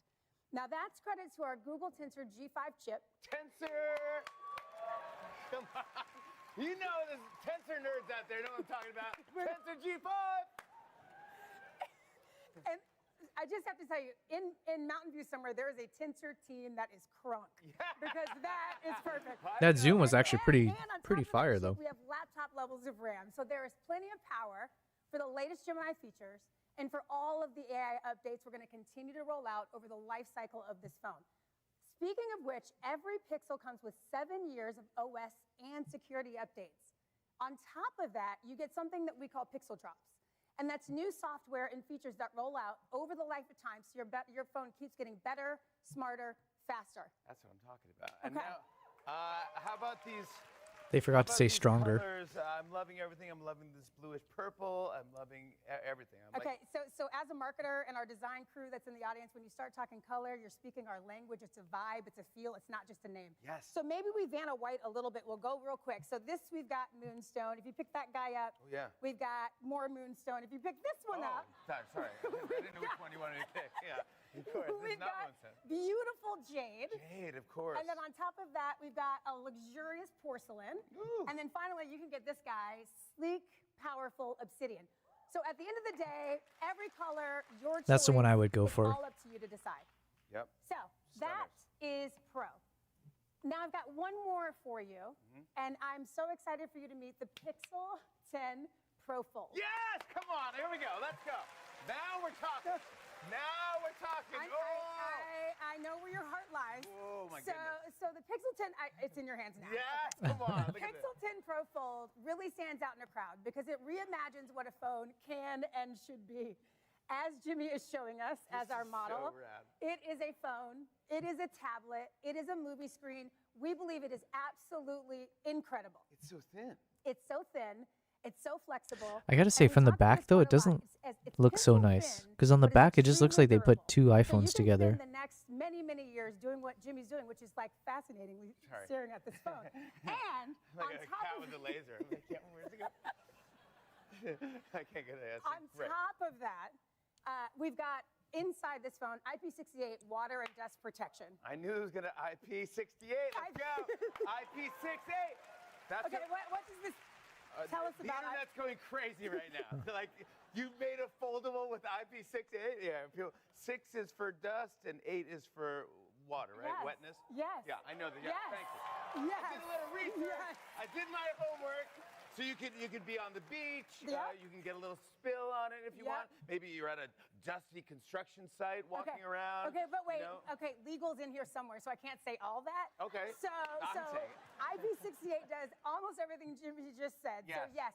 But just think about rain, water, you're at the club, you spill a drink, accidents happen, we got your back. So the fold is durable, it's beautiful. No foldable has done this That yet. is correct. You're It the is first to a do it. first. Come on, history. That is correct. That's what I'm talking about.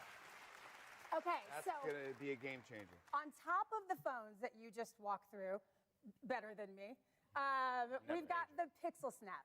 And this is pretty simple. The Pixel Snap just allows you to snap your phone on chargers, on wallets, on stands, on anything you need. And on top of that, just a little secret that this works perfectly fine with your Apple MagSafe accessories. Can you say... Can you say accessories? You can't say that. You said the A word. I said... Can we talk about Apple? I did say the A word. You did. You said it. I believe... Oh, here's what I'm here for. ...that at Pixel we are confident in our product and in our brand.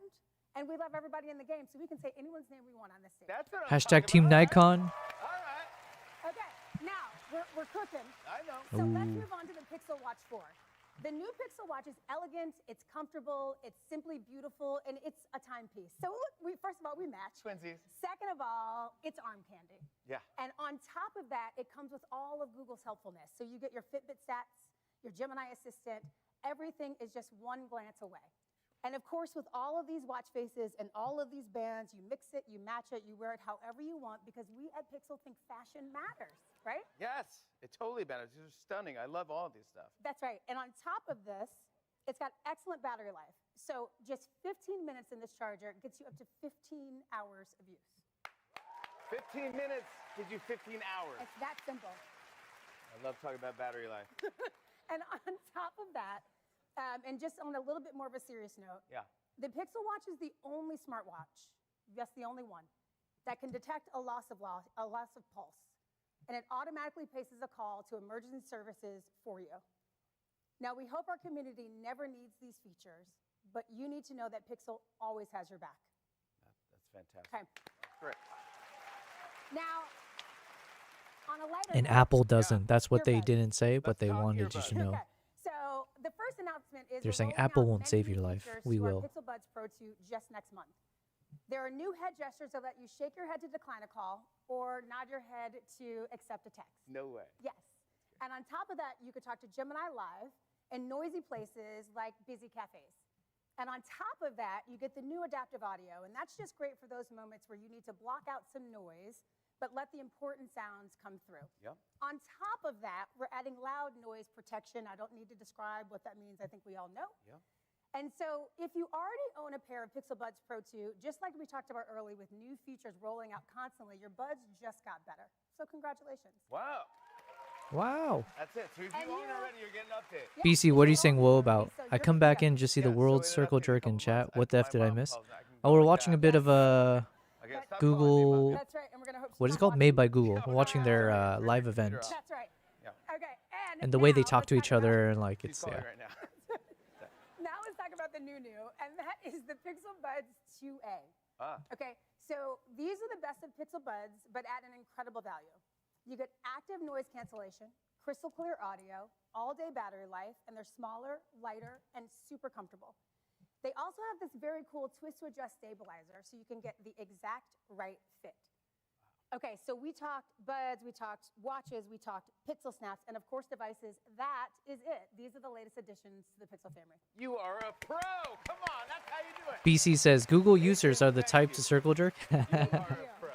Listen. You are also a pro, but I'll say a couple things. First of all, Pixel builds our products to make sure everybody feels like a pro. Everybody needs to feel like a VIP, and that is why we do what we do.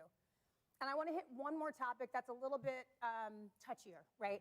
So we realize the idea of switching your phone brand can seem Oh, they're going after the it may iPhone maybe users. be a little bit daunting. Wow. And so we've talked about and have tackled the top 2 concerns that people have when it comes to switching. Ooh. And the first is to make Convince sure your me. information moves with you seamlessly. True. And so what we need you to know is all you have to do is plug your old device into your brand spanking new Pixel, follow a few steps, and all of your information just slides simply right over. Yeah. Very simple. There's nothing to be afraid of. It works. Okay? So that's thing 1. Thing 2 is we know that you need to seamlessly communicate with your loved ones. Like, that's probably the most important thing. Nope. Don't care and about so I'm that. going to ask you a technical question, but have you ever heard of RCS? I just want Apple Drop, RCS, AirDrop. Everything else I knew about. No, I don't know RCS. Okay, and that's okay. Most people don't. RCS stands for Rich Communication Services. You don't even need to remember that name. Okay. I would have a shameless plug to say check your phone and make sure RCS is on, Okay. because this is how it needs to work for both sides of this fence. But RCS simply means there's now one text standard for all. And what you should know is Android has been using RCS for many, many, many years. But Apple recently adopted it as well. And so what does that mean? It means that now when you're chatting with your iFriends, you can say goodbye to blurry photos and videos. You can react with all your cute emojis to the text messages. And finally, the group chat is for the whole group. So we can stop talking about the green text versus the blue text? Yes. Or that? Yes. And first of all, The green I'm going to bubble? say, personally, Yeah. the green-blue bubble battle Blubble. is silly and it's tired. And at Google, we're done with that conversation. Yeah. It takes 2 to tango. Just because you quit, Inside of our company, we can still whether it's shit on it. Google, Android, or Pixel, we believe technology is at its best when it brings people together, no matter what phone brand they carry in their hands. And we hope that phone in your hands is a Pixel. Yeah, amazing. Thank you so much, Adrian Lofton, everybody.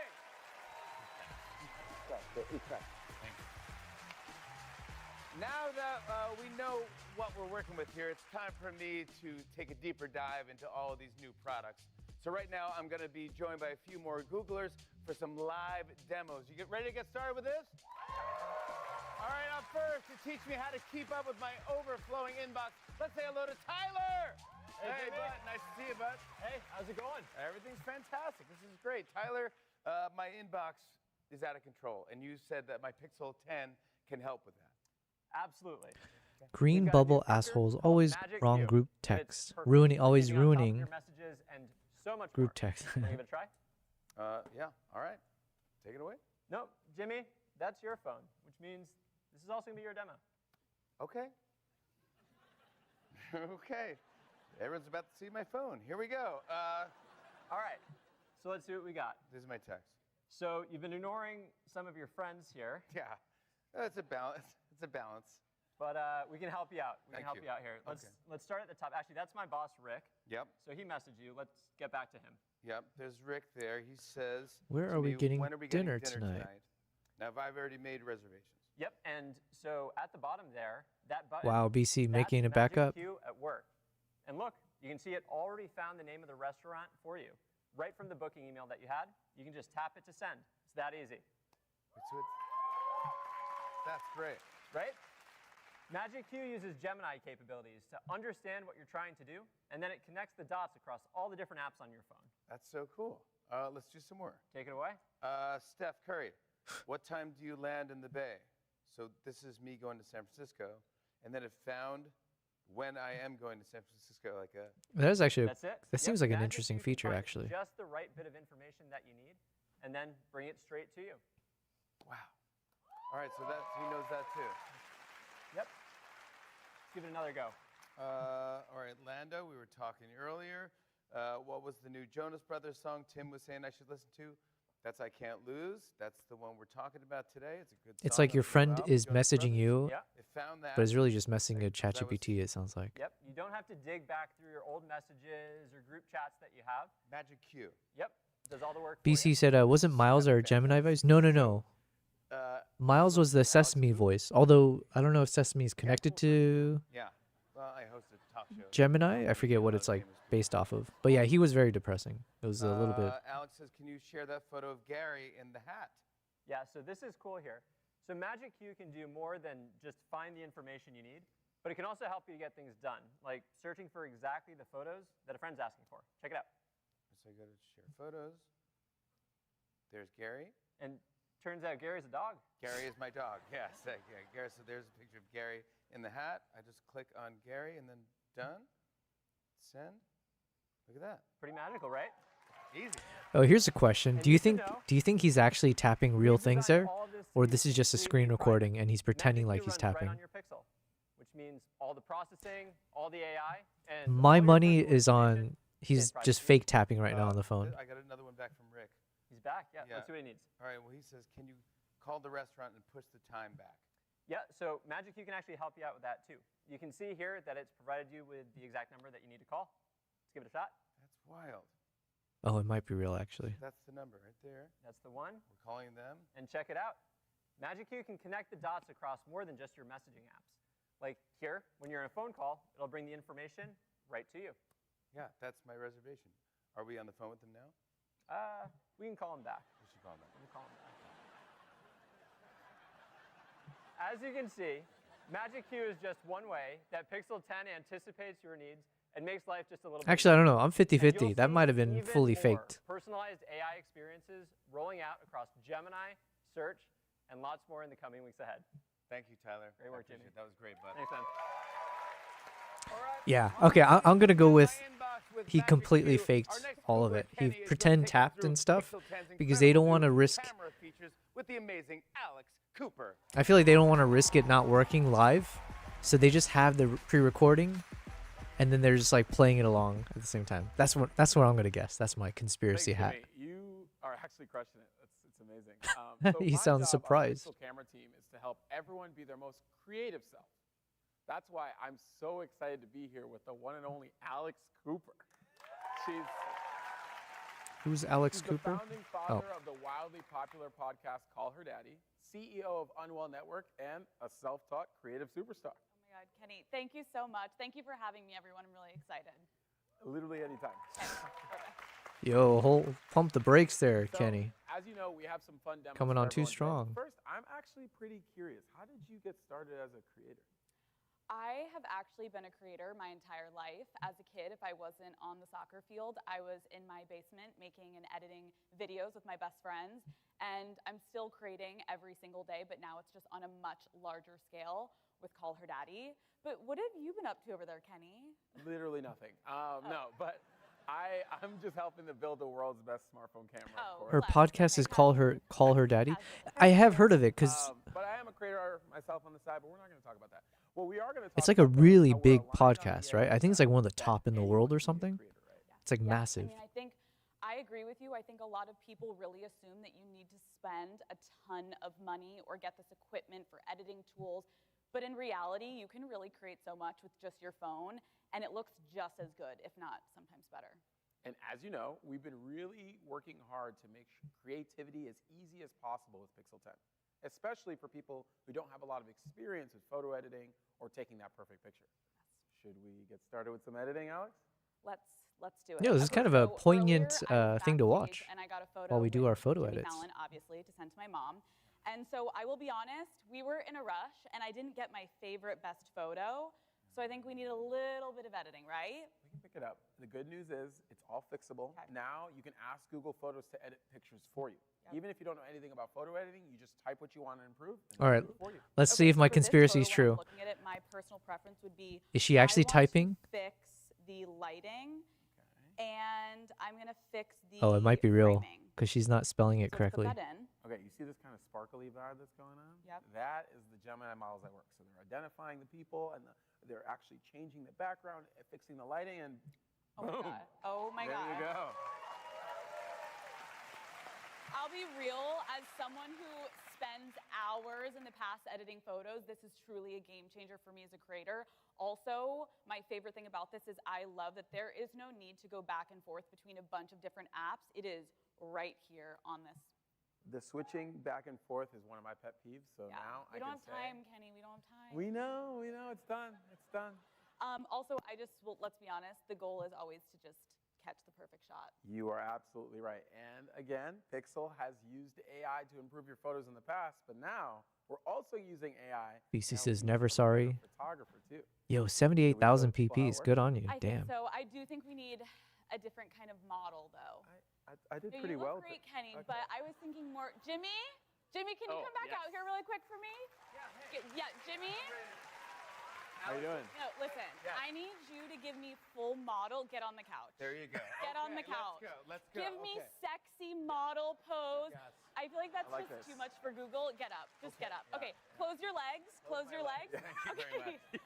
Jimmy, close your legs. Thank Okay. you, I like Alex. this. I'm I like thinking. this. Okay, so basically, I want to just. Oh, so start it is with real. getting a Okay, okay. picture, I was Exactly. mistaken. But we're gonna use camera coach. Jimmy, calm down. Sorry. Jimmy, Okay, so The phone's telling Jimmy, you too that? sexy. Camera coach. So yeah, we're gonna hit that top right button. You see that camera coach button? We're gonna hop in. So right now, camera coach is analyzing the scene and trying to get us kind of different poses that Jimmy could be in.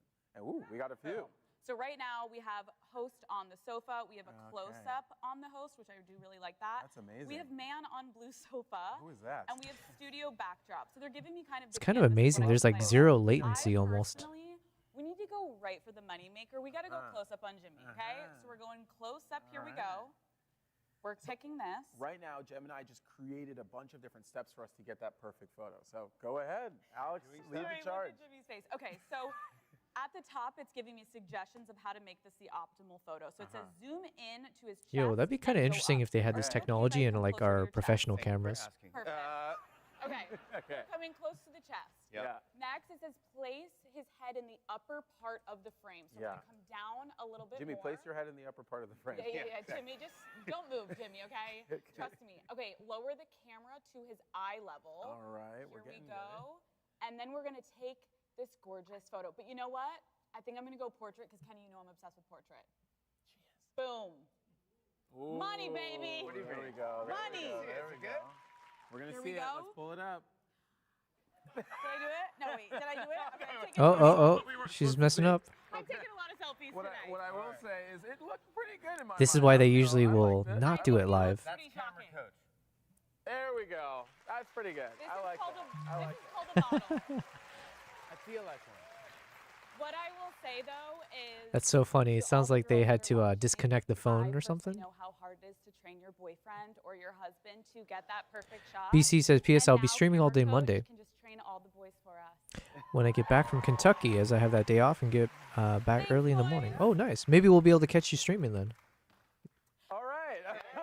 Thank you. Let's hear it for our newest Pixel photographers, Jimmy Fallon and Alex Cooper. Thank you so much.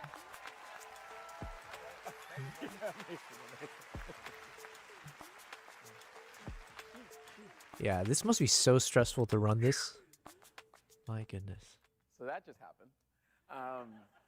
So with Pixel 10, taking and editing photos is easier than ever, even if you don't know a lot about photography. But what if you do know some stuff about photography? Well, Pixel 10 can help here too. We've invited one of our favorite photographers to share what he's been able to do with the Pixel 10 Pro. You've probably seen his iconic portraits of celebrities like Beyonce and Stephen Curry, or one of my personal favorites, his photo of Kendrick Lamar and SZA for their Grand National Tour. Either way, everyone, please show some love to the legendary Andre D. Wagner. Andre D. Wagner. How you doing, bro? Of course, man, of course, of course, of course. Andre. How you feeling, man? How you doing? Feeling great. Feeling good. Okay. I heard you got early access to the Pixel 10 Pro. What's the Yeah, vibe? early access, you know, that's how I roll. I think first impressions, I was actually quite impressed. Oh, First say what? impressions. Okay, we're done. No. But I heard you went out and took over 2,000 photos in the city, so I really want to take a look at a few, if you don't mind. I would love to see it. Let's see it. I mean, I like to get my day started early, so I wanted to get out before the light got harsh. And so we have this like classic photo of Brooklyn brownstones, Love it. blue skies, this like beautiful like golden gradient on the windows here.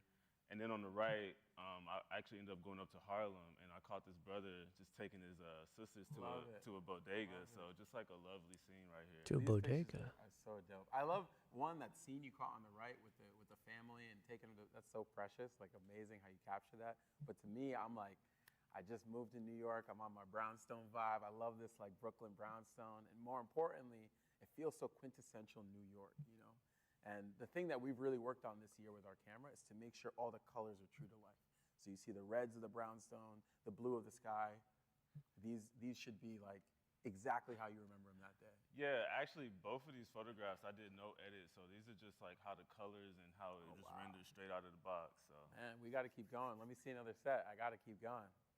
So, I mean, as a photographer, I love to photograph movement. So you also can't talk about New York City streets without talking about New York City pigeons. So having them as a backdrop and an element in the photograph is always great. And then Washington Square Park in the summer is straight magical. I mean, we have this grown man just like having a great time. That's actually me. I didn't give you permission for that. No. But I love both these photos, of course. The pigeons, to me, I love how it freezes that motion. Wow, BC already at 80,000. How many And on points top do I of have? that, the composition. How are you doing this? Like, I mean, you know, I did take a lot of pictures, so Okay. photographer just tries as many opportunities as possible. But I think one of the I'm gonna be honest. I suck ass at taking smartphone photos. I just don't. I just don't know how to do it. At least in vertical mode, I take a shot and I hope for the best. But movement and just like the phone was just like meeting me at every step. You mentioned 50 megapixel. You've activated my trap card. I'm excited. I will say I love 50 megapixel mode. I heard you got some portraits for us to see. Yeah, so walking around Washington Square Park, you know, I usually shoot a lot BC, of you're good at it? on medium format film. And so on the phone, I was like, let me put it in portrait mode and see what happens. And, you know, I was quite impressed, like not only like by, food photography, everything I normally would shoot with the phone, it looks shitty, except for my cats. Just actually how smooth and just real life it looked, you know, because sometimes like in the past it's looked a little weird. So I was like, okay, like this is like a really great feature. Hey man. And then like also I just love to like photograph with like a nice backlight, and I was just curious to see how it would render just this tonality of such a high range, and it picked up everything. So two things. One, Pixel 10 Pro is the only device that supports up to 50 megapixels of resolution in portrait mode. So I'm glad you were really rocking with it, because that's what we were here for. And then number two, that skin tonality piece is what we call real tone. It's a huge thing that we've really, really kind of invested in to make sure that our camera represents all types of skin tones equitably and accurately, so that everyone feels their best through the camera and behind the camera. But I heard we got time for one last shot. I'm ready. Please blow me away. I'm ready. Well, I mean, you know, I'm a photographer. I'm always chasing light, but sometimes you see moments at the end of the day. And so I'm in Washington Square Park. I'm roaming around the fountain, and I'm just looking for intimacy. And so I took out a phone out of my pocket. I made a picture. Wow, that's actually impressive. And then I took out the pixel and I put it in night sight, and I went to make another picture. Oh, it's even better actually. Wow, shots fired against Apple. So I was gonna say that was a like, wide angle. In a nighttime photo, it just like makes a photographer really happy and confident to like make images when the light's not perfect. Hey, I can't talk on other phones, but all I can say is I'm glad you've seen the light. Hey, but seriously, thank you so much for sharing your art. How long do you think they've had that joke ready to go? Do you think they practiced it a bunch of times too? As you've seen, there's so much to love about the upgraded Pixel camera, including its amazing video capability, which still holds its place as the best video on a smartphone for the second year in a row, by the way. Wow. Now, we could keep talking about it, and I could keep geeking out, but I think it's just better to show you what this thing can do. So, here's the story of 3 brothers trying to make a music video in a day with a few $100 and a Pixel. Oh, these are cool. I do like when they just do like fan-made content stuff. If that's what this is, I don't know. Hey guys, it's us, the Jonas Brothers, and we're in Oh, never mind. It's the Jonas Brothers. Quite the challenge to shoot a video for our new song, I Can't Lose. The twist? We have to shoot it entirely on the Google Pixel 10 Pro. So, let's see how this goes. All right, we gotta come up with an idea for a video. It's gotta be fresh, it's gotta be original. Zombie video, tons of zombies, and we're all like, All right. How did they capture the audio here? that's literally Did they have like a boom mic on top or something? good video. Come on, let's get scientific about this. What do people like? They like romance. What do they want to see? They like romance, like wind in the hair. Wind in the hair. Yeah, we're gonna hit you with the wind. Okay, it's gonna be great. Are you sure this is how Beyonce does it? Yeah, of course. Sure? Relax. All right, what do we need next? Moody shots, shots in the rain. Okay, I need more. How did they capture the audio? The only thing stormier than the weather is your emotional turmoil. Sadder. Filmed in 8K? No way. My arm's getting tired. Love story, maybe? Love story, I like it. It's gotta have a big party at the end. It needs a party. We'll find some nice people in the streets of New York and say, hey, people in New York are nice. Can you be in our video? Easy. Well, this guy right here. Hey, how you doing? Hey, hi. It's us, the Jonas Brothers. Yes. How would you like to be in our music video? Excuse me, hi. Hello. It's good to see you. Hello. 2 minutes to be in our music video. Hi. You want a hot dog? Yes, we do. We want you to be in our music video. All right, everybody, this is the big park performance scene. Diane, need the energy. This is the take. Here we go. Let's go, team.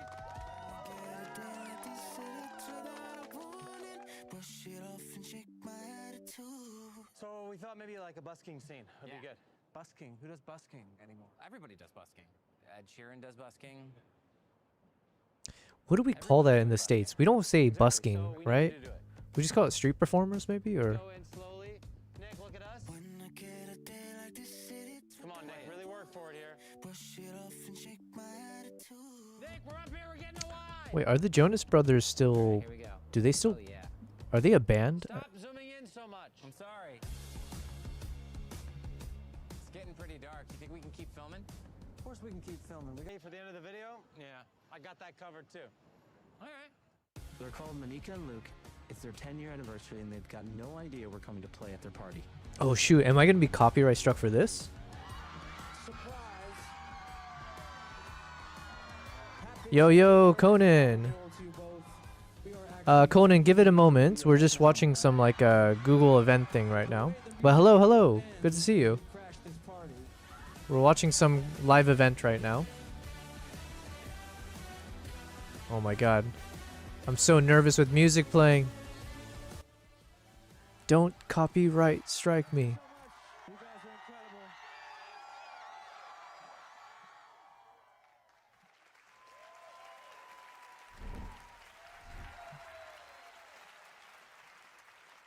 We're going to get to see the world premiere of the video a little later on. I'm excited for that. But right now, I'm hanging out here with my new friend, Sophia. Sophia, what do you have for us? Hey, Jimmy. Okay, so as you've seen today, Pixel phones have always had amazing phone features. It's just before I go out here. For the actual phone calls. Yes. So I'm going to show you something new on Pixel 10. And Jimmy, you cannot get this anywhere else. We actually have YouTube megastar Karen Polinicia here at the event today. Do we, yeah, give it up for Karen. Do we have a feed on Karen? Hey. ¿Qué tal, Brooklyn? Estoy muy emocionada de estar aquí. Hey, Karen. Oh wait, it's a live translation thing? No lo sé, yo solo busco donde están las buenas botanas.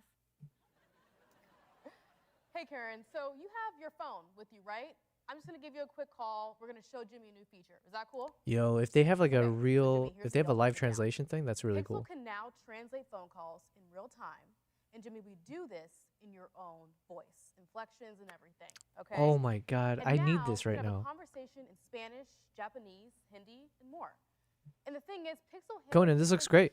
You're just doing like promos for yourself, right? They're going to stay private. Should I give her a call? We can see it in action. Yeah, see this. Should we do it? I'm excited. Okay.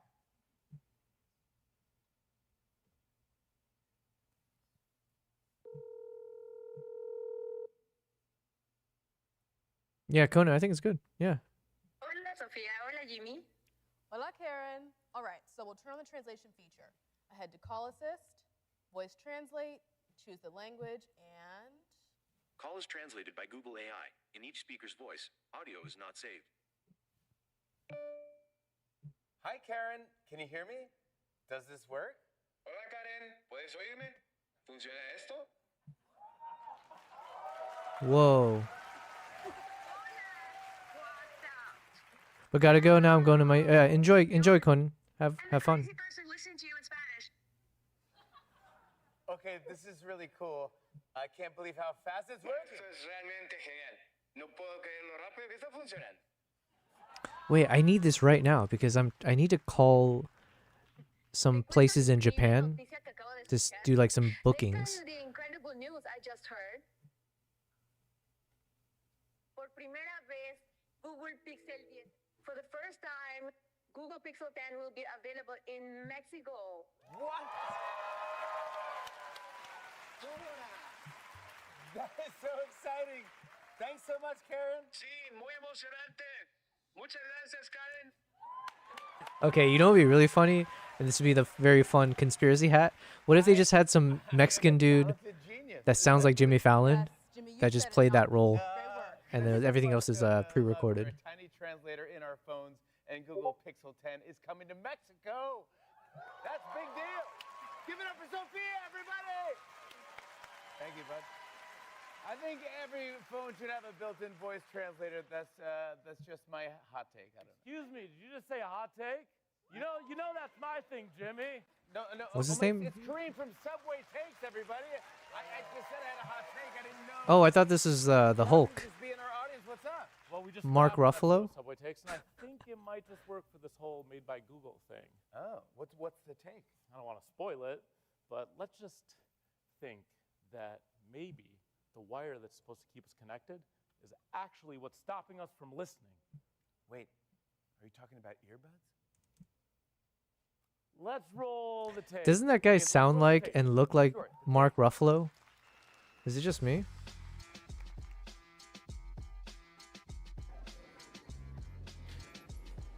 So what's your take? We should not be bringing back wired headphones. 100% agree. They don't look good. They look, dare I say, sloppy. When they stopped being free, we should have stopped having them. Oh, yes. That is when we should have stopped using them. Now, going out and seeking them? Yeah. Like that's your only option? Yeah. The fashion industry is lying and trying to bring things back that aren't cool. It's big fashion. But let's bring manual windows back. Yeah, might as well. If we're bringing wires See, back, right there. That's I'm totally right. That looks like Mark Ruffalo and sounds like him. Vintage car, cool. Cook. Flip-flops, not cool. Cook. Rotary phone, not cool. They do it every couple of years. They say something's back. Yeah. Now they're like, you know what? Wired headphones are in. They don't do anything you want them to do. The only thing they do is get tangled. Yeah, they get tangled, and now you look stupid. This is my impression of someone with wired headphones. It's not even an impression. That's what it is. This is method acting. Look at that. Hello? Oh my God, hi. They are embarrassing. Like if my daughter started wearing wired headphones, I'd be like, She's punished. I'm gonna kick you out of the house. Until you get some buds in. We gotta get her some buds though. I'm gonna get her buds. See, like these? I love these. Ooh, nice color. And they fit perfectly in my ear. Okay. I can answer my phone without even touching my phone. How? I just go like this. You just go like this? Like this. All you have to do is go like this. Just this? There's no way you do this. Just this? This answers your phone. This is it. That's it. I like going like that. That's good. It's fun. And I can talk to them and get things done. That's helpful. Have you ever like needed a recipe, or if you're on your bike, you need to know which way you're going? Or sometimes you need someone to talk to. And you can talk to these buds and they'll be your friend. Sometimes I need a friend. It's lonely underground. All right, this is my stop. Oh, okay. Bye. Have a good one.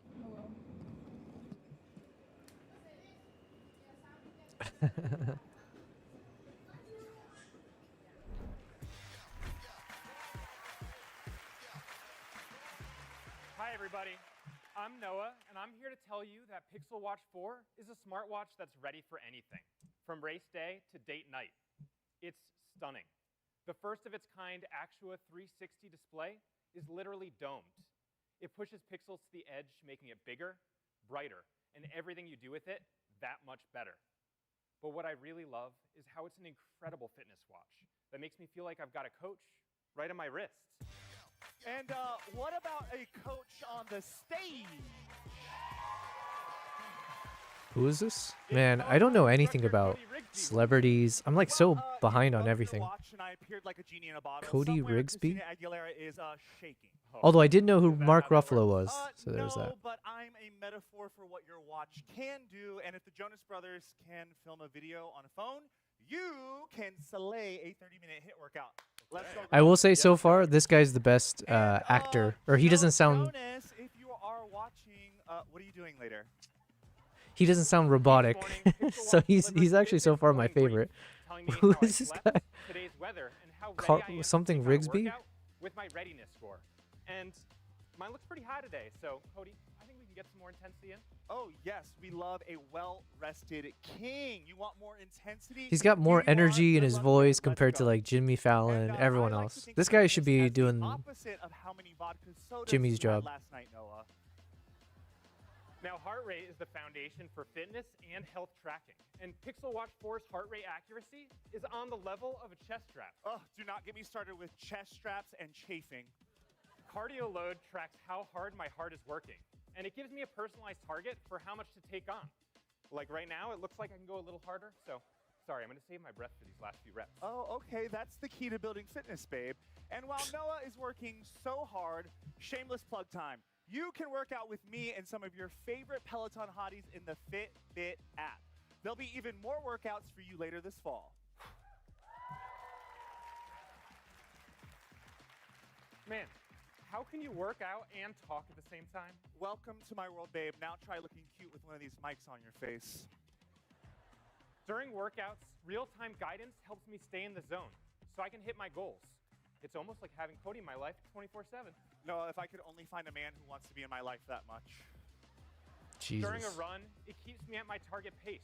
During a hit, it helps me stay in my target heart rate zone. And while biking, now I can even see my stats on my phone in real time. Big fast. Woo. But you do so much more than what you manually track. So now, with next generation activity recognition, even if you forget to start a workout, your watch will automatically send you a recap so you never miss out on your stats. It's our smartest activity recognition yet, using AI to learn your routine, labeling your Sunday soccer game as, well, soccer. That's a basketball, babe. Now, if you really want to get out there, Pixel Watch 4's new precision dual frequency GPS gives you our most accurate route tracking in even the toughest environments. Like when you run into your ex during a morning run. See, this is what happens when we work out outside.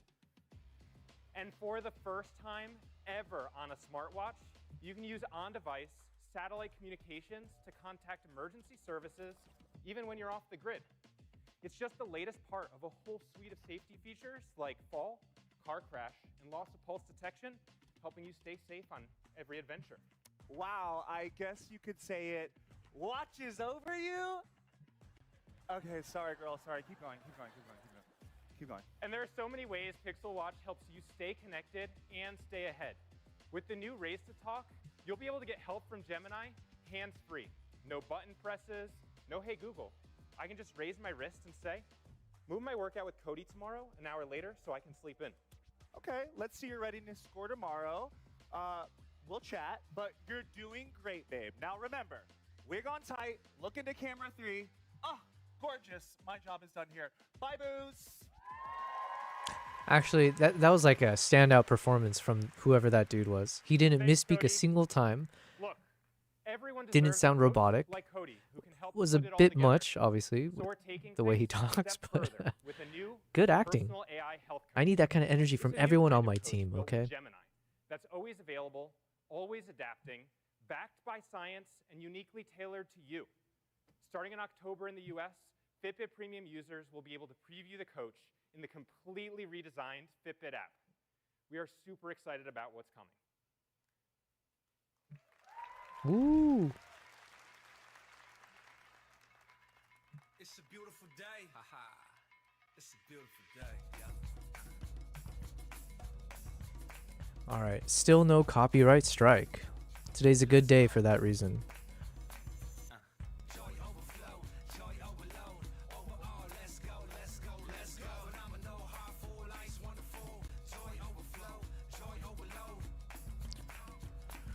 Keeping you off your game. Wait, what is this? What are we looking at? Oh, this is the whole fitness concept. Got it. In the meantime, I'm trying to think, this photo here. I mean, I do want to do everything in landscape. But this one kind of looks good in this portrait mode. Rick, it is so good to be back by your side. Yes. Likewise, Jimmy. Likewise. I hope everyone enjoyed seeing the full lineup of Google's newest Pixel products. Come on. I hope you loved seeing how Gemini is your personal AI assistant. That's right. It's just a shame that there isn't one final big and buzzy announcement for all these guys to post about. Yeah, I know. That's a bummer. It's a shame. Well, hold on 1 second. What? Yeah, I think we might have just the thing. Now, a minute ago, Noah said that everyone should have their personal health coach. So we've been building out this new personal coaching experience in the Fitbit app. And we've hired a new performance advisor to help. He stands at 6'2". He shoots a mean three-pointer, and he's a Steph Curry? four-time NBA champ. Any guesses? I thought it was me until you said four-time NBA champ, but yeah. Yes, no. Our new performance advisor is the one and only Stephen Curry. Stephen Curry, no way! Come on. How did you manage to hire NBA superstar Stephen Curry? Well, first, Money. put him through an exhaustive interview. And I think we've got a video of it. If you don't mind, I'll roll this one. Go ahead, Rick. Roll it. They see me come, they see me go. Poof, that's magic. Just make sure you take a picture of me, hashtag it. Now it's popping like it's never been. Oh yeah, come on in. Oh, yes. All right. How you doing? Nice to meet you. Very nice to meet you. Thank you for having me. Is it Steven or Stefan? It's Stefan. Great. Your resume is substantial. Oh, is that like a? I think. Is that a? MBA. You have a master's. Oh no, NBA. Yeah. You know Are they making fun of the thing? I saw some story that like Stephen Curry felt disrespected by like Nike in a meeting a long time ago, and that's why he went with like Under Armour with the other one because they called him like Stephen Curry or something. We just need somebody who's not going to drop the ball. So, do you feel comfortable making fast pivots on rolling deadlines? I'm pretty nimble on my feet. Yeah. Well, then, what would you say makes you uniquely qualified? Well, you know, my whole career, I've had trainers, nutritionists, sleep coaches, all pros who help keep me dialed in. So I thought, what if everybody had that? Not just the lucky few, you know, everybody. You mean a full stack panel of experts delivering personalized data-driven insights to optimize performance across all domains of life? I was going to say dream team, but yeah. You bring the tech expertise and I bring the real world experience. And together, we can build world-class health and fitness tools. Huh, just a sec, I'm trying to capture all that. You do take a lot of notes. Yes, I do. Okay. Can you tell me about a time that you led a team on a high-stakes project with multiple... Hi, I think I have a meeting in here. Oh my gosh, Stefan! What's up, Rick? So good to see you. Surprised seeing you here. How you doing? What a game last night. Hey, thank Sorry, you. you two know each other. Who doesn't know Rick? That's another question. Sure, yeah. Do you mind if we... You? Oh, Because we're in the middle of the... Sorry. Good luck. Thank You're you. gonna do great. I really want this show. Great. Yeah. Thank you. Yeah, he is doing great. And just grab the door on your way. Yeah, thanks. Thanks, Rick. All right. You were telling me about performing under pressure.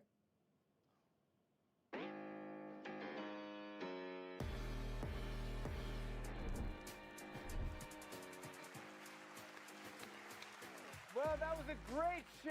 I want to thank you all. Wait, what? Thanks to all our special guests who helped make today possible. Well, wait, what was the point of that video at the end? Did I miss it? All the Googlers who demoed the amazing Oh, was that just them saying like, "Hey, Stephen Curry's involved with what we do"? Real quick, Nick Jonas, everybody.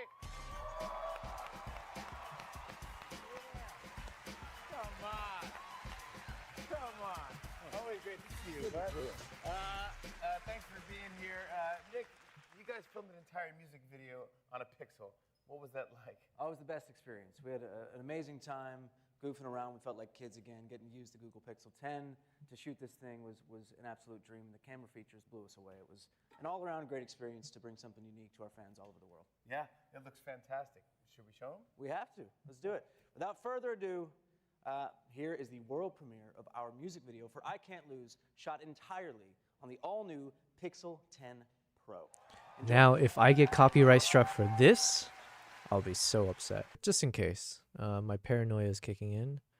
But yeah, there we go. That was the, what is it called? Made by Google event. I feel like I learned a lot. We laughed, we cried. I'm sticking with iPhone though. It looks cool though, I will say. There's some interesting features, possibly, but the folding phones, I guess, is a highlight. Yeah, I wonder if Apple's gonna ever go in that direction. I assume they will, right? Put this here.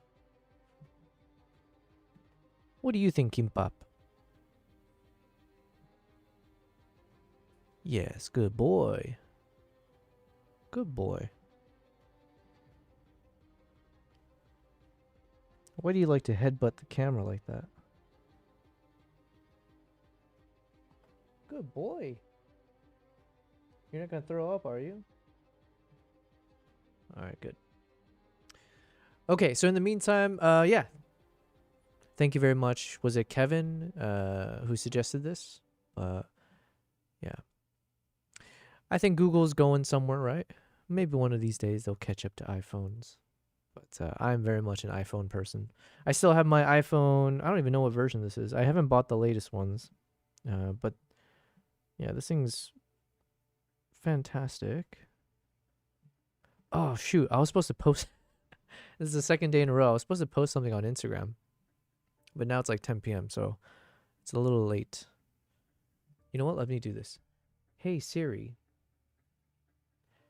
Set a reminder for tomorrow at 8 p.m. to post on Instagram.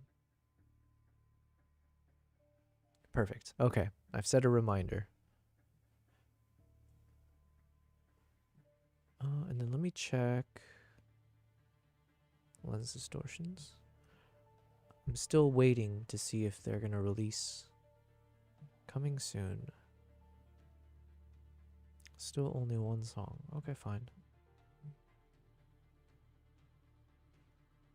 Okay, I was struggling a little bit with this photo in terms of trying to make it look nice and pretty. The colors all just didn't feel like it I don't know, it didn't feel natural. There's a little bit of like, so this is the normal shot. And it's a bit pastel-y in terms of the look to the leaves in the front, the water in the background. Because we had this kind of like a faded glow from the sun, like a hazy sunlight. So we can either lean into the pastel look. Everything else just didn't feel very natural. So I think right now I'm just feeling like maybe I'll just go black and white and just work with that. Let's go here.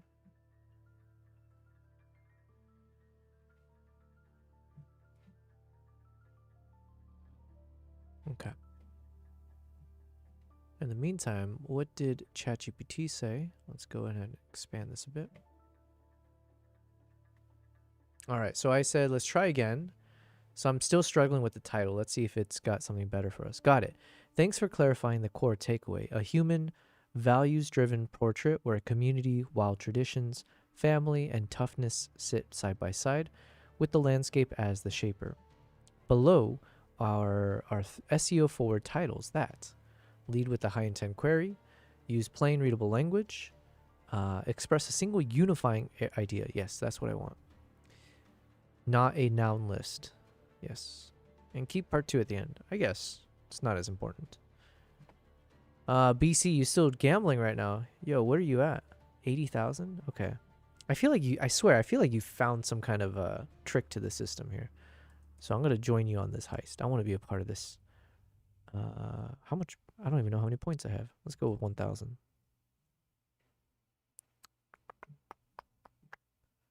Well, I don't think I have enough on Twitch. But okay, let's see. I've grouped them by vibe. Pick 1 or 2 to A/B test. Balanced. Human plus wild, no jargon. Number 1 option, Eagle Hunters of Mongolia, Heart and the Hunt. I don't know. Number 2, Eagle Hunters of Mongolia, Home and Hunt in the Altai. Yeah, it sounds weird. Home and Hunt. Also, we already have hunters. So if I had to remove a word, I feel like hunt can be... Hi ho, Kermit the Frog here. I would like some PP, but it needs to be big and green, please. Little did you know, BC. Yo, whose voice was that? That was a bit creepier than I expected. Yeah, we changed it, but wait, who do we change it to? Oh! I want to say Terminator, but that wasn't it. Who did we change it to? I asked ChatGPT and... Yeah, I forget what voice that is, but that was kind of funny hearing that. So thank you very much for testing it out. My name is... Oh, God. Let's hear this. My name is Shaft. Give me all your damn PP. That's a bit aggressive, man. A bit aggressive. Yeah, I don't know who that voice is. Hard in the Hunt. I'm not a fan of this. Oh, I got some PPs. Did we all? Oh, we all got some. Nice, nice. All right, let me gamble as well. Gamble 2000. Let's see which of us wins. Okay, yeah, so I'm not a fan of this home and the hunt kind of thing. Damn it. How did I lose again? Eagle Hunters of Mongolia. Life between home and hunt. Life between... I mean, that doesn't sound bad, but this weird thing of saying home and hunt sounds weird. It should be home and the hunt. BC, so will there be a celebration when I hit 100,000? If you can hold, you gotta hold frame, as they say, right? So can you hold over 100,000? But yes, I feel like you are very much in the running for, or not in the running. You are definitely going to be winning the biggest PP of next month.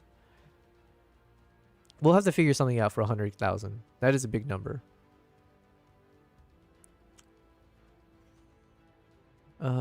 Between the people and the wild. Between home and the hunt. Eagle Hunters of Mongolia, wild traditions, and warm homes. This one sounds okay. It's a bit long, though. That's the thing. Wild traditions, yes. And warm homes. Warm homes captures the community theme as well as the family theme. Wild traditions captures the nature theme as well as the eagle hunting thing. So of all of them, this one technically feels like it serves its purpose more than the others do. Eagle Hunters of Mongolia, living with winter, living with wings. Lame. Place led. Alright, Eagle Hunters of Mongolia, inside the Altai winter. Eagle Hunters of Mongolia, inside the Altai mountains. Eagle Hunters of Mongolia, life in the Altai mountains. Okay, so maybe number 8 and number 4 are the only ones that I currently feel hit something. Resilience led. Eagle Hunters of Mongolia, where winter shapes a people. Eagle Hunters of Mongolia, a human story from the Altai. I'm just not feeling any of these. Damn. Okay, let me see what I wrote again real quick.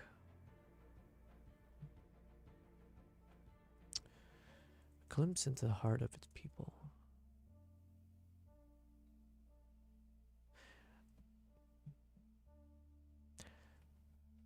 Okay, so I'm not really finding any of these too compelling. There's something about saying heart and the hunt. While it's good alliteration, again, it's a bit too vague for an average person when they're reading it. When you say home and hunt, it sounds very hard to say out loud. It doesn't roll off the tongue easily. And also, it sounds weird to say hunt without the hunt. And regardless, I don't think it really captures what I'm looking for here. Life between home and hunt. Same thing, it just sounds weird. It's not a very human phrase. So I don't like that. Number 4 feels like it fits a bit better in terms of actually capturing the essence of the story.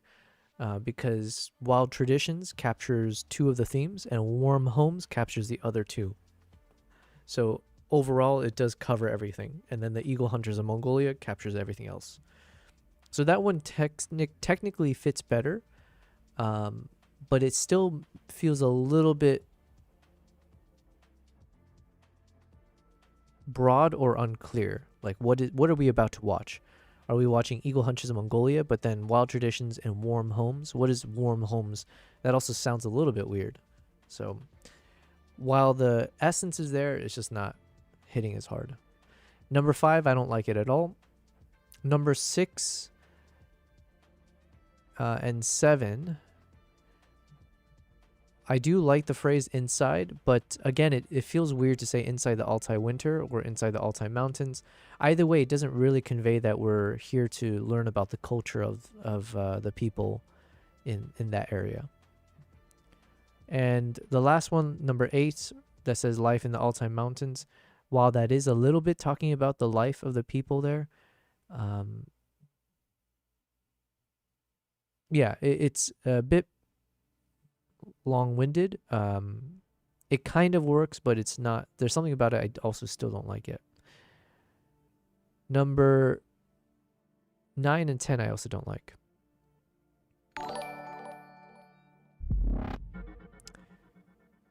Cat Black Art has followed. Hey, hey. Oh, is this Cat? Wait, no. Cat Black.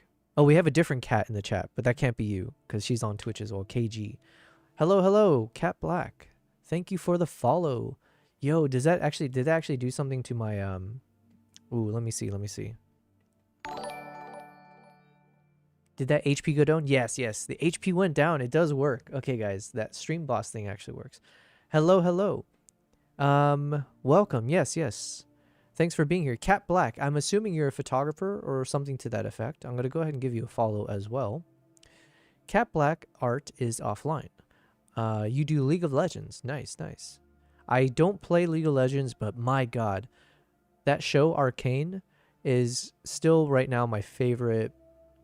It's definitely my favorite like animated show or movie or whatever in the past, let's call it like 3 to 5 years or something. So it almost makes me want to play League of Legends. Let me give. Oh wait, no, I am already following you. Okay, okay, good. Boom, boom, boom. Nice. Well, you are a photographer. She's a concert photographer and does some amazing work. Yo, who else did we talk to who's a concert photographer?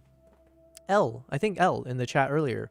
She was mentioning she's doing like a workshop and she's doing a concert photography workshop. So how cool is that? She's a super talented French personality. Yo, I like to hear that. Well, welcome, Cat Black. If you would like to join our Discord, we are looking to collect super talented French personalities. So who would have thought you would just show up right here in the chat? If you would like to join, yes. Oh yeah, thank you, Kat. You've done it for me. Discord, we are looking to like build up a community, and you know, I'm only on day 39. So we're on day 39 of me being a live streamer. We are streaming across YouTube, Twitch, and Kick, but we have been streaming every single day. We have not missed a day yet. And we do spend most of our time doing a mix of photo editing and video editing. So for instance, right now I'm just going through some of my photos from my trip to Japan earlier this year. So there's going to be a lot of foxes and deers and cranes and all that kind of stuff. And then we do a lot of video editing. So what you're watching me do right now is I'm multitasking. I'm talking to ChatGPT because ChatGPT is helping me right now with episode 2 of my videos that I'm working on.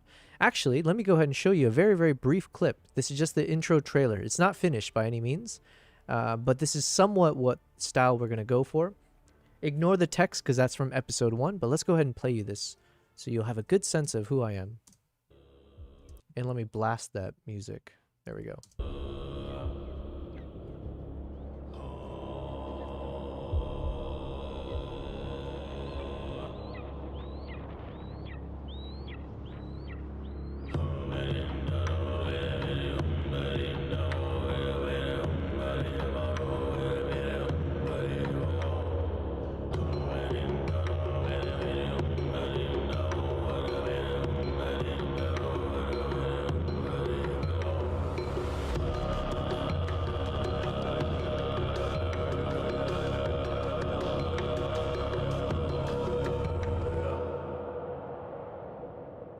Okay, so that's a little bit of cheating because majority of what I just showed you is something we edited for episode 1. So it's not like I just did this, the past couple days. So we are repurposing the trailer that I created from episode 1 of my time in Mongolia, and we're working on episode 2. So then I have an opening hook, which is this scene of like the eagle taking off and then watching as the eagle, flies towards the hunter off in the distance. So this is going to be part of episode 2, but then the rest is like a broader trailer that I created to kind of show the entire trip. So thank you very much, Cat Black. I'm glad you think so. It was a labor of love. If you would like to see the entire video, because I need to plug myself more often, I'm putting in the chat !into the blizzard. That was the original title of my video on YouTube. This will take you directly to that video. It's a 17-minute long video. So whenever you have the time, I would love for you to check it out. Give it a thumbs up or 2. I don't know how many you can give. Give it a comment, tell me what your favorite moment was, all of that fun stuff. Ask me questions in that comments, and I will, of course, answer them. All of it helps that video hopefully grow. And then my aim is to grow my channel. So I started doing YouTube about a year ago, and then Twitch, YouTube Kick as a live streaming. I did that, 39 days ago. But both of these, but mainly YouTube, that is something I'm trying to do full time. So we're spending as much time as possible to grow that out. Prior to that, I was on Instagram, so you can always check me out on Instagram as well. I think if you just type in Instagram, does that work? We're learning how to be a streamer every day. And one of the best things I learned was the whole the exclamation mark commands thing. Cat Black, you asked, and let me just put some music back on. How did you get that shot, if I may ask? Did you put the camera on the eagle? Yo, I'm so I have a smile on my face because I feel like every new person that we show this to, they ask the same question, and so to me that feels like it means this must be an interesting shot for sure. Like if most people are having the same kind of question, I accept your curiosity. So yeah, it was essentially a GoPro that we attached to the back of the eagle. Ooh, yo, thank you very much for the subscription. Hells yeah, Cat Black. Thank you very much. You have increased our sub goal. Look at us. We included this little thing at the top left. Where is it? And here as well. So we put a goal and everything. Like we know how to be professional, asking for money and begging for attention now. We're like getting better at it. So we got a sub goal. And you also knocked the HP of me as apparently a stream boss. And apparently if it drops to 0, something happens, which I don't know. But we love to gamify everything. Now, Cat Black, not to scare you away, but every time you engage, so even the fact that you did the subscription, which thank you again, you are gaining what we like to call prize pixels. That is the point system within our chat. Now, don't blame me. I didn't start it. There's no evidence that I started it, but prize pixels, people here just call it for short PPs. So you can collect PPs by being involved in our community. So you can see BC in the chat. He's got quite a large amount of PPs. He's been doing well. He's been very engaged, and you can gamble those PPs away. You can do all kinds of fun stuff. So if you are interested in PPs, go ahead and talk to BC. He's currently the expert about all of that as a topic. So if you're not scared away yet, thank you for still being here. But yeah, what was I saying? Oh yeah, thank you again. That's awesome. So look at us. We're 6 subs away from hitting that 10 figure. What happens when we hit 10? I don't know, but it'll just feel nice to win in life, right? The other thing, Kat, that I will explain is I do have 2 other co-streamers. No. I have 3 other co-streamers. 2 that I love, 1 that I hate more often than not, but he's more like a co-worker. The 2 that I love includes this big ass right here. This is Kimbap. Yes, you want to say hi, Kimbap? Good boy. Good boy. So this is Kimbap. He's got his own dedicated camera. He tends to be the one that chills in this little bed. And then my first cat, Nala, whenever she decides to show up, she will. But yeah, they will oftentimes grace us with their beautiful presence. And I do try to make sure to include them whenever they feel like it, if they're demanding. And then the third co-streamer is ChatGPT. So we do a lot of conversations with ChatGPT in the voice mode as well as just a general thing. So this is just essentially what you will be experiencing when you are on my streams. So cute. Yes. He's adorable. He sheds a lot though. Yeah. but we do love him. He threw up on my bed this morning, as well as throwing up on the floor because he overate. And so he has a tendency to eat too much too quickly. So we're not the most happy with him right now, but he's alive. That's what matters. Cat Black, he says, so smart for the GoPro on the Eagle. Leaving a lurk for now. Great to meet you. Well, thank you very much, Cat Black. Hopefully we can tune into one of your streams in the future as well. And thank you for the kind words. Okay, so thank you. And thank you, Kimbap, for being such a lovely gentleman. Look at you over there, just staring at us in the corner. Yes, Kimbap. Good boy. Good boy. You know, I taught Nala to do a handshake with me. I'll be like, give me your paw. And then she'll put her paw out and I can give it a shake. I have not taught Kimbap how to do any of that. He's a little different. Okay. So we were in the middle of something. We were talking to ChatGPT here. So we got a whole last message. Oh, shoot. Did I have the voice dictation on? No. Okay, no, we're good. BC, let me go ahead and join this heist as well. Exclamation mark heist 1150. Okay, so number 9 and 10 I also don't like. So then let me give some additional thoughts here. In terms of phrases that I think would fit for something like this story, even having the phrase, the wild heart of Mongolia, I feel like that encapsulates a lot of what we're trying to convey, right? Which is the heart of Mongolia. The heart of Mongolia is the people. And by including the wild aspect to the wild heart, I feel like that will kind of tell the story in just 2 words. So I'm leaning towards somehow including Wild Heart of Mongolia into our title. Okay, let me think. There was another phrase that I was thinking could be interesting. And I lost it, though. I lost my train of thought. The Wild Heart of Mongolia. Yes, the Wild Heart of Mongolia. It sounds good. I think it does a better job than everything so far ChatGPT's suggested in terms of getting that message across about the culture. Maybe something about the music of the songs of Mongolia. Let me try that. I don't know. Another suggestion could When be Mongolian eagles soar. somehow if we can incorporate the songs of Mongolia into the title, maybe. I'm not as sold on that. But again, if there is some key takeaways, if someone watches this video in its entirety, is that they should walk away feeling like they've gotten a nice story that paints a nice picture and an homage to the people of Mongolia and their culture.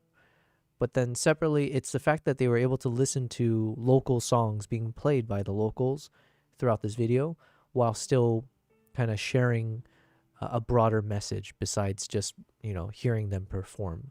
So mixing in their live music performances with nice B-roll cinematic shots of their lifestyle. So I don't know if somehow like the songs of Mongolia or something like that could play into it perhaps. But yes, right now that plus the whole wild heart of Mongolia, things like that, I feel does a better job of trying to get across the message of this episode. Results. Oh, did I win some more? Hells yeah. Okay, now let's go ahead and just go right into it and gamble it all the way. Is that the trick? Do you just if you win it, you gamble it right away? Because it's like house money. Gamble 2,300.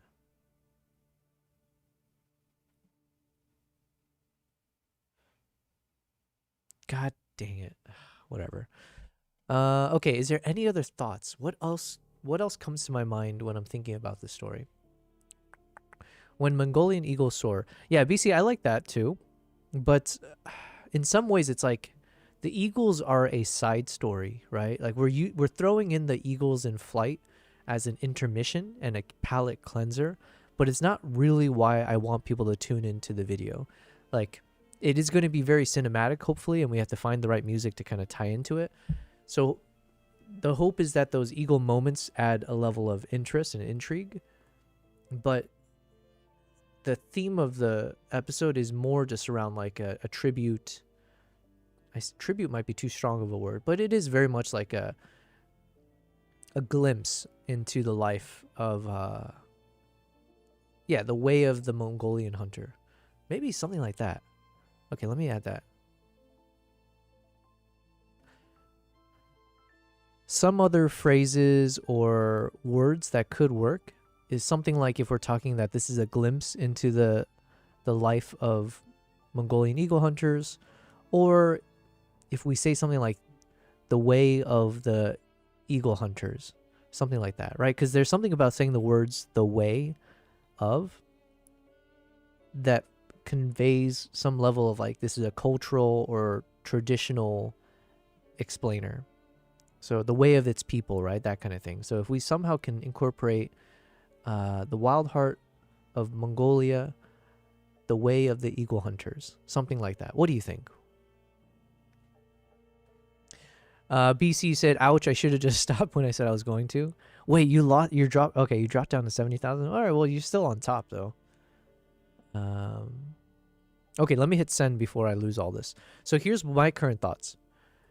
In my opinion, if we use words like the wild heart of Mongolia, if we use something like the songs of Mongolia, something like a glimpse into the life of blah, blah, blah, and or if we use something like the way of the eagle hunters, I feel like those phrases feels a bit more weighted or like weighty and more meaningful but understood. It's not like using some weird phrase that nobody understands. It's very much like everyone's seen the phrase like the way of the something, right? The way of the wild. Is that a book? Or the call of the wild? Yeah, but it's like the way of the people, blah blah blah, or a glimpse into this. I still wanted to use the inside the way of the inside the life of eagle hunters. That one also works too, but yeah, I don't know. BC, I'll always be on. I like where you're headed with the title. Yeah, I think we're getting close to the answer. It's taking us a long way to get there, but we're getting there. BC, I'll always be on top. No one's dethroning me at this point unless I fall from grace. But remember, we're going to reset the points right now we said a month. Maybe we'll do 2 weeks. But yeah, we might try a month because I do need to, I think there's something happening in the next, actually we'll say like we have 1 more week and then we're going to say you are the winner, the biggest PP of, oh wait, but it's weird to say the biggest PP of a by month. So I guess we might have to do this on a weekly basis. You know what? Yeah, that's what we'll do. We're going to crown you the biggest PP of the week on Saturday. That will be the reset. In terms of points, I don't know if I'll reset the points or if we just, or I might reset the, yeah, actually that's my, okay, here's what we're going to do. I might. Oh, yeah, that is true. We want to see who can hit 1 million first. True. But we're going to... Okay, this is going to be challenging then. Because I do want the ability to reset it in such a way that it's like an even playing field, right? Because then once you have too much of a lead, then it's like people can get dejected because it's like, well, I can never like compete against this dude who's got, 100,000 PPs. And then like if you have 100,000 PPs, then that also means technically you can gamble a lot more, right? You got house money. So here's what I think I'll do.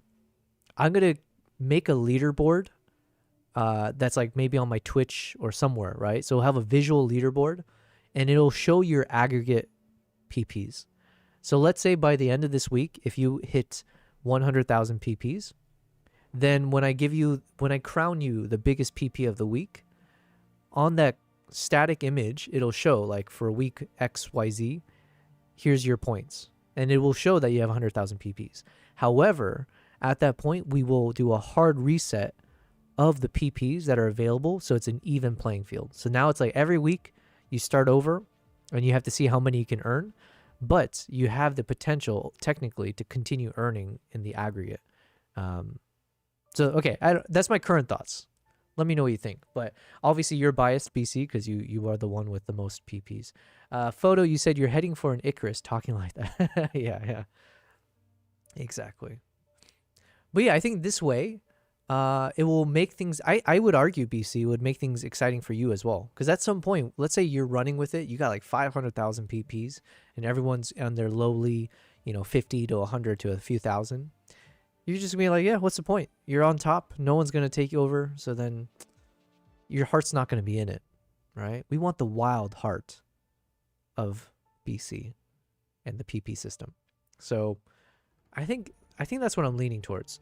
We'll keep track of your aggregate score, but then we will I think that's how we can make it work. My wild heart will beat until I hit a mill. Yeah, I think that's what we're going to try, BC. I don't know. I don't know how to make this work because it's hard to have two systems going on at once.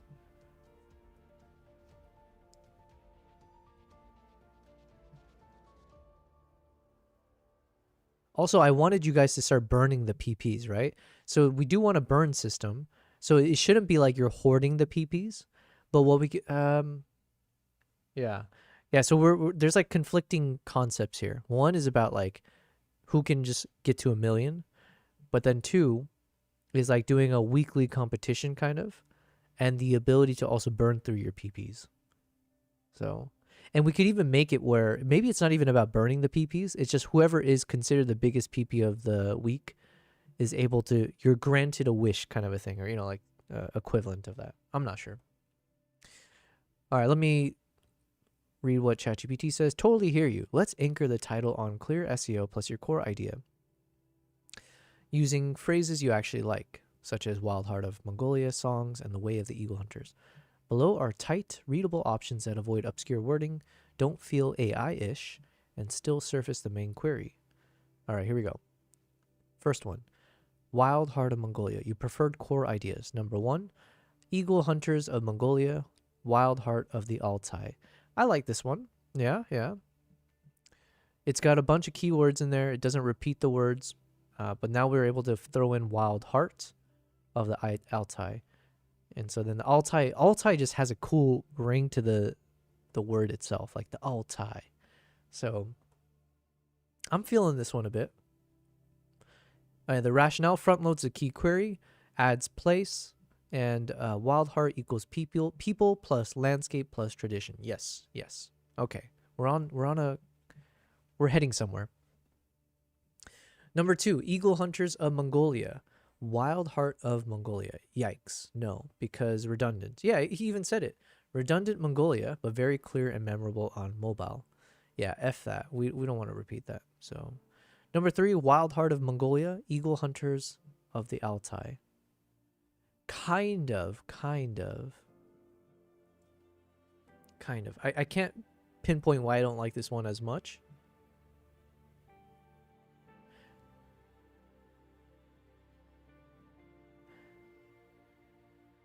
I think like this one feels like it's portraying more of like the way of the Eagle Hunters, and I'm expecting then, if I saw a title like this, Wild Heart of Mongolia, Eagle Hunters of the Altai, I would almost expect more of like them outdoors doing the hunting. And for some reason, I don't get that same feeling when I hear the phrase Wild Heart of the Altai. I'm not sure why. Number 4, Wild Heart of Mongolia, Eagle Hunters. Yikes. I feel like, yeah, that's too, as it says, too punchy. There's not enough there.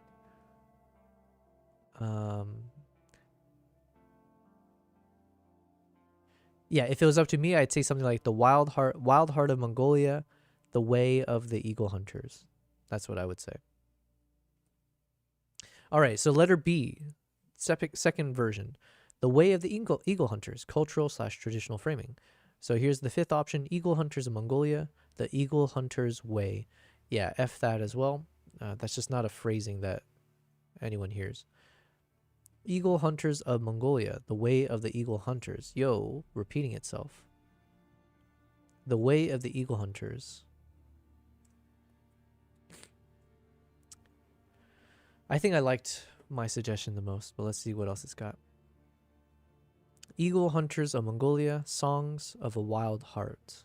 Well, that's very poetic. I like that. Songs of Mongolia's Wild Hearts.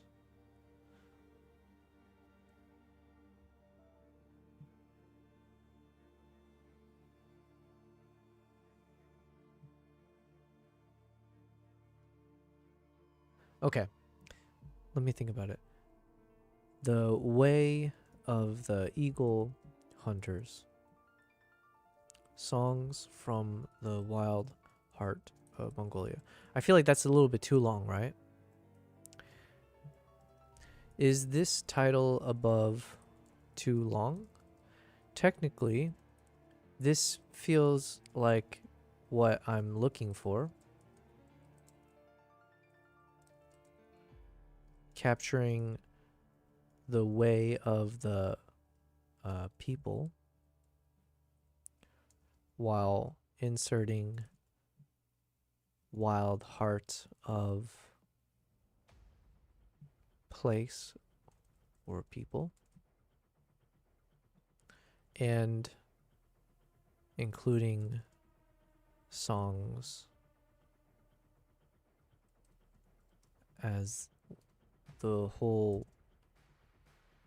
episode will be played via songs, vocal songs.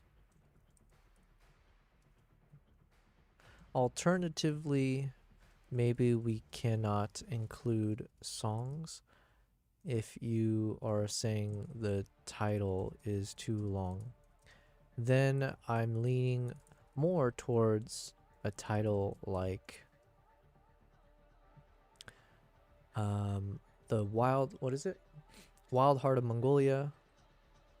Wild Heart of Mongolia. The Way of the Eagle Hunters.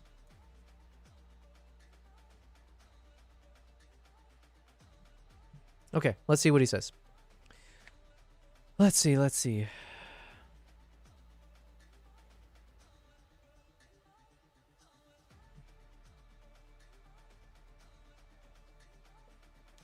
Come on, ChatGPT. Yo, what a day today. We had someone subscribing to us. It's a nice feeling. It is a nice feeling.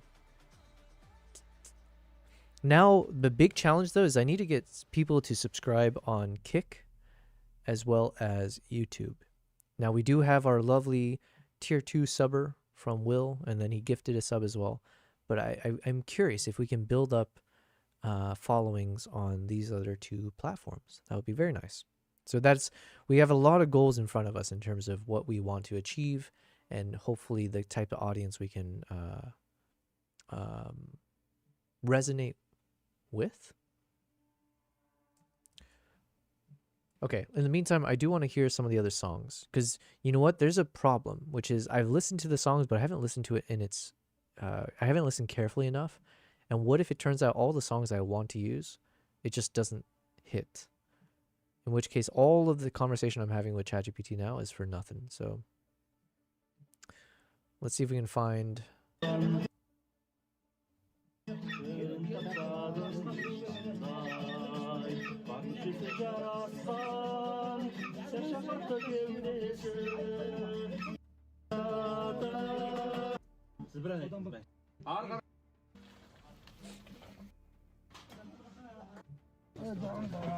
Yo, I'm getting so hungry looking at this.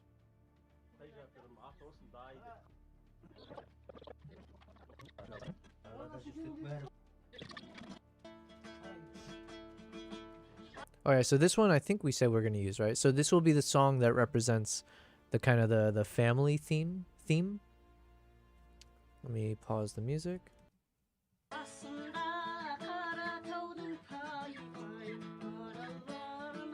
So here's my thoughts. Basically, let's say when this act plays, I think this is act number 3, we would play before the song starts. I would like fade in to view, and then we could even have the title show up on the centered here that says Act 3 family, right? Something about like Act 3, I need to insert the word Mongolia here somewhere, or like, you know, these are the values of Mongolia. So it might be like values of Mongolia, Act 3, and then it would just say family, right? And then, you know, we're seeing her setting up to sing. So as I'm here, the text shows up, Act 3, family. And then here we go. So then I'll let this play for a little bit. And then at some point we will then start the B-roll, where we start showing some other clips that I took of the family vibes. So like the selfies I had with the kid, some of like them together, even some of the photos. I should probably use photos as well. So we'll do a mix of photo and video B-roll as she's singing. Hold on. So Photo Elite, you said, let me ask you this. How are you marketing your stream? You post in the PhotoFam Discord, and that's good, but what else are you doing? Are you taking shorts and posting on other platforms like TikTok and Instagram? And if you use those platforms, are you telling people that you're live? What about Facebook? It's oversaturated, but if you get a single person from there, that's subs. That's a win. Yeah, these are good things, man. And thank you for asking. And Twitter, too. Are you using that? I do not really use Twitter for anything business related. It's a cesspool. When I think of Twitter, it's just a big old cesspool. So the types of people I would attract from there I probably don't want, let's just say, as a Twitter user myself. Yeah, so I have not posted on Instagram, like, you know, stories and stuff. It's just one of those where, like, I also don't want to inundate my Instagram followers with something like live streams, where if I'm streaming every day, it's just a bit much for me to like post every day, or even just, I don't even know what the frequency would be, where I'm like constantly telling them, hey, I'm live. Hey guys, I'm live. And then like technically if there are clippable moments, I could put that in like Instagram stories, but it also just feels like a bit much to also keep tying it back to like, hey, here's a nice clip from my live stream. Check it out next time. And the other problem is I'm streaming to Twitch, YouTube, and Kick. So then sometimes it's hard for me to even figure out like which of these platforms do I link people to. So it's a little bit like you're spoiled for choice kind of a thing. So I do have like a photo, I have one of those kind of community message boards, but the problem is that I haven't like messaged on there enough times. But yeah, like I can post on there a bit more and not feel too annoying about it. But I could always just post there every once in a while, like, hey, I'm live right now, by the way, if you would like to tune in. But again, the problem still comes down to like, which of my platforms do I then link? If I link 3, it's way too much. If I link 1, you know, like, do I link the Twitch, the YouTube? I don't know. So I run into this weird problem. TikTok, I'm a bit more open to doing anything, right? So TikTok, maybe I should just kind of post there as much as possible, just being like, hey, you know, whether it's like a story or something like that. But yeah, like YouTube Shorts, I have been posting the past few days, but that's more to, yes, in there as well, I do put a link that I'm like, you know, if you want to see the behind the scenes, there's a live stream. Right now I'm pointing towards the video of the latest video that I made though. So it's not necessarily pointing to the live stream. But yeah, I don't know. I haven't figured out how best to like promote this in a marketing way. I'm just kind of turning on the stream and then seeing hopefully if people discover me just through the algorithm, right? I haven't figured out a good answer for how to, you know, not artificially, but how do I amplify the discovery process? Facebook, maybe, but same thing. I don't like post on Facebook often, but I could start telling people there as well, even just like a single post being like, hey, I started doing a live stream if you would like to check me out, blah, blah, blah. Yeah, it's a bit tough. Like if I was just, let's say if I was only streaming to Twitch, then life would be a little bit simpler where I could just be like, hey, I started a new journey. I'm now doing Twitch streams. Check me out here if you give me a follow. So it's a single funnel. But for me to be like, hey, I'm streaming on YouTube, Twitch, and Kick. If you can give me a follow on any of them or all of them, it just feels a bit more demanding as well. Twitter is huge in the streaming space. Build a link tree and put all your links on it and let people choose their platform. Yeah, I don't have Linktree. I have Unfold. I had that from my time on Squarespace, but maybe I should switch over to Linktree now. Okay, I'm gonna click on your Linktree. Oh, it's a very clean one too. Yeah, you know what? I need to do this. So thank you very much, Photo Elite. This does sound like something I need to make use of. And you know what? For being so helpful, let's give you a 500 of them precious PPs.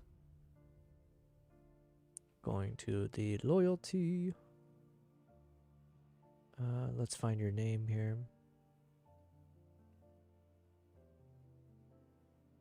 There you are. All right. I just granted you 500. I've bestowed upon you 500 PPs. Linktree or other platform doesn't matter. What matters is clickable links for all your different stuff. Fair enough. Yeah. I do have links on my Instagram, but like probably having a single link could be a bit easier as well. Gotcha. You have a bio page and a link tree. Yeah. Listen, my biggest struggle is definitely marketing myself. It's just something. Even now, I'm struggling to figure out like, oh, how do I market my website, the tours and stuff. So like we're working through these kind of Google ads and all these other elements. All I know how to do is create some content and then hopefully get it in front of enough eyeballs. But yeah.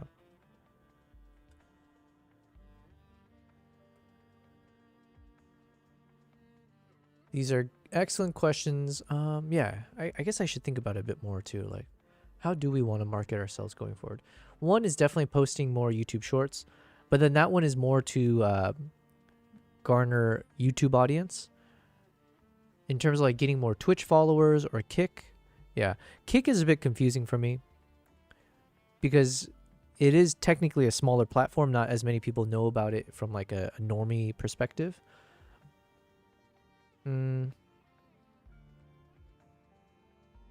It's everyone's biggest struggle. We're artists, not marketing geniuses. Yeah. But what if you're an artist around marketing? You know, I want to meet a marketing artist and then, you know, tap into that person's brain.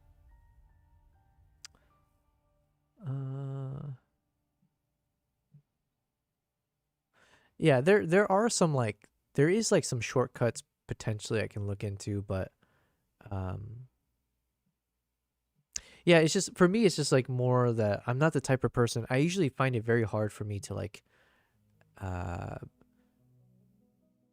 ask for anything, you know what I mean? It's like I always have this feeling like I have to like earn everything myself. So even though like technically I am in contact, or I'm friends with someone who is a very large, I say friends, it's a very loose term, but you know, I've worked with someone who is a very large YouTuber. And so there's a world where I could just reach out to that person and like this person streams. So it's like, oh, I could ask them like, hey, would you mind like giving me a shout out or like rating me or something like that? But yeah, it's like one of those where it's like, it doesn't feel earned. So, and I just have I have my own resistance to like, it's not necessarily asking for a handout per se, but yeah, that kind of feeling of like, you know what, I just kind of want to do it the tough way, the hard way. So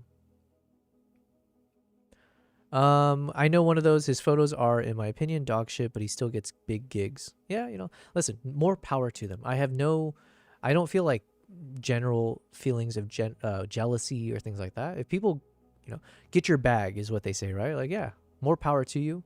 We were having that philosophical conversation before. I'm very much like a rising tides and not necessarily believing in like a zero-sum concept. So it's like you winning in life, you getting those big gigs doesn't, I mean, you know, maybe it could impact me if it's like in the sense like, hey, we're in the same space and you're getting the gig and I'm not. In that case, it's like, you know what, I just have to work harder. And that's all I can do. And if this person somehow is a better marketing person than me, if they have better connections than me, it's like, look, you know what, at the end of the day, those are skills, right? Whether it's like hard skills or soft skills or like easy, like, you know, you're born into it kind of skills, whatever. It's like some kind of assets that you have to play with, and he's playing his cards right and I'm not. So, but yeah, so then it just becomes more motivation for me to keep doing it my way. But yeah. The man is a marketing genius. Would the photos be acceptable for Vogue? Probably not. But is he getting paid? Yep. So end of the day, more power to him. Yeah, it's like one of those kind of fake it till you make it concepts, right? Especially if you're a good marketer, and it's like, boom, you're able to convince people you are the shit. And even if you aren't, but if you can convince people that, then eventually you can become the shit, right? You eventually figure out the skills needed, or you pay someone with the new money you got. I don't know. Yeah, I don't know. It is like one of my struggles where it's not to say I'm trying to do things ethically or morally something. It's not necessarily that. It's just more of like, I have this somewhat somewhat unnecessary or somewhat double-edged sword feeling of like feeling like I always have to work hard at things and earn everything instead of just like asking sometimes for people to help me out. So it's like a normal feeling, right? I'm sure most people struggle with like the concept of asking for anything, you know? So which is why this is such a fun streaming has been fun, right? Because like in a sense I am asking. I have to ask you guys like, oh, could you donate or could you subscribe to me? Will you put money into my pocket? And like, I guess in a sense, I could say that I'm earning it through like hopefully entertaining you guys and being sociable or like just engaging. But still, it is a little bit more subjective in that sense. So, Kevin, you said some people just don't got that dog in them. Yeah. Listen, we got the dog. But it's a dog without a bone. We got to get that bone, right?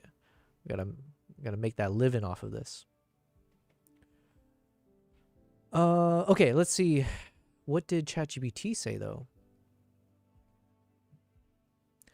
Great direction. Here's a tight read on your 2 candidates and a few refined options that keep your Wild Hearts plus Way of the Eagle Hunters intent while staying SEO friendly and mobile readable. Are your 2 titles too long? First one is The Way of the Eagle Hunters, Songs from the Wild Heart of Mongolia. 68 characters, if I don't include part 2. On many phones, YouTube starts truncating around 60 to 65 characters, so Mongolia would get cut off.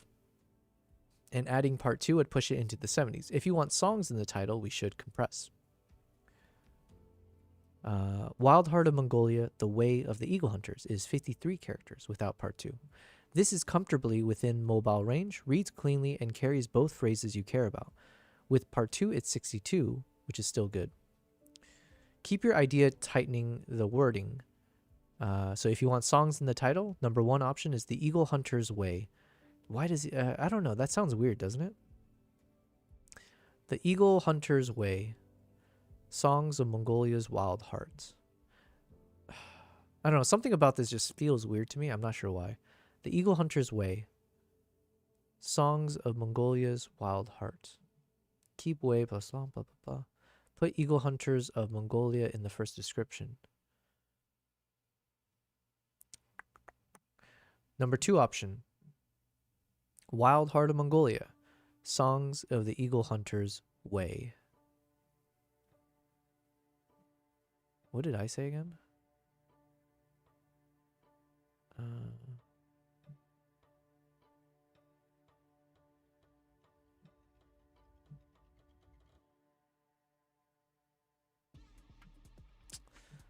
I'm not sure. Number 3, if you're okay without songs in the title, so it'd be something like Wild Heart of Mongolia, The Eagle Hunter's Way. But if we're going to do that, I still would prefer Wild Heart of Mongolia, The Way of the Eagle Hunters.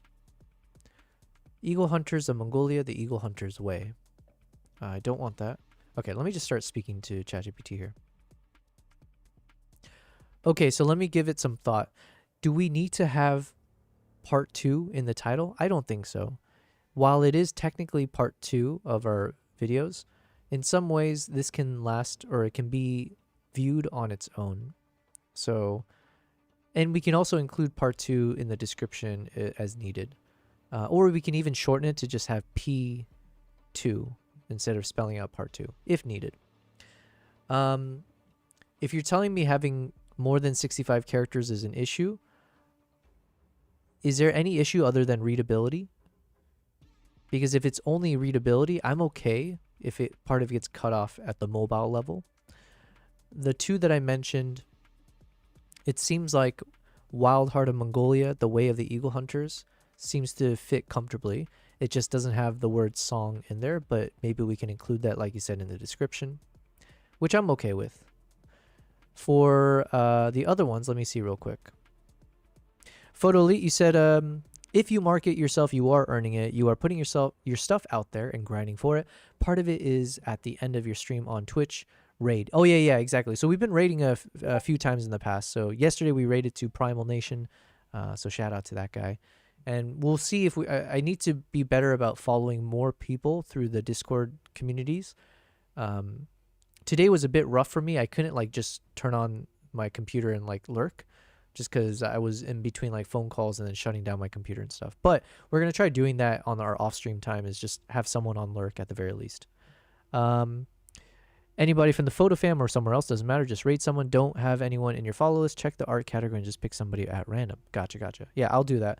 Anyways, I'm going out for some food, so I'll leave a lurk, but do consider how you market yourself. Instagram stories, using Twitch stories, YouTube stories, shorts, TikTok, etc. Well, thank you very much, Photolete. These are all excellent suggestions, and we're going to try to do that tonight as well. Maybe I'll try to find another person to follow until we find someone who is currently streaming, and then hopefully we can give them a raid. Edora, Kevin, you said if you're going to set your sights on accomplishing something that you're going to devote a significant amount of time and energy to, you always have to challenge yourself with something bigger than what you thought could be achieved. It's like JFK said. It's like JFK when he said we're going to the moon, not because it's easy, but because it's hard. Yeah, I like that. That's a good quote as well. I definitely, for me, I tend to do things the hard way. It's not to say that I do hard things. I just tend to take the path of most resistance almost, but I do it with a smile on my face and I enjoy it. So yeah, we don't tend to take shortcuts in life right now. But in terms of the personality or the optimism that comes from it is good. But at the same time, I do want to see if I can find easier ways to move through this. So yeah, I don't know. But yeah, I've definitely never, when it comes to like assessing myself or like, hopefully it's been proven with you guys, who've been watching my stream, where the energy and like the commitment and like the working hard aspects of it, I definitely possess.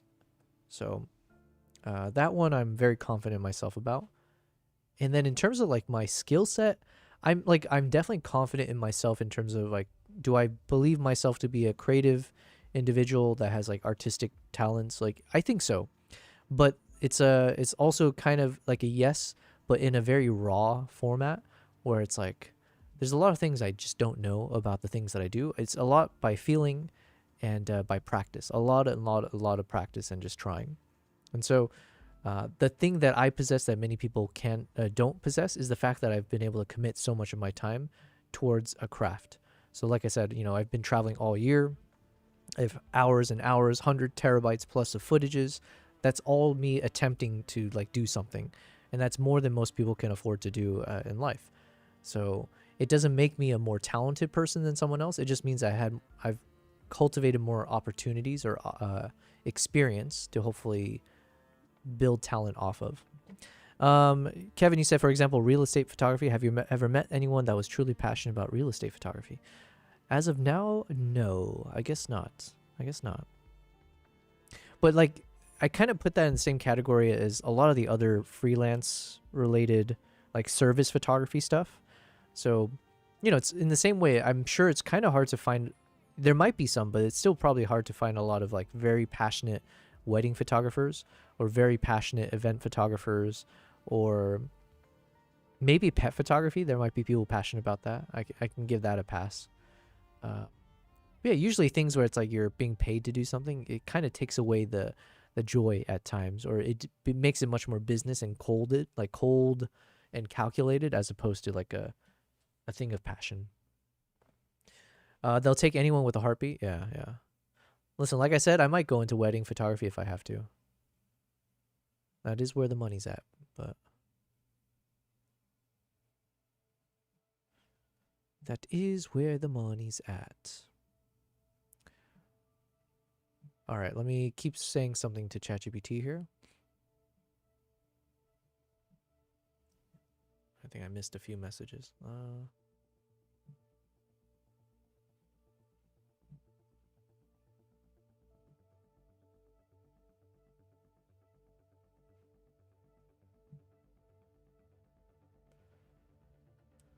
Kevin, you said, but wedding photographers bring a lot of meaningful value. Yeah, sure. And like you're in the middle of like someone's most memorable moment in their life potentially. And they have a lot more creative control as an artist. Compare that to real estate. It's nasty outsourced photos used once for a transaction sale. Yeah. Oh yeah, speaking of transaction sales, if I have some time off stream, I was also going to look at doing those stock video platforms. I just haven't had time yet. Okay, so for number 1, where you said The Eagle Hunter's Way, Songs of Mongolia's Wild Hearts. While I like the phrase Songs of Mongolia's Wild Hearts, I'm just not a fan of that phrasing of The Eagle Hunter's Way. I just feel like it's less natural or like human sounding. Usually people will say the way of the eagle hunters. So even though it is short form, I just don't think that works. So if you are able to find a way that we can make that work while still maintaining the Songs of Mongolia's Wild Heart, great. Otherwise, let's try not to use the phrasing of the eagle hunter's way.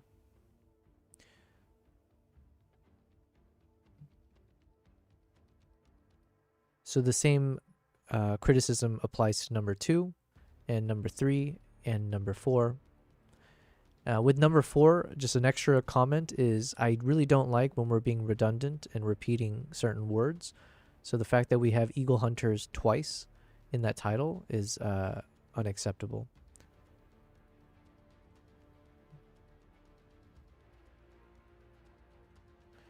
And number 5, Wild Heart of Mongolia, The Way of the Eagle Hunters. Something like that, like I said, is acceptable. And then we can just add part 2 if we accept not using the word songs in the title. Okay, so here's what ChatGPT chose. Wild Heart of Mongolia, The Eagle Hunter's Way, part 2. I don't like it. And then we would add something about the song aspect later. Cool, cool. All right, let's send that off. All right, let's keep listening to this though. But yeah, I think this works. So imagine we start, this is an example of one of our acts. This is act number 3, talking about the value of family as seen through the lens of the people of Mongolia, the Wild Heart of Mongolia, act 3, family. And like the text would pop up here before she starts playing. And then the title fades away here.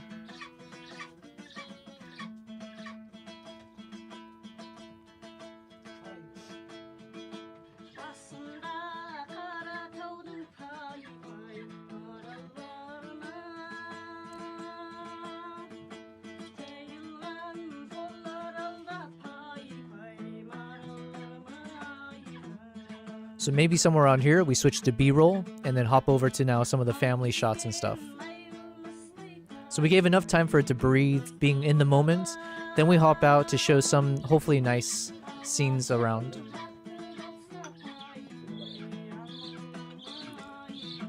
So we'll just show life at the farm, the kid.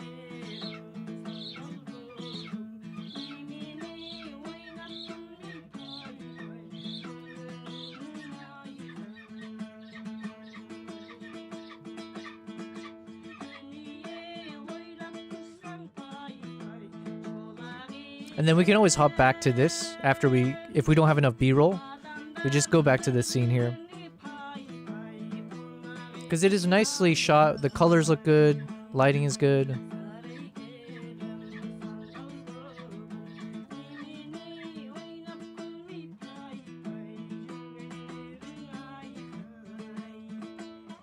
And then perfect, yeah, so it's not too long, so I think I do have enough B-roll potentially before we hop back over here. And so then we hop back to her before the end of the song. We see her acting, what's the word for this? Bashful. And then the volume cuts low. We fade to black if necessary. Or maybe while we let it play out, I can also just add some text here that maybe points out like a thought that I had. Like just a key thought of like, you know, like how I, you know, my time in Mongolia, feeling the true warmth of family connecting me to a place so far away from home kind of thing. I don't know. What something in there. It's over. Whole act play without ever hearing my voice. As it fades to black. Okay, you know what? Boom. Now that I said it out loud and I can imagine a bit, I do feel like that would be a nice chapter, or as we say, act. And that act would not be too long, right? So we're not trying to make this like a 15-minute video. Like we don't need to make it super long if it's unneeded. So let's count that real quick. How long was that video? So let's say if we start from somewhere here. So right now this is at 16:18.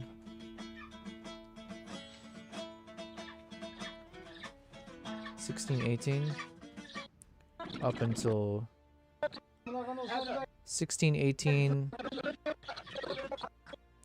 Okay, let's say until 18, right? So what does that mean? That's like a minute. Yeah, less than 2 minutes long. That's great. That's great. It's a boom. We get a lovely song played by this local lady. In a really cool environment. You know, thankfully we shot it. The lighting was okay. We get a nice little B-roll. We talk about family. It feels a bit more hearty, let's say, and warm. And then the song ends. You see all these dudes having a blast, just cheering her on, drinking. Boom, boom, boom, boom. There we go. Just under 2 minutes, and then we kick into intermission, eagle shot number, whichever one it is. Boom. Then we go into dramatic mode, or we show the slow motion. Then we hop into another act. Let's see another act. So let's look at act number 1. Oh, let's just keep listening. And then this shot here can go as part of the family shot. So actually this will be part of the B-roll because it shows family, right? And kids and all that kind of stuff. All right.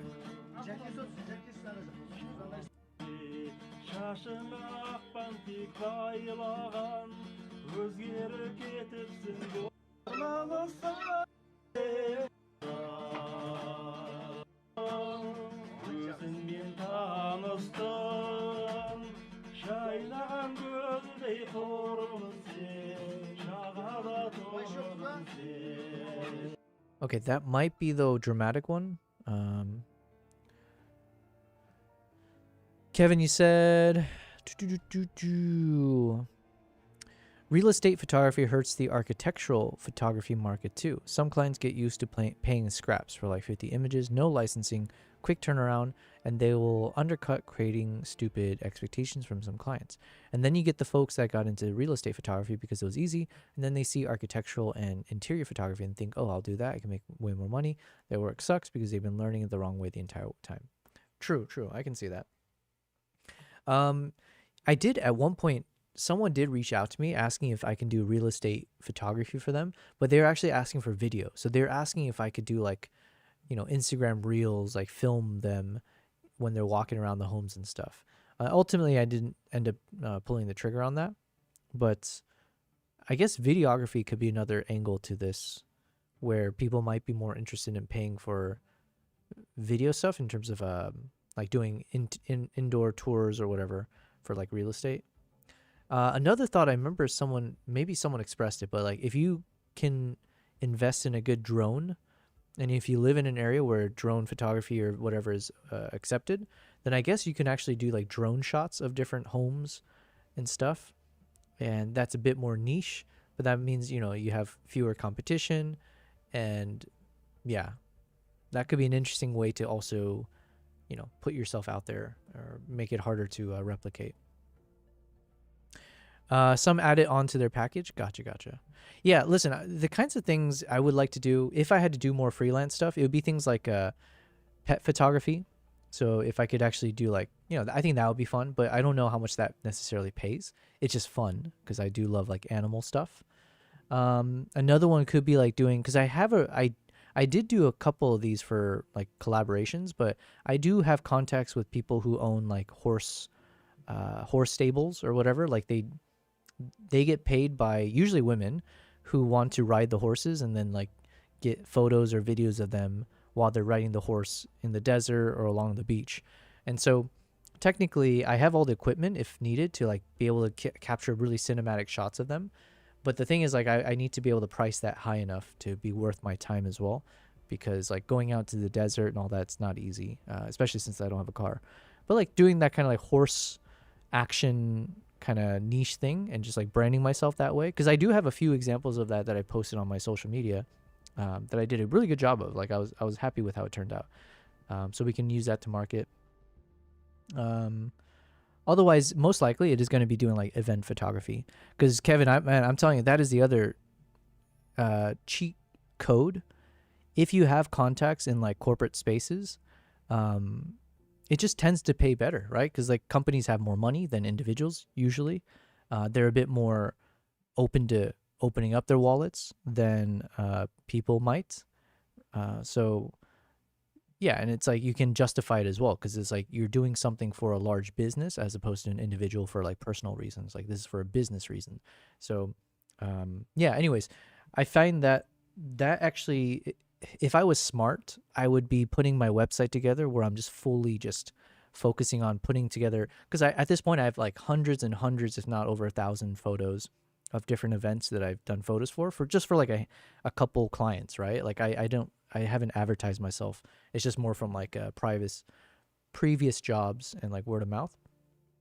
But yeah, if I put a website together where I just highly focus on event photography, technically I could grow my reach a little bit there and just make good pocket change as well. Because those kind of events, like you could get paid like anywhere from $2,000 to $3,000 to $4,000 if there's like a full day event or 2 days of full day stuff. Like I think you can get paid $3,000 to $5,000, something like that, right? Depending on what the gig is and what the event is. Which is like, yeah, that's nothing to sneeze at for sure. That pays for a lot of the ads that I need to do. Okay, let me see what ChatGPT says here. Love the direction. You've clarified exactly what matters. A values-driven human portrait, blah, blah, blah. Okay. Here's a straight answer to your question plus 2 final on-brand title candidates. One with songs, one without. Do we need part 2 in the title? No.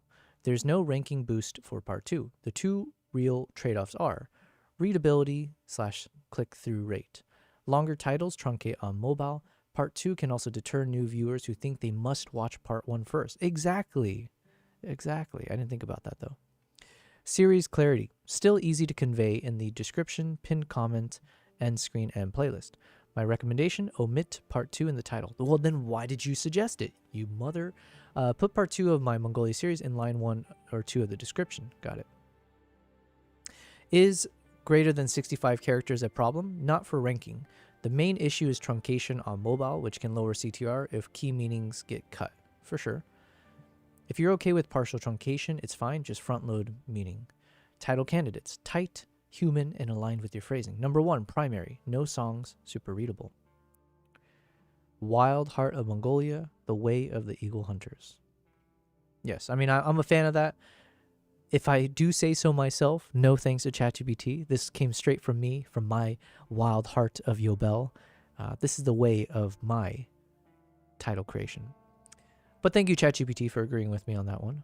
Number 2, if you do want songs in the title, we can call it The Way of the Eagle Hunters, Songs of Mongolia's Wild Heart. Okay, I like this one. The Way of the Eagle Hunter. The Way of the Eagle Hunters, Songs of Mongolia's Wild Heart. I kind of like that one. Kevin, you said, I'm more a B2B type sheet. Yeah, I think there are those cookie cutter niches like maternity and graduation portraits. Gotcha, yeah. Oh yeah, someone did tell me a while back. He's like, oh, you should like just do portraits for like, what do you call it? Grade school stuff. Like the grades, not graduation, but like elementary school, those kind of things when they do like the class photos. He was like, oh, you should just do that because like that's like easy money. Oh, I don't know if easy, but it's like you know, you just sit there. Who cares? The kids aren't going to complain. You just go there, take a shot. The parents will normally buy the photos. So that is technically another angle I should consider if I need to. It's way too easy to take a photo with our phones. When I got into photography, I knew I wanted to be in commercial photography. This was back when portrait was like the hottest thing ever. Now I need to get paid. Yeah, man. Kevin, I'll pick your brains throughout. Thanks for sharing all this. My hope is that, yeah, so like my real hope is that I can go away from like event or like any kind of commercial photography. And that's why you're watching me do these live streams, right? Like the goal is, can I actually make myself the business? Can I make my brand the thing that is sustainable? Whether that's through YouTube, through these live streams, through like a collective action in this kind of space where, yeah, we don't necessarily have to go too much into a freelance mode. So yeah, we're on our way there. It's going to take some time. So as long as the money doesn't run out, if I give myself a time of like 1 year, if I do this for a full year dedicated, everything from the live streams to like my travel stuff and like my normal stuff, yeah, only way to go is up. Here we go. If you do want songs in the title, that's what we said. The Way of the Eagle Hunters, Songs of Mongolia's Wild Hearts. So both of these sound okay. How to keep search strength if you pick option 1. Put the head term and music angle in the first 2 lines of the description. For instance, a values-driven portrait of the eagle hunters of Mongolia. What the hell is a values-driven portrait? Yo, he's acting too AI right now. Community, wild traditions, family, and resilience told alongside live Morin Kur, the horsehead fiddle, and throat-singing performances, winter travel, and golden eagle flights. This is part 2 of my Mongolia series, but also stands alone. An intimate glimpse into homes, songs, and the wild heart that shapes life on the steppe. I like this, though. I don't like this weird phrasing of calling it a values-driven portrait. Like, what the hell does that mean? Okay. All right, we're getting somewhere. Act 1, community. Act 2, wild traditions. Act 3, family. Act 4, winter demands. Act 5, Altai farewell. Yo, we're getting there. We're making progress. This structure can make sense. I now need to deliver on it and make sure I have good quality B-roll footage, and do we have a good song to play for each one. So right now, I think this song we're listening to could work for the Winter Demands one, where it's a bit more dramatic and like a bit melodramatic kind of feel to it. And so as Aibo is singing the song, we can then show a bit of like a montage of the harsh nature of the wintertime. So it might replay some of the clips from episode 1. Let me see.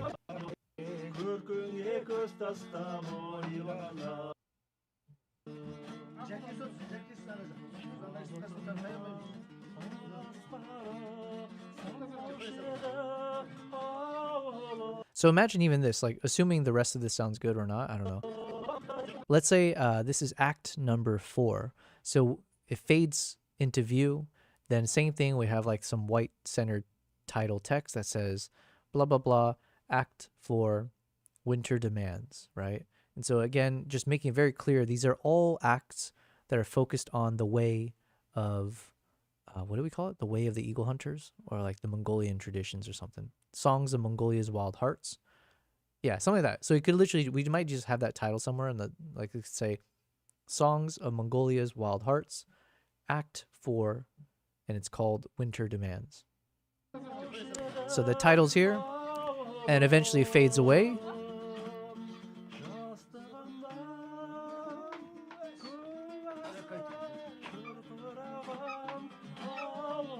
And we just got to find a good starting point. So it might start somewhere here.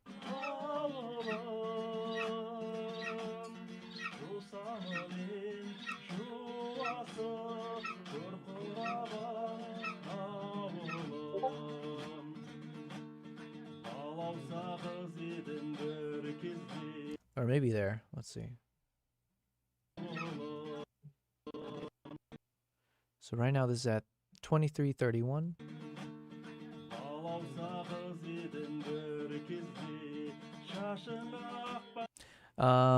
Kevin, you said, wait, did I miss something? It was oh yeah, you can achieve a lot in 1 year. Absolutely, man. The year also flies though. So it's like you can achieve a lot and that year can just whiz by you as well. So if you're not careful. So then the title fades away.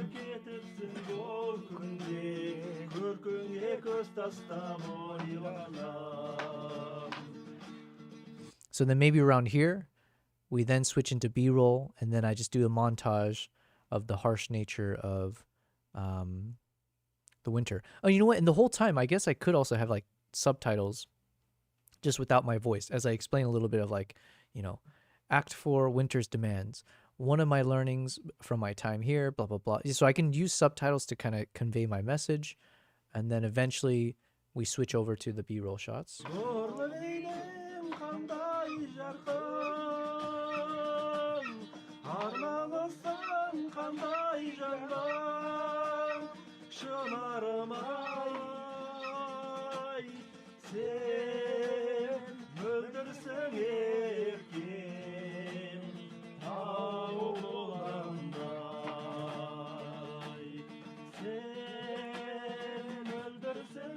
So even though like all of these, you won't be seeing these clips here because it's going to be B-roll of like the blizzard and the snowstorm and all that. We will end up using these clips when we get to the Act 1, technically, the one that's called Community. Because then in Act 1 Community, it's going to be all these kind of shots of them like socializing, singing, you know, we'll take shots together, selfies, all that. So we'll still be able to repurpose this.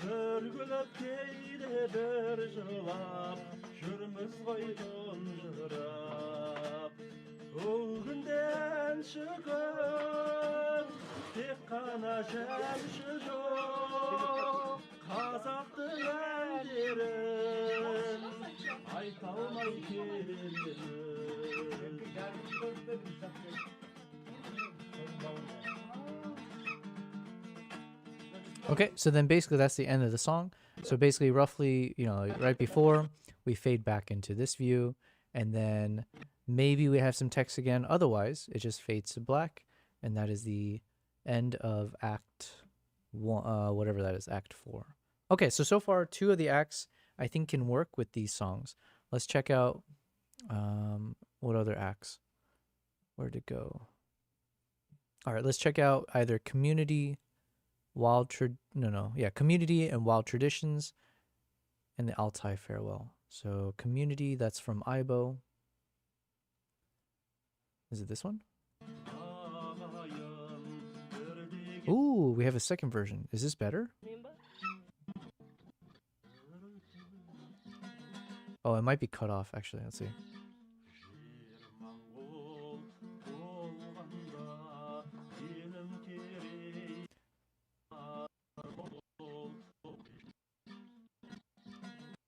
$27.30, somewhere around there.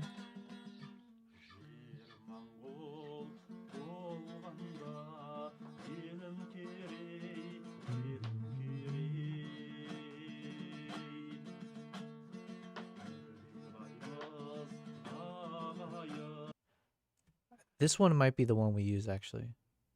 I like the other one as well, but this one feels a bit cleaner.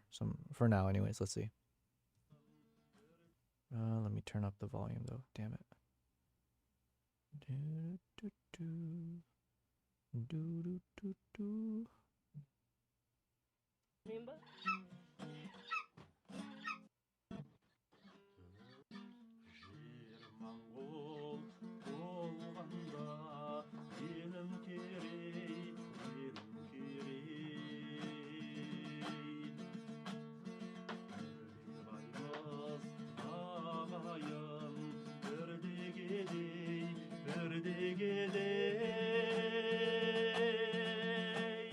Artık sözge ecelden avesim yok.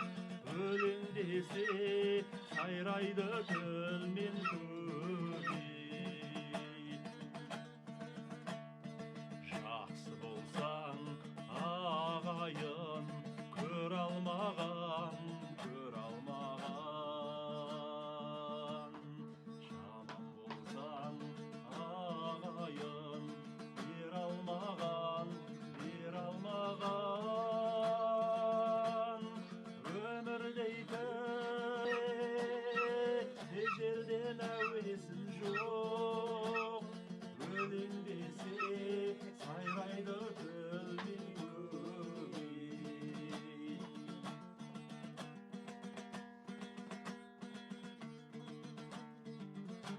Okay, and then we can technically fade out the music here. So that is from 27:30 to 28:51. So that's like a minute and 20 seconds. A bit on the shorter side, but that's not a bad thing. So what did we say? It's like 2 minutes, minute and a half. So let's say if it's around 2 minutes on average each one, then we got 1, 2, 3, 4, 5 acts times 2. So that's like 10 minutes plus the opening hook, which is like, what is it? 1 minute. 11 minutes, and then all of the intermission shots could be like 1 to 2 minutes each. So yeah, I think keeping it to this length is probably fine. But just in case, let's lift up this one as well. Dun, dun, dun.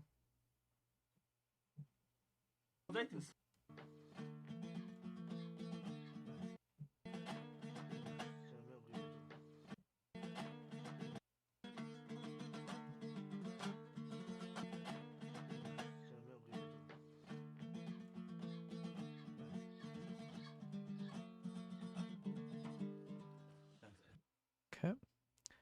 Then what are we missing? So we checked the winter's demand. Check. We know we can make this work. We've tried Lady of the House. Check.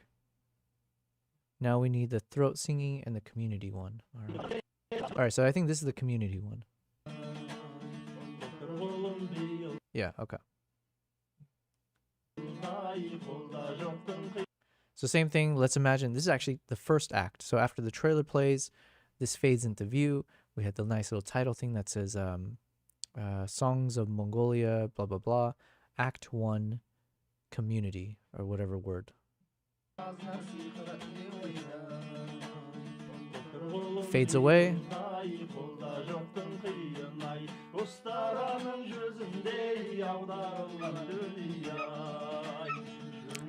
And then roughly around here, this is when we switch to the B-roll, and then it'll just be a bunch of shots of us taking shots, taking selfies, just having fun, maybe showing them chop up the food. Technically, I could use some of the shots when we went into town as well, because now finally it's just about community, so just showing everyone together.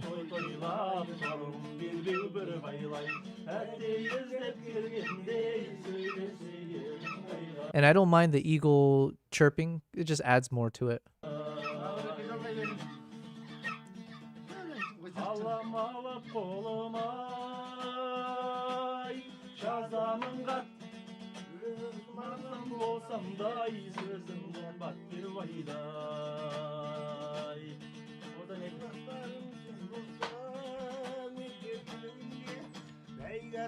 Oh shoot, I forgot to count. Where were we?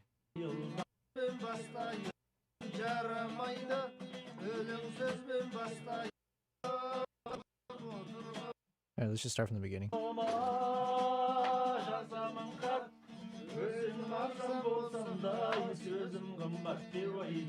Okay, so technically we can start from all the way at the beginning of this clip. So 29:05.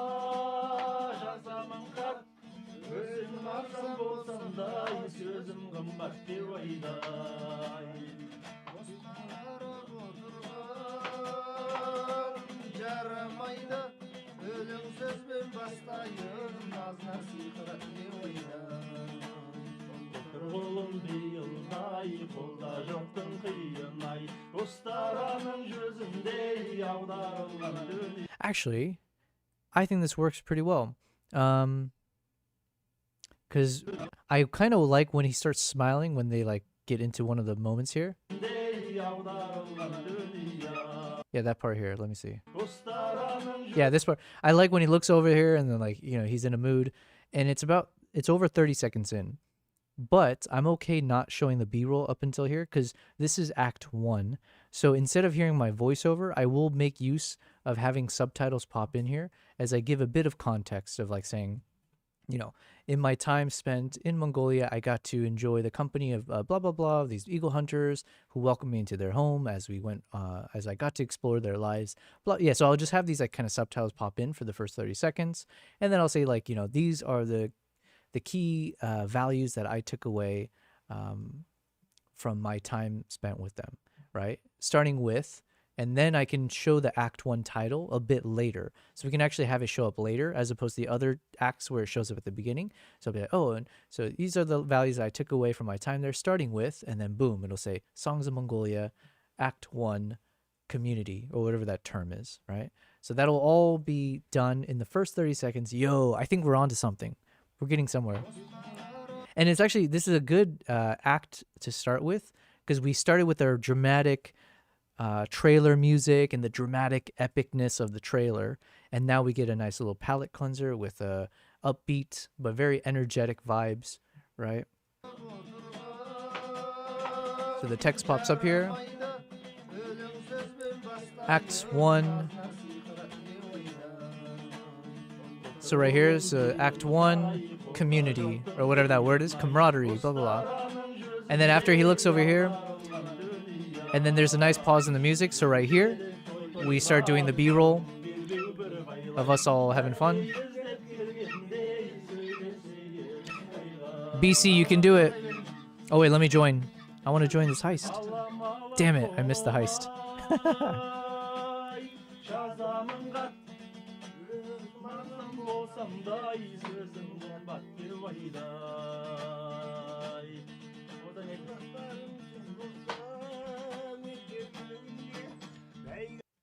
All right, Nala, what do you got to say for us?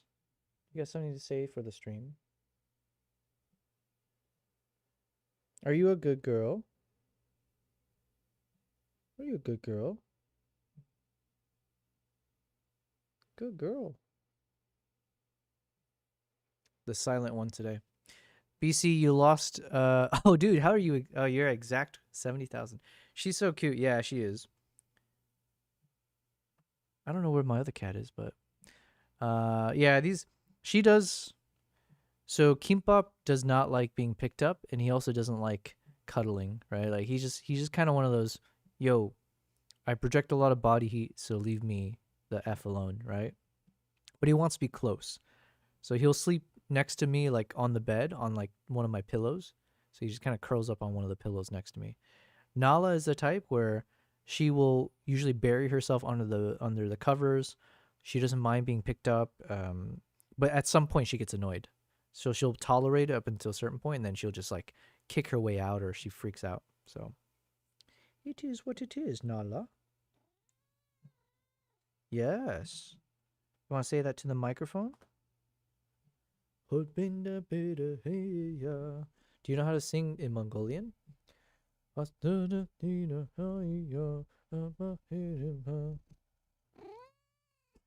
Nice. My other cat joined in. All right. So anyways, let me keep listening to this because I think we can make this work. And the clip is long enough, so.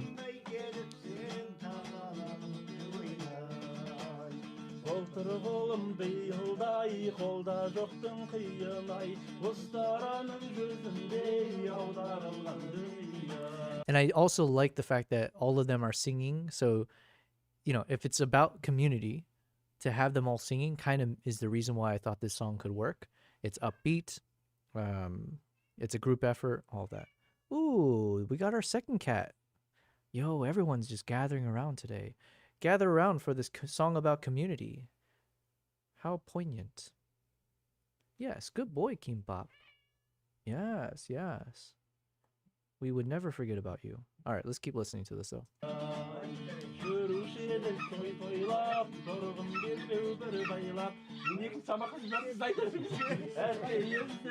And so at this point, we'll hop back into this view because there's a nice little, like, quote unquote, like a blooper moment. So we'll end the montage, the B-roll montage roughly here, and then we hop back into this view.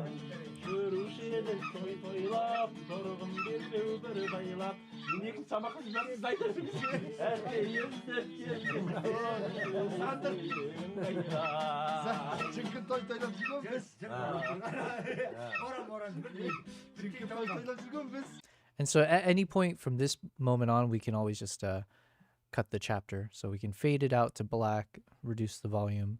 So what do we start at? 29:05.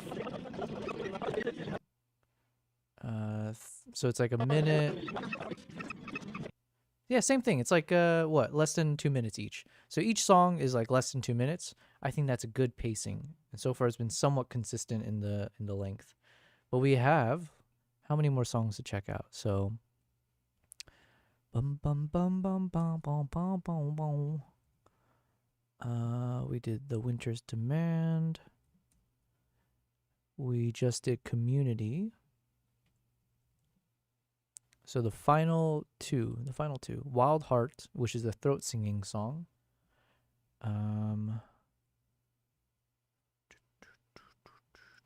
Which is the one from the Mongolian singer later on. So let me jump to the end. This guy. Okay. So two of these are from him. Dun dun dun dun dun dun dun dun. Dun dun dun dun dun. Okay. Yo, I feel so productive today. We're making some good progress on day 39. All right. This is the Altai one, but let's go with the Wild Heart one first.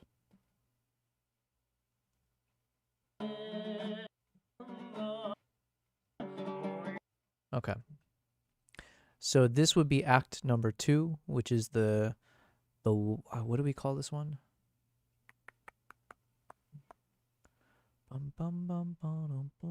Wild Traditions. This one's called Wild Traditions. Or Hearts? Because we do title this Wild Hearts. But anyways, let's see.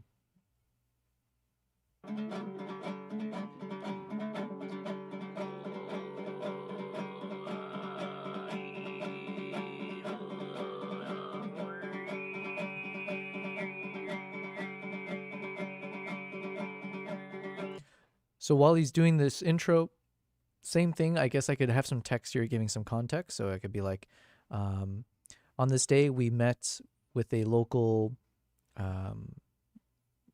throat singer who performed some songs for us, blah, blah, blah. And maybe I can even just be more explicit, being like, and it really resonated with me on the wild traditions of the people here. And then, then it can just fade to the act, or it can just start with the act, versus act 2, wild traditions. And then at some point here, we got to do the B-roll, which hops into all the eagle hunting shots.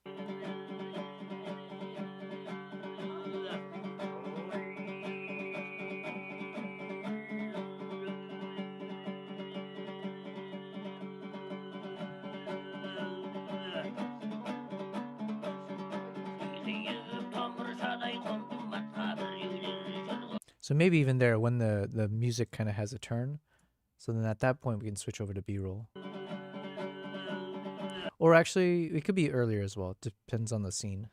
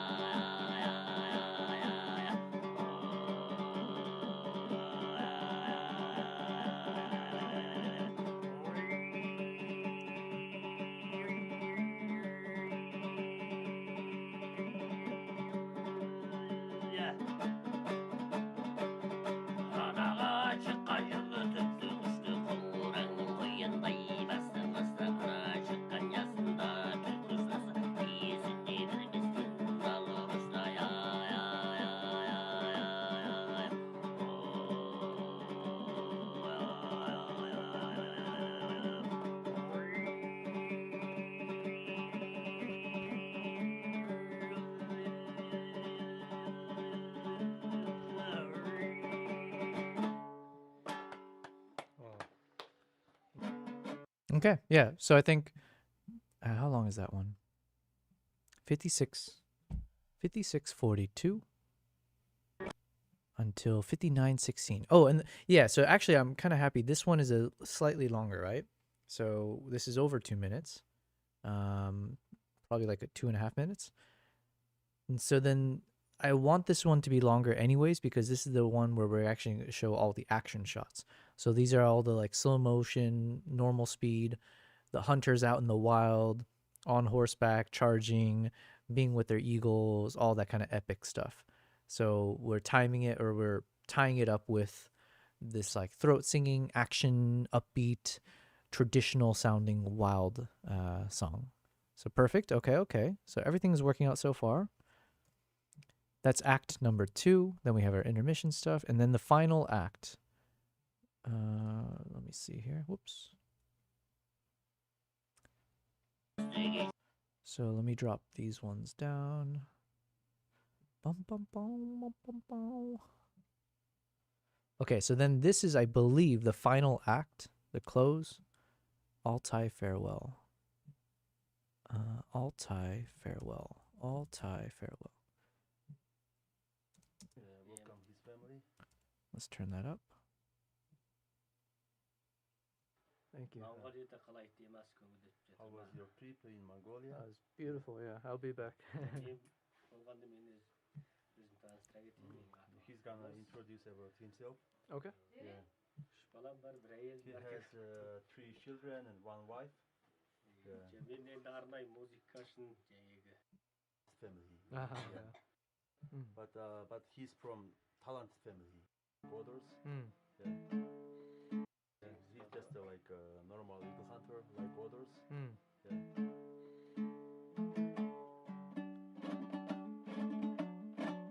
So I might start somewhere here. Well, let's see. We'll see. He's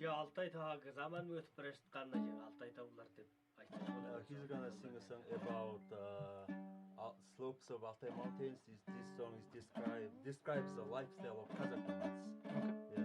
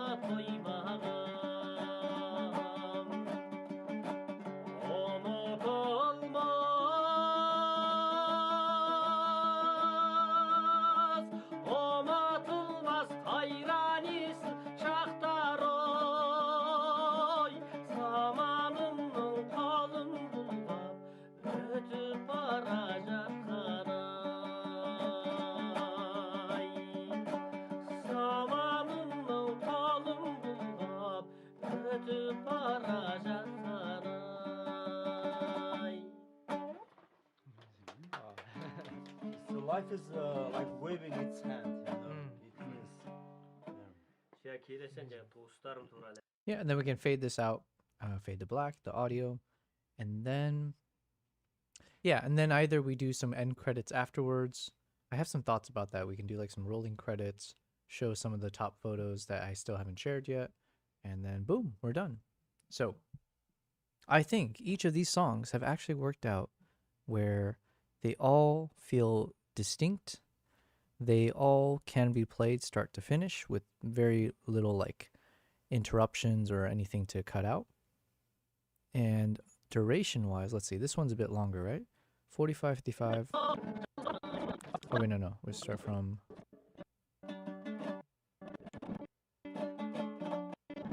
The lifestyle of about so 4640. So this is the longest one.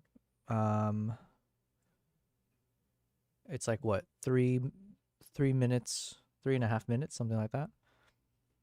So that could be a bit of a challenge, but you know what? It's not the worst thing because we can always just hop back to just watching him perform because it's same thing. It's good framing. There's nothing wrong with that. There's a chance I can combine the photo montage as well with this. So yeah, I think we can make this work. Cool. So let's say it's like 2, 4, 6, 8, 11-ish minutes, and then we've got 1, 2, 3, 4 intermissions plus 1.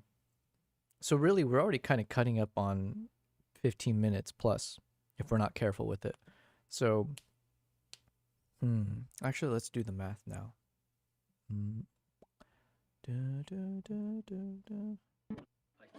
Actually, it's fine. It's fine.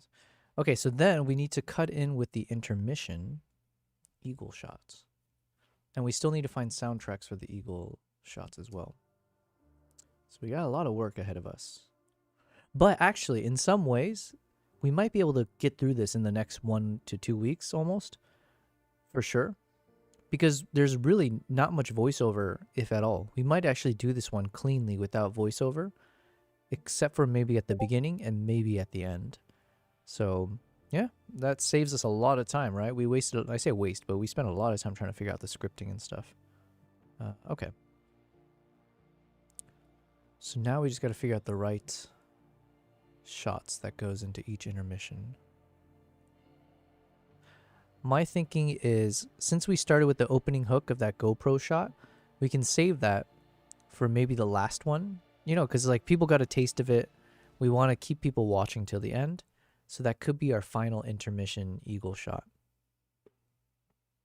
Careful, Nala.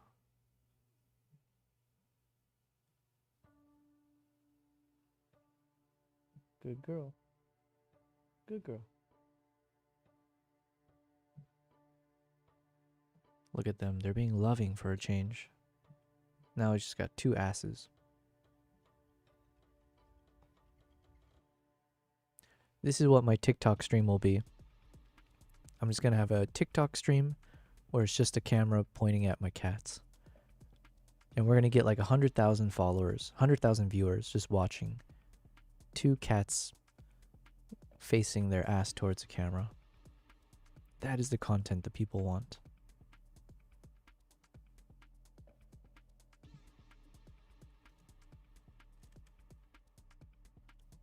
Look at that.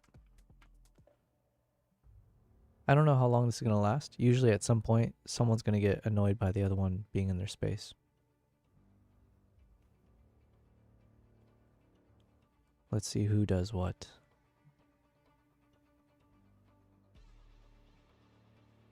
Who gets annoyed by who?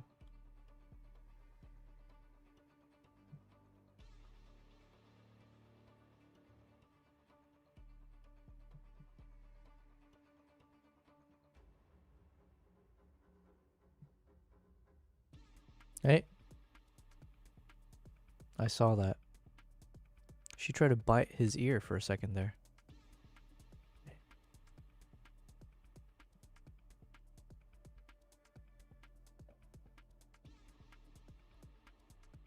Good girl. Good boy. Good boy. Good girl. Yeah. Good boy. Good girl. Look at you guys. Oh, wait, I need to take a photo of this. They look so adorable there. Can they hold frame? Hold frame, buddies. Good boy. Good girl. Oh, well. The magic's gone. Oh, no, no, no. No. No, Kimbap. No. Don't do that.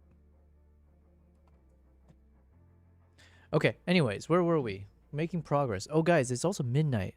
Shoot. I did start an hour late, but I need to get into a habit of not also extending that. I need to, okay, let's just see how much progress we made. Let me, at the very least, start mapping out which of the intermission eagle shots should go where. So like I said, I think the last eagle shot should be the one we started with, the opening hook. So, opening hook eagle, my camera plus GoPro point of view. All right, so that takes care of one shot. What should we start with? What should be the first one? All right, let's take a look. And the key thing is I need to make these not too long. Each one has to be like probably less than 1 minute. So it's just like a glimpse into the songs of the eagle, let's call it, right? Because we don't have enough time. We only got, we want this to be 15 minutes and each of the...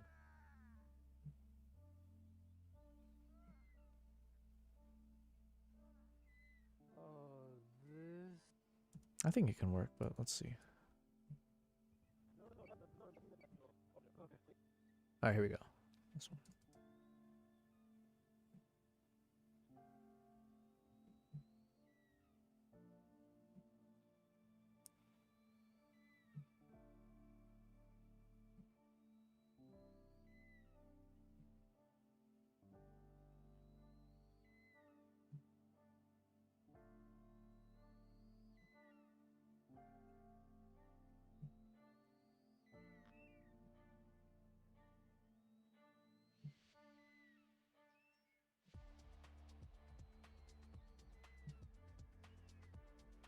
The song I'm playing right now kind of works with this.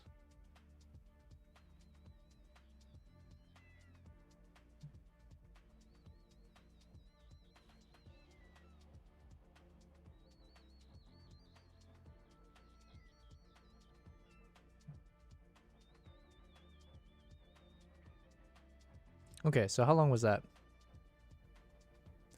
Slow motion, 33, 37. 34, 37. Yeah, so it's like a minute. So that's like 1 minute, let's say. 2, 3, 4 minutes. Yeah, so we're basically right on 15 minutes if we do this. But it's like entertaining 15 minutes, I think. Okay, so this is option 1. Let's color code this, maybe. Let's see, this option 2. Okay, starting from here.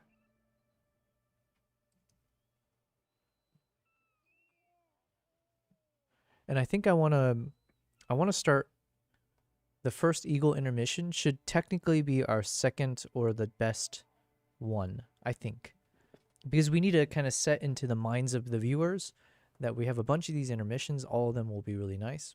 They know they got a glimpse of the opening hook of the GoPro shot, so we don't have to start with the GoPro shot for intermission 1 because they know they're going to expect one coming up. And then let's say in intermission eagle number 2, we will show a GoPro version, but it's not going to be the one from the opening hook. So they'll be like, whoa, whoa, they got this. There's multiple GoPro shots. Hells yeah. So then, yeah. Now this one looks nice as well. This was also a version where the eagle didn't have the GoPro on. But then we don't have the landing here. Okay, yeah. Okay, let's check out this one.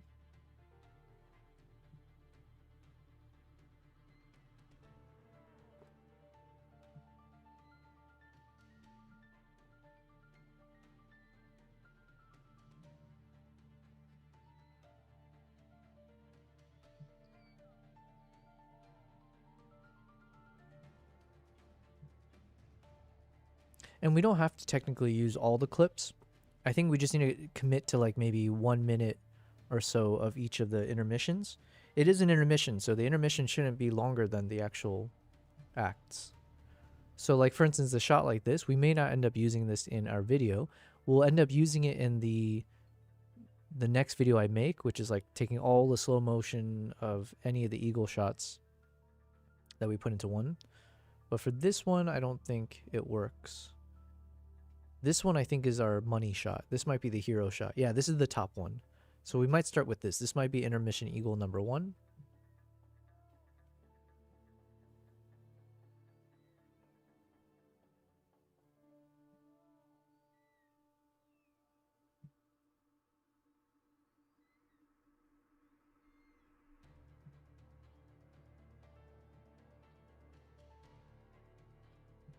I feel like the soundtrack works. But we do, ideally we can find some of the Mongolian songs.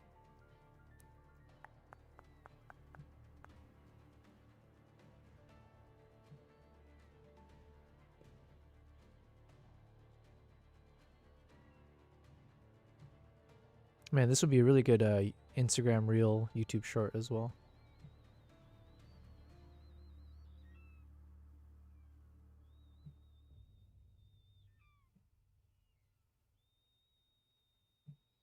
Yeah, okay. So let's say this one is our top one. We'll use it for intermission 1. How long is this?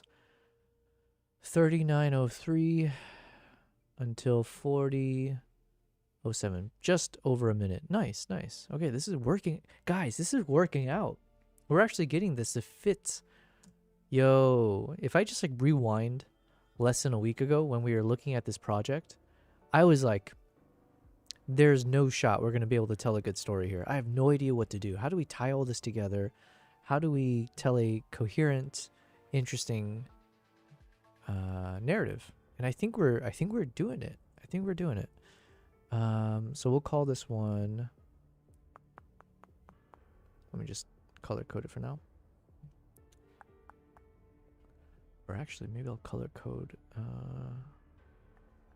apricot.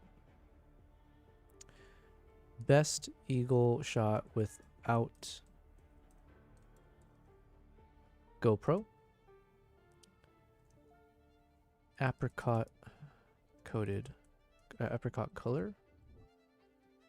Around 1 minute. Alright, so that means intermission eagle 2. We're going to use a GoPro shot. So we're going to take one of the eagles. One of the footages that we have of the eagle. Oh, you know what? Okay, let's just keep going. We can also do one of the intermission eagles, because if it gets too stale, maybe intermission eagle number 3. What if we do the shot of the eagle landing on my arm? Yeah, that's what we'll do. Because it's like different, so it won't feel like too much of the same, like, oh, every time there's an intermission, it's just showing the eagle coming straight towards us. It's like, you know, number 1, eagle comes straight towards us, is very epic. Number 2, we get the GoPro point of view from the eagle. And then number 3, we get the eagle landing on me. So that would be a cool twist. And then number 4 is the one we started with in the hook. Okay, I like where we're heading.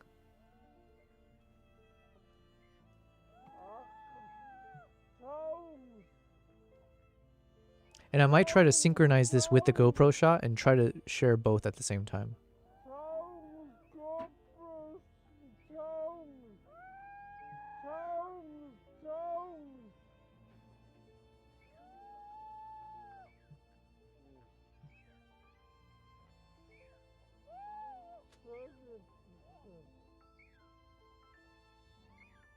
Actually, in some ways, this is way more epic than the first intermission eagle shot.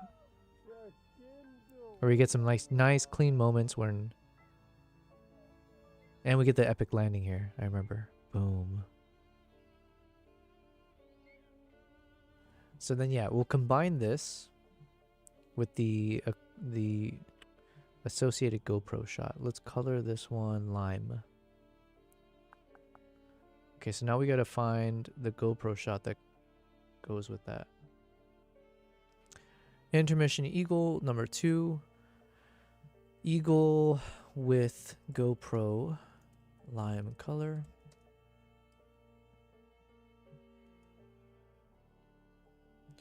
And how long is that? 1842.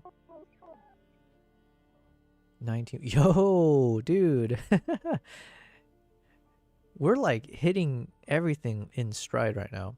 Because this eagle shot here is also just around 1 minute.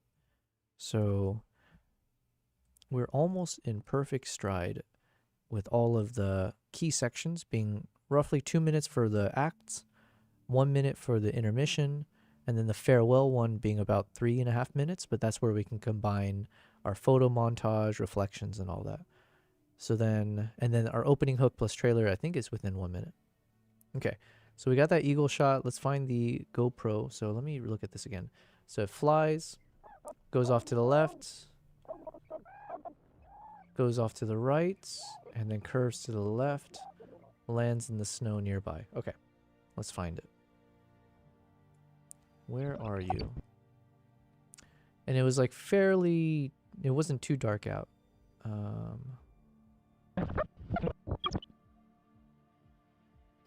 Okay, let's see.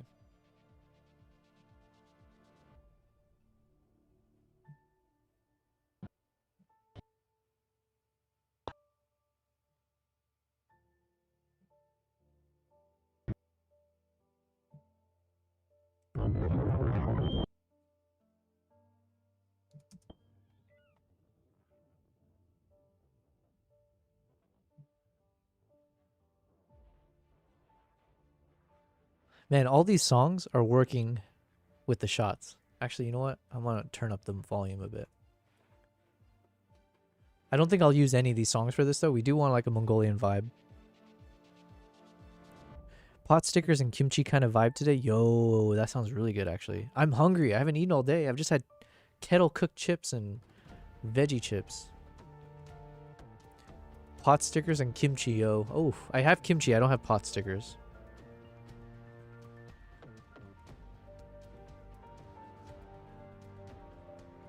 Alright, I don't think this is the right one, though. This one veered too much to the right. I think the version we saw, it didn't go that far. But I could be mistaken. Let's see.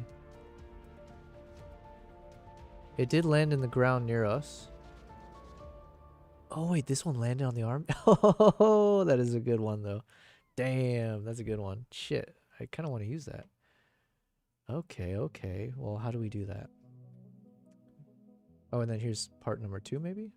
Okay, let me cut this up, because it's all part of one clip here.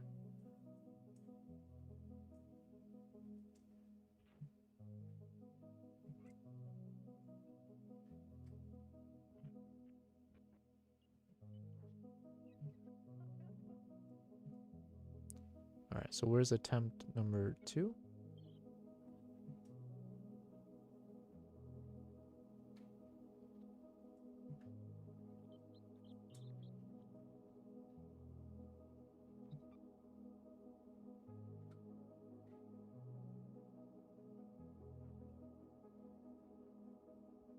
Oh, that's a good freeze frame right there. Let me grab a freeze frame real quick.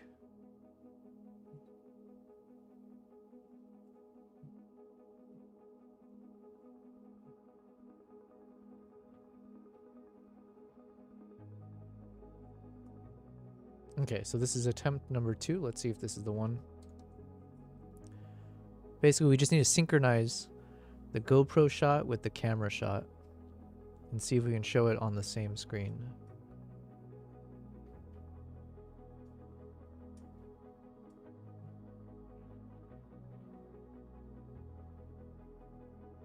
Okay, this might be it, because it's veering off to the left first from our point of view. Oh wait, no. It feels like this is too much. Oh wait. Veering to the left. Oh, no, it's just landing. Okay, so it's not this one.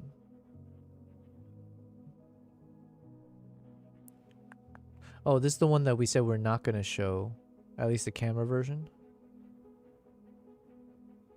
because it didn't land near us. So, okay.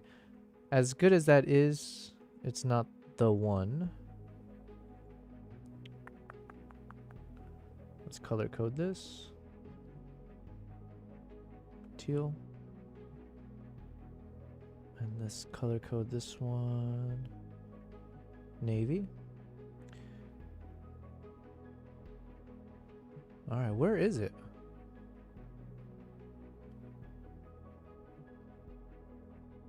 It feels a bit too dark now, no? Okay, let's keep looking. Must be before.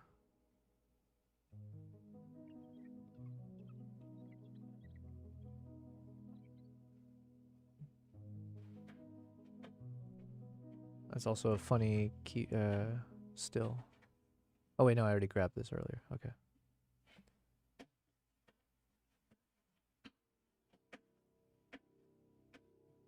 Okay, it must be this one then. I don't have many options, so it must be. No?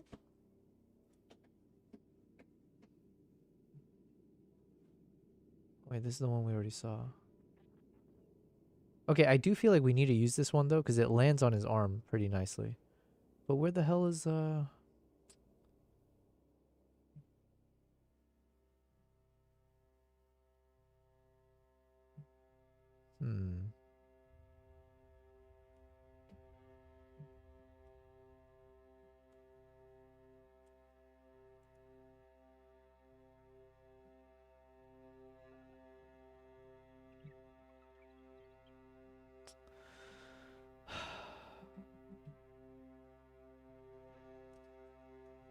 I'm so confused, guys. I'm counting only 2. Oh, wait. Okay, this one then. Oh, it was much darker. Alright, let's try. Let's see if it's... It must be this one. It must be.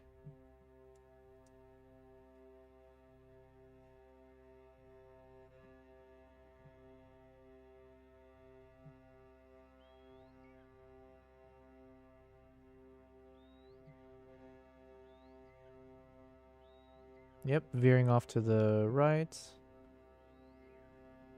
Veers off to the left. Goes back to the right.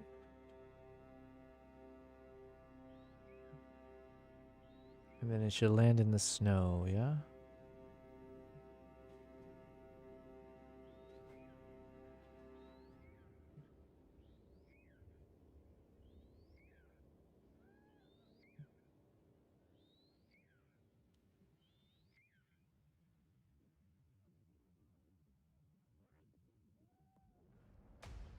Now the landing doesn't look as nice here though. That's the only problem.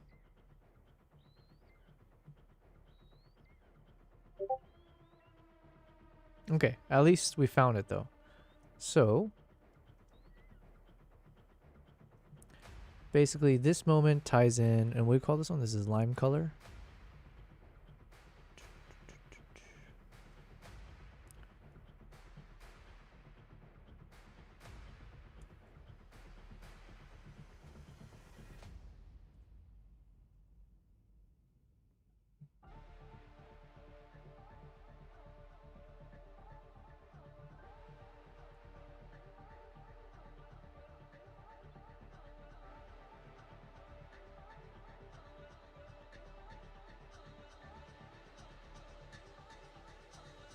Okay.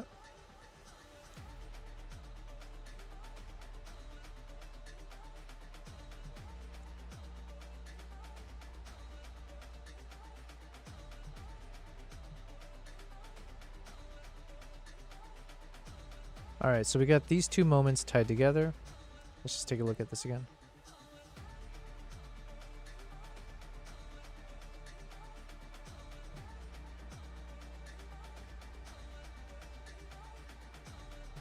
Oh, but the other problem is, I think I was filming at 120 frames per second on my camera, whereas the GoPro only goes up to 60 frames, which is, I guess, not a problem. I can't do this as slow motion then. But it could mean that I can combine 2 shots into one. Because this video was 1 minute long, right? So now if we speed this up, instead of doing 120 frames per second to a 60 frame equivalent, It should be roughly 30 seconds, which means we should be able to show both GoPro versions in one intermission if we'd like to.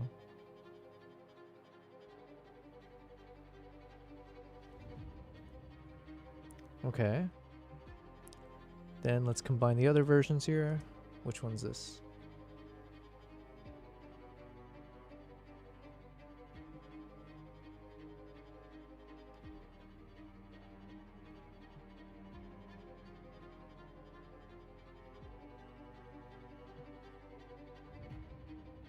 Yo, every soundtrack is just, it feels like it works with these visuals, even if you're just randomly playing at a certain point.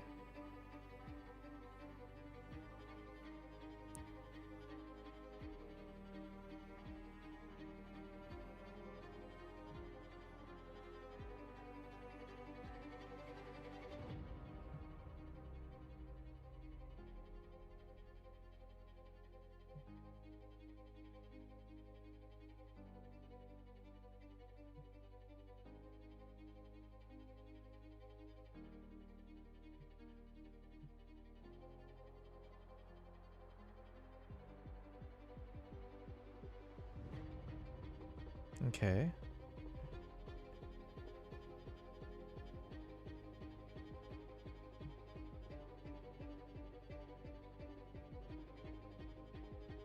Okay, so then that one we need to combine it with this one here.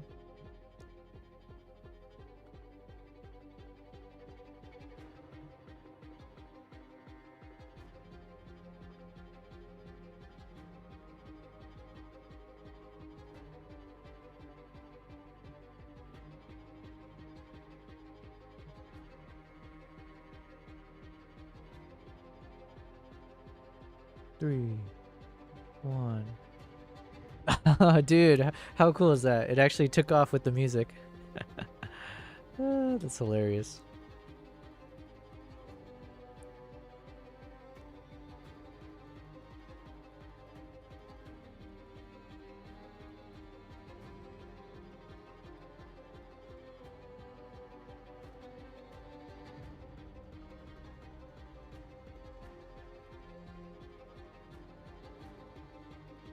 Okay. So to me, these are both a certain color. We'll go with pink for these two. So these are tied together. But they're not the actual shots that we saw from the GoPro. So it must be one of these.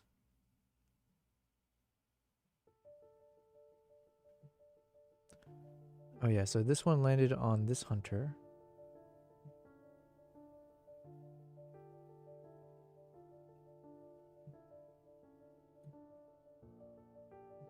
Not that one. Must be this one then, yeah? Oh wait, didn't we call this out already? Yeah, this is the... Oh yeah, this is the non-GoPro one. Wait, what? I'm so confused.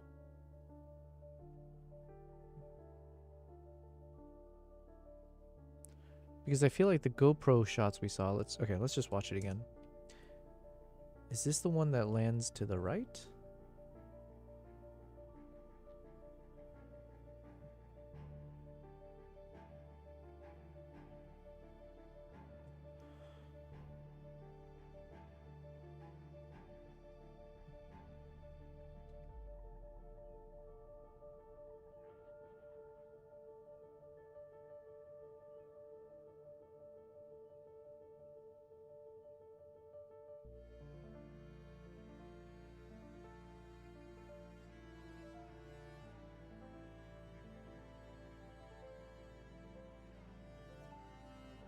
Oh, this is the one that landed on the left.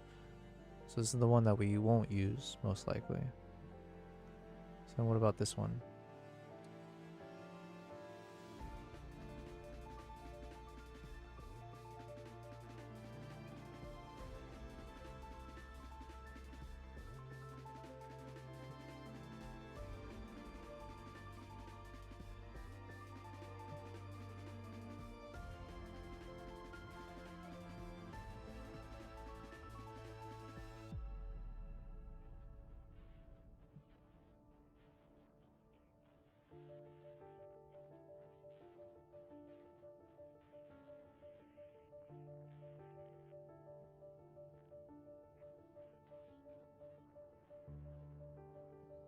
Okay, so this is a good one, but why do I feel like I'm missing this? Or I need to find the accompanying...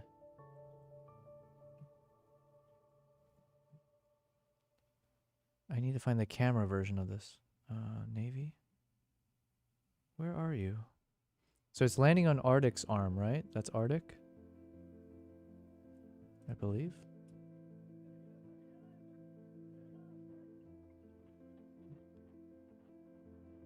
Yeah, so that's Arctic.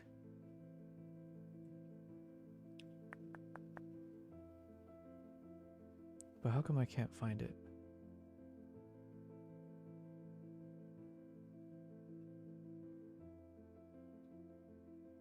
Oh, snap. Was that this one then, maybe? Oh, that'd be so annoying. Wait, no, it can't be. He has no GoPro on it. There's no GoPro there. Okay, then where could it be? Because this one's nice, but this is a version where it didn't have the GoPro, so none of these are the ones that I'm trying to figure out here.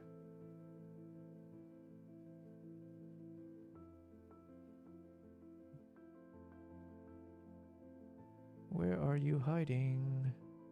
And these are the ones that landed off to the left. These ones are already identified. Oh, come on. Am I missing it somehow?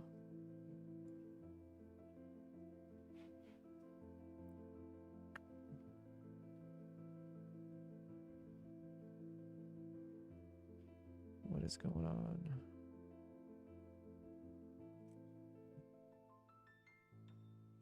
Okay, let's see. Did I write it in my Notion? Key scenes, outdoors. Eagle flying with GoPro. Yeah, so these are the ones we need. Eagle flying with GoPro on back, daytime, yep. Lands to the left, looks at camera, trailer, yep. Lands to the left, lands to the right, heads back to riders and bait. Shoot. Could there be a world where I didn't film that GoPro moment? I mean, it's not the end of the world, right? Because the GoPro moment looks clean. But for some reason, I can't find the accompanying shot here when it does land. And you can see me, right? That's me right there. Yes, that's me. You might be wondering, how did I end up here? Well, let me tell you that story. Blah, blah, blah. So I am there, and this is me huddled underneath the thick fox fur coat or whatever as I'm shooting. So... Oh, wait, maybe this was... Could it be that I was taking photos at the time? Maybe this was one of the photo moments. Ah, okay, let me see. So from Mongolia...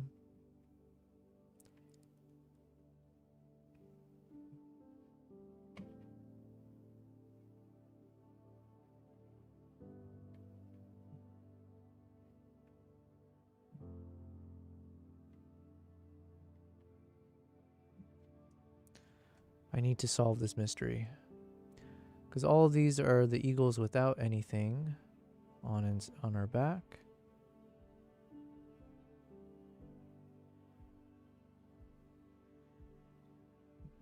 Still same thing.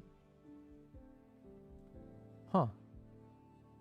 Okay, that leads me to believe that I have to have this video somewhere. What the hell, man? Alright, let's find it. Media pool, how should I do this? This is,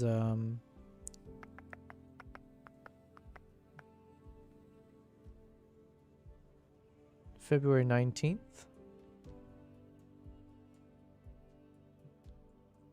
February 19th, 4K 60. I was shooting 4K 60 on some of these.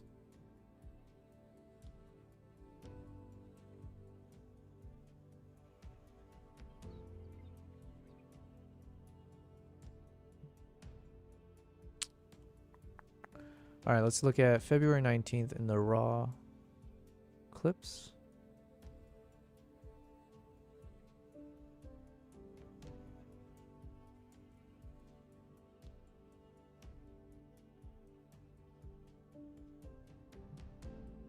Not that one.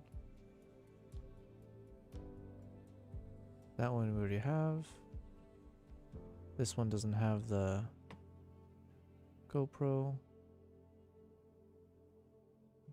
this one we...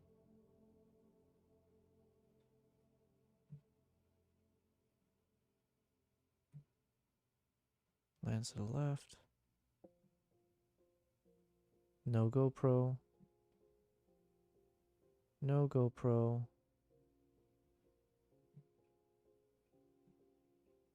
Nothing. Charging. Freak of nature, man. Wait, tell me I have this somewhere. I'll have to make sure to grab this. How am I missing?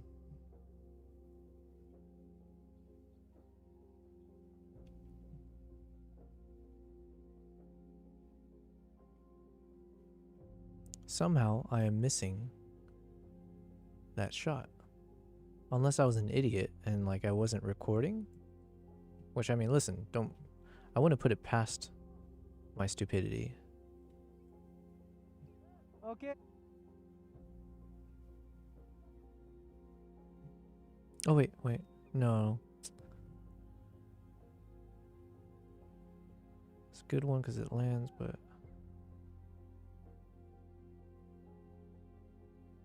We already looked at that one. So where it lands to the left. Chills there. Lands over there. Somehow we're missing a shot. Huh. Well, that's annoying. I mean, again, not the end of the world because we do have the GoPro version of that shot. But you can clearly see me in a little peak moment there where I was filming. And I'm wondering, like, did I somehow... Yeah, what happened to this? Kevin, you're going hard in the paint. That's one way to put it. I am nitpicking for sure. Nitpicking is the wrong word. I'm missing a shot. Somehow it's not in my raw footage. So there's either 3 explanations. One, whoops. Well, no, okay. Most likely, I'm sure I filmed it, but maybe somehow it didn't get copied into my folders somehow. Another likelihood is that I have all of these saved onto a different hard drive, and then I copied it into my computer hard drive so I can work on it for this file. So maybe I didn't copy over everything. So there's a chance that the clip I'm looking for is in my original hard drive or wherever I copied it into eventually, and it just didn't get carried over here. Possibly. I don't know how I could have missed it though. What did I do? Like drag and... I don't know. Or I just didn't hit record and I was an idiot and I thought I recorded a whole thing and I didn't. I would feel like I would have remembered if something that silly happened, but it's a bit unfortunate because like this was a good flight.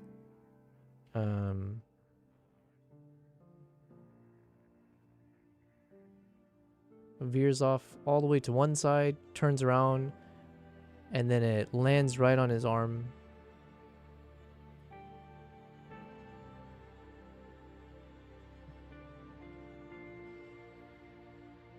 Yeah, and this whole time you can see me off in the distance there next to Aibo. I'm just that crouched shadow huddling under the fox coat with my tripod. And I didn't take photos here because we looked through our photos. We didn't see it there.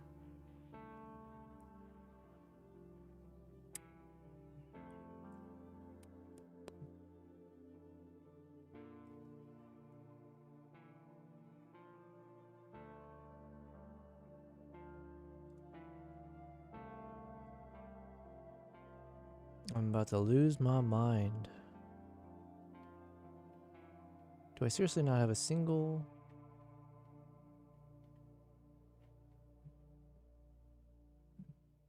Wait. No.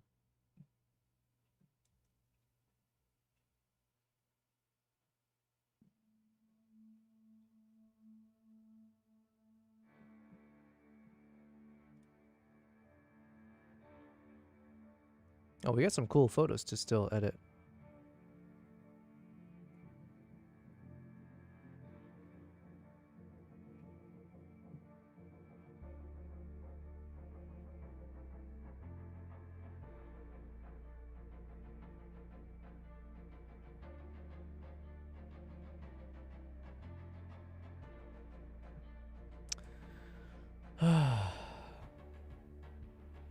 When the spiciness is overpowering the taste buds. What did I miss? When kimchi is too spicy, it kind of takes away from the whole experience. Yo, I gotta be honest with you. I've never had spicy kimchi. Or like not spicy in the sense of like burns your tongue.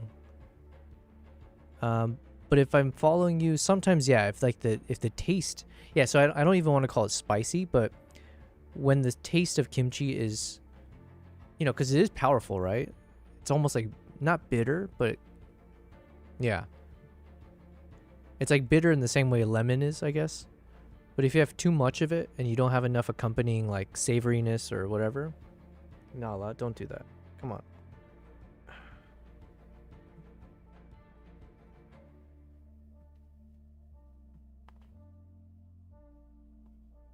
Acidic. Yeah, thank you. Yeah, it's got like an acidic taste to it. So like I'm not the type who will eat kimchi on its own. I mean, I will if I'm waiting for the meat and the rice to show up at a restaurant, but I'm not just like munching on kimchi. I'm not a heathen. I'm not satanic, okay? Okay, I need to figure out the mystery of the missing fucking backup files. I have like a Google spreadsheet where I keep track of all of my files in which hard drive and all that kind of stuff. So let me just see here real quick. Copy of 619, 625 store. Okay, yeah, here. Where is my Mongolia stuff? It's on one of my hard drives. 2024. What day was this? 2023. Okay. Backblaze. All right. This is going to be a mission I take care of off stream, but we have one clip that I hope that I did capture. It looks like I captured, which is the one that's of this landing. If we don't have it, that's fine, because this one will take the full screen anyways. Boom. Yeah, look at this dumbass over there, right in that little corner. Who could this be, right? There I am, crouched under this big ass fox coat with my camera. Clearly, it looks like I'm probably crouched there photographing or filming this moment, this beautiful moment. So where the hell is that moment?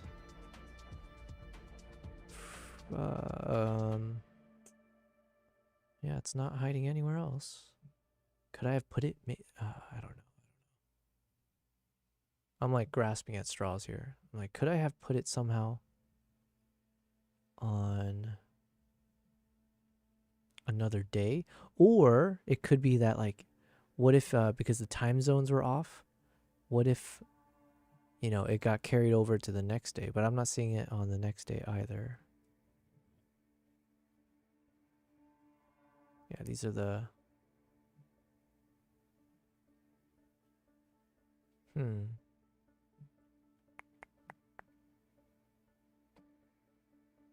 God dang it.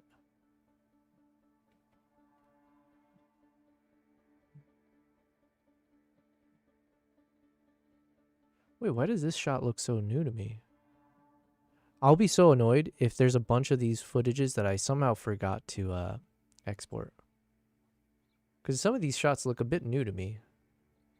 Or I definitely didn't use them. And I feel like I should. You know what? F it. Let me just make sure. Let me just drop this into my thing here. Christ.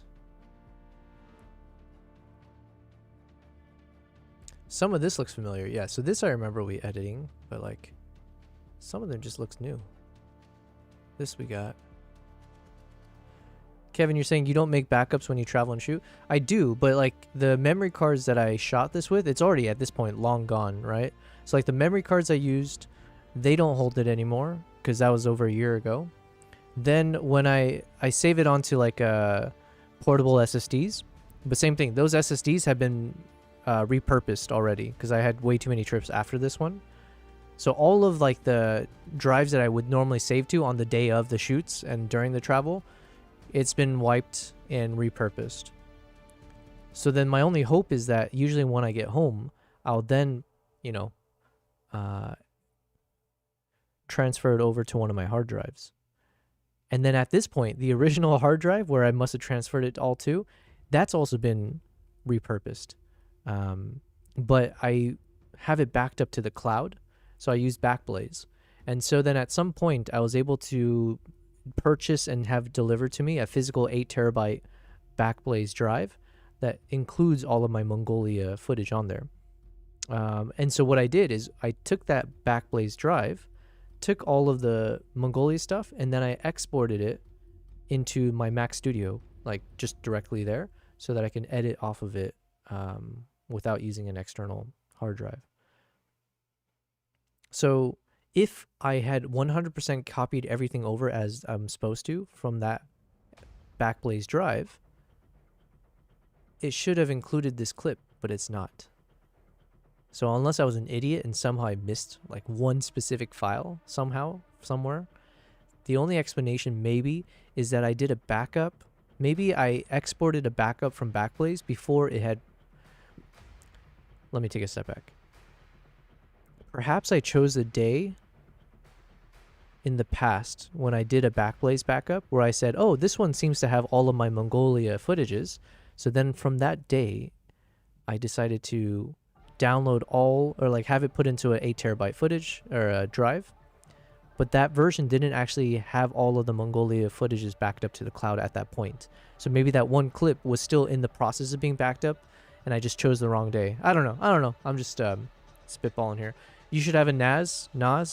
Yeah, we had this chat, maybe not with you, but we had talked about this in one of the streams where I was like, maybe this was with Low Bass Guy, where we were talking about different kind of like storage systems. And I kind of Frankenstein my solution together. All right, this is bothering me. God dang it. All right, you know what? It's almost 1 a.m. my time. I've been fixated on this for a little too long, longer than I was expecting to. But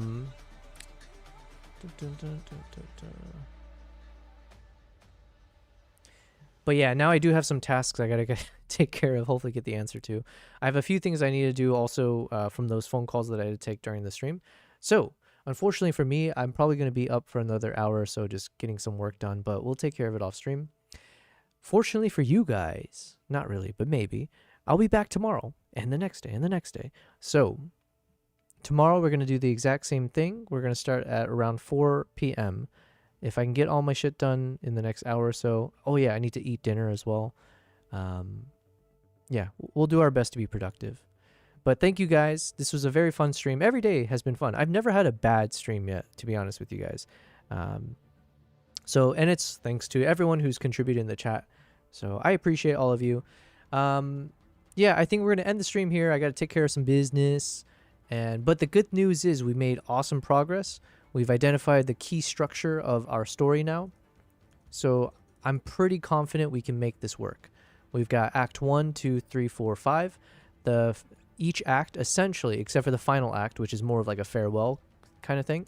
But each of the acts will point at a value, a core value that I witnessed and I experienced from my time in Mongolia about the people of Mongolia.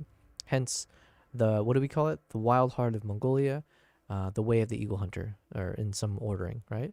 And it'll all be told through the songs of the locals. So we'll actually be able to play songs that they performed on their traditional instrument in different vibes that hopefully will connect with the mood of the values there. And in between each of these acts, we're going to insert some really cool eagle footage. And I think we have the right duration of each of them to make this a 10 to 15 minute video. So I'm pretty happy with that. All right. Thank you guys. I appreciate it. Thanks for being here. And I will see you guys tomorrow. Yes, later. Alligator.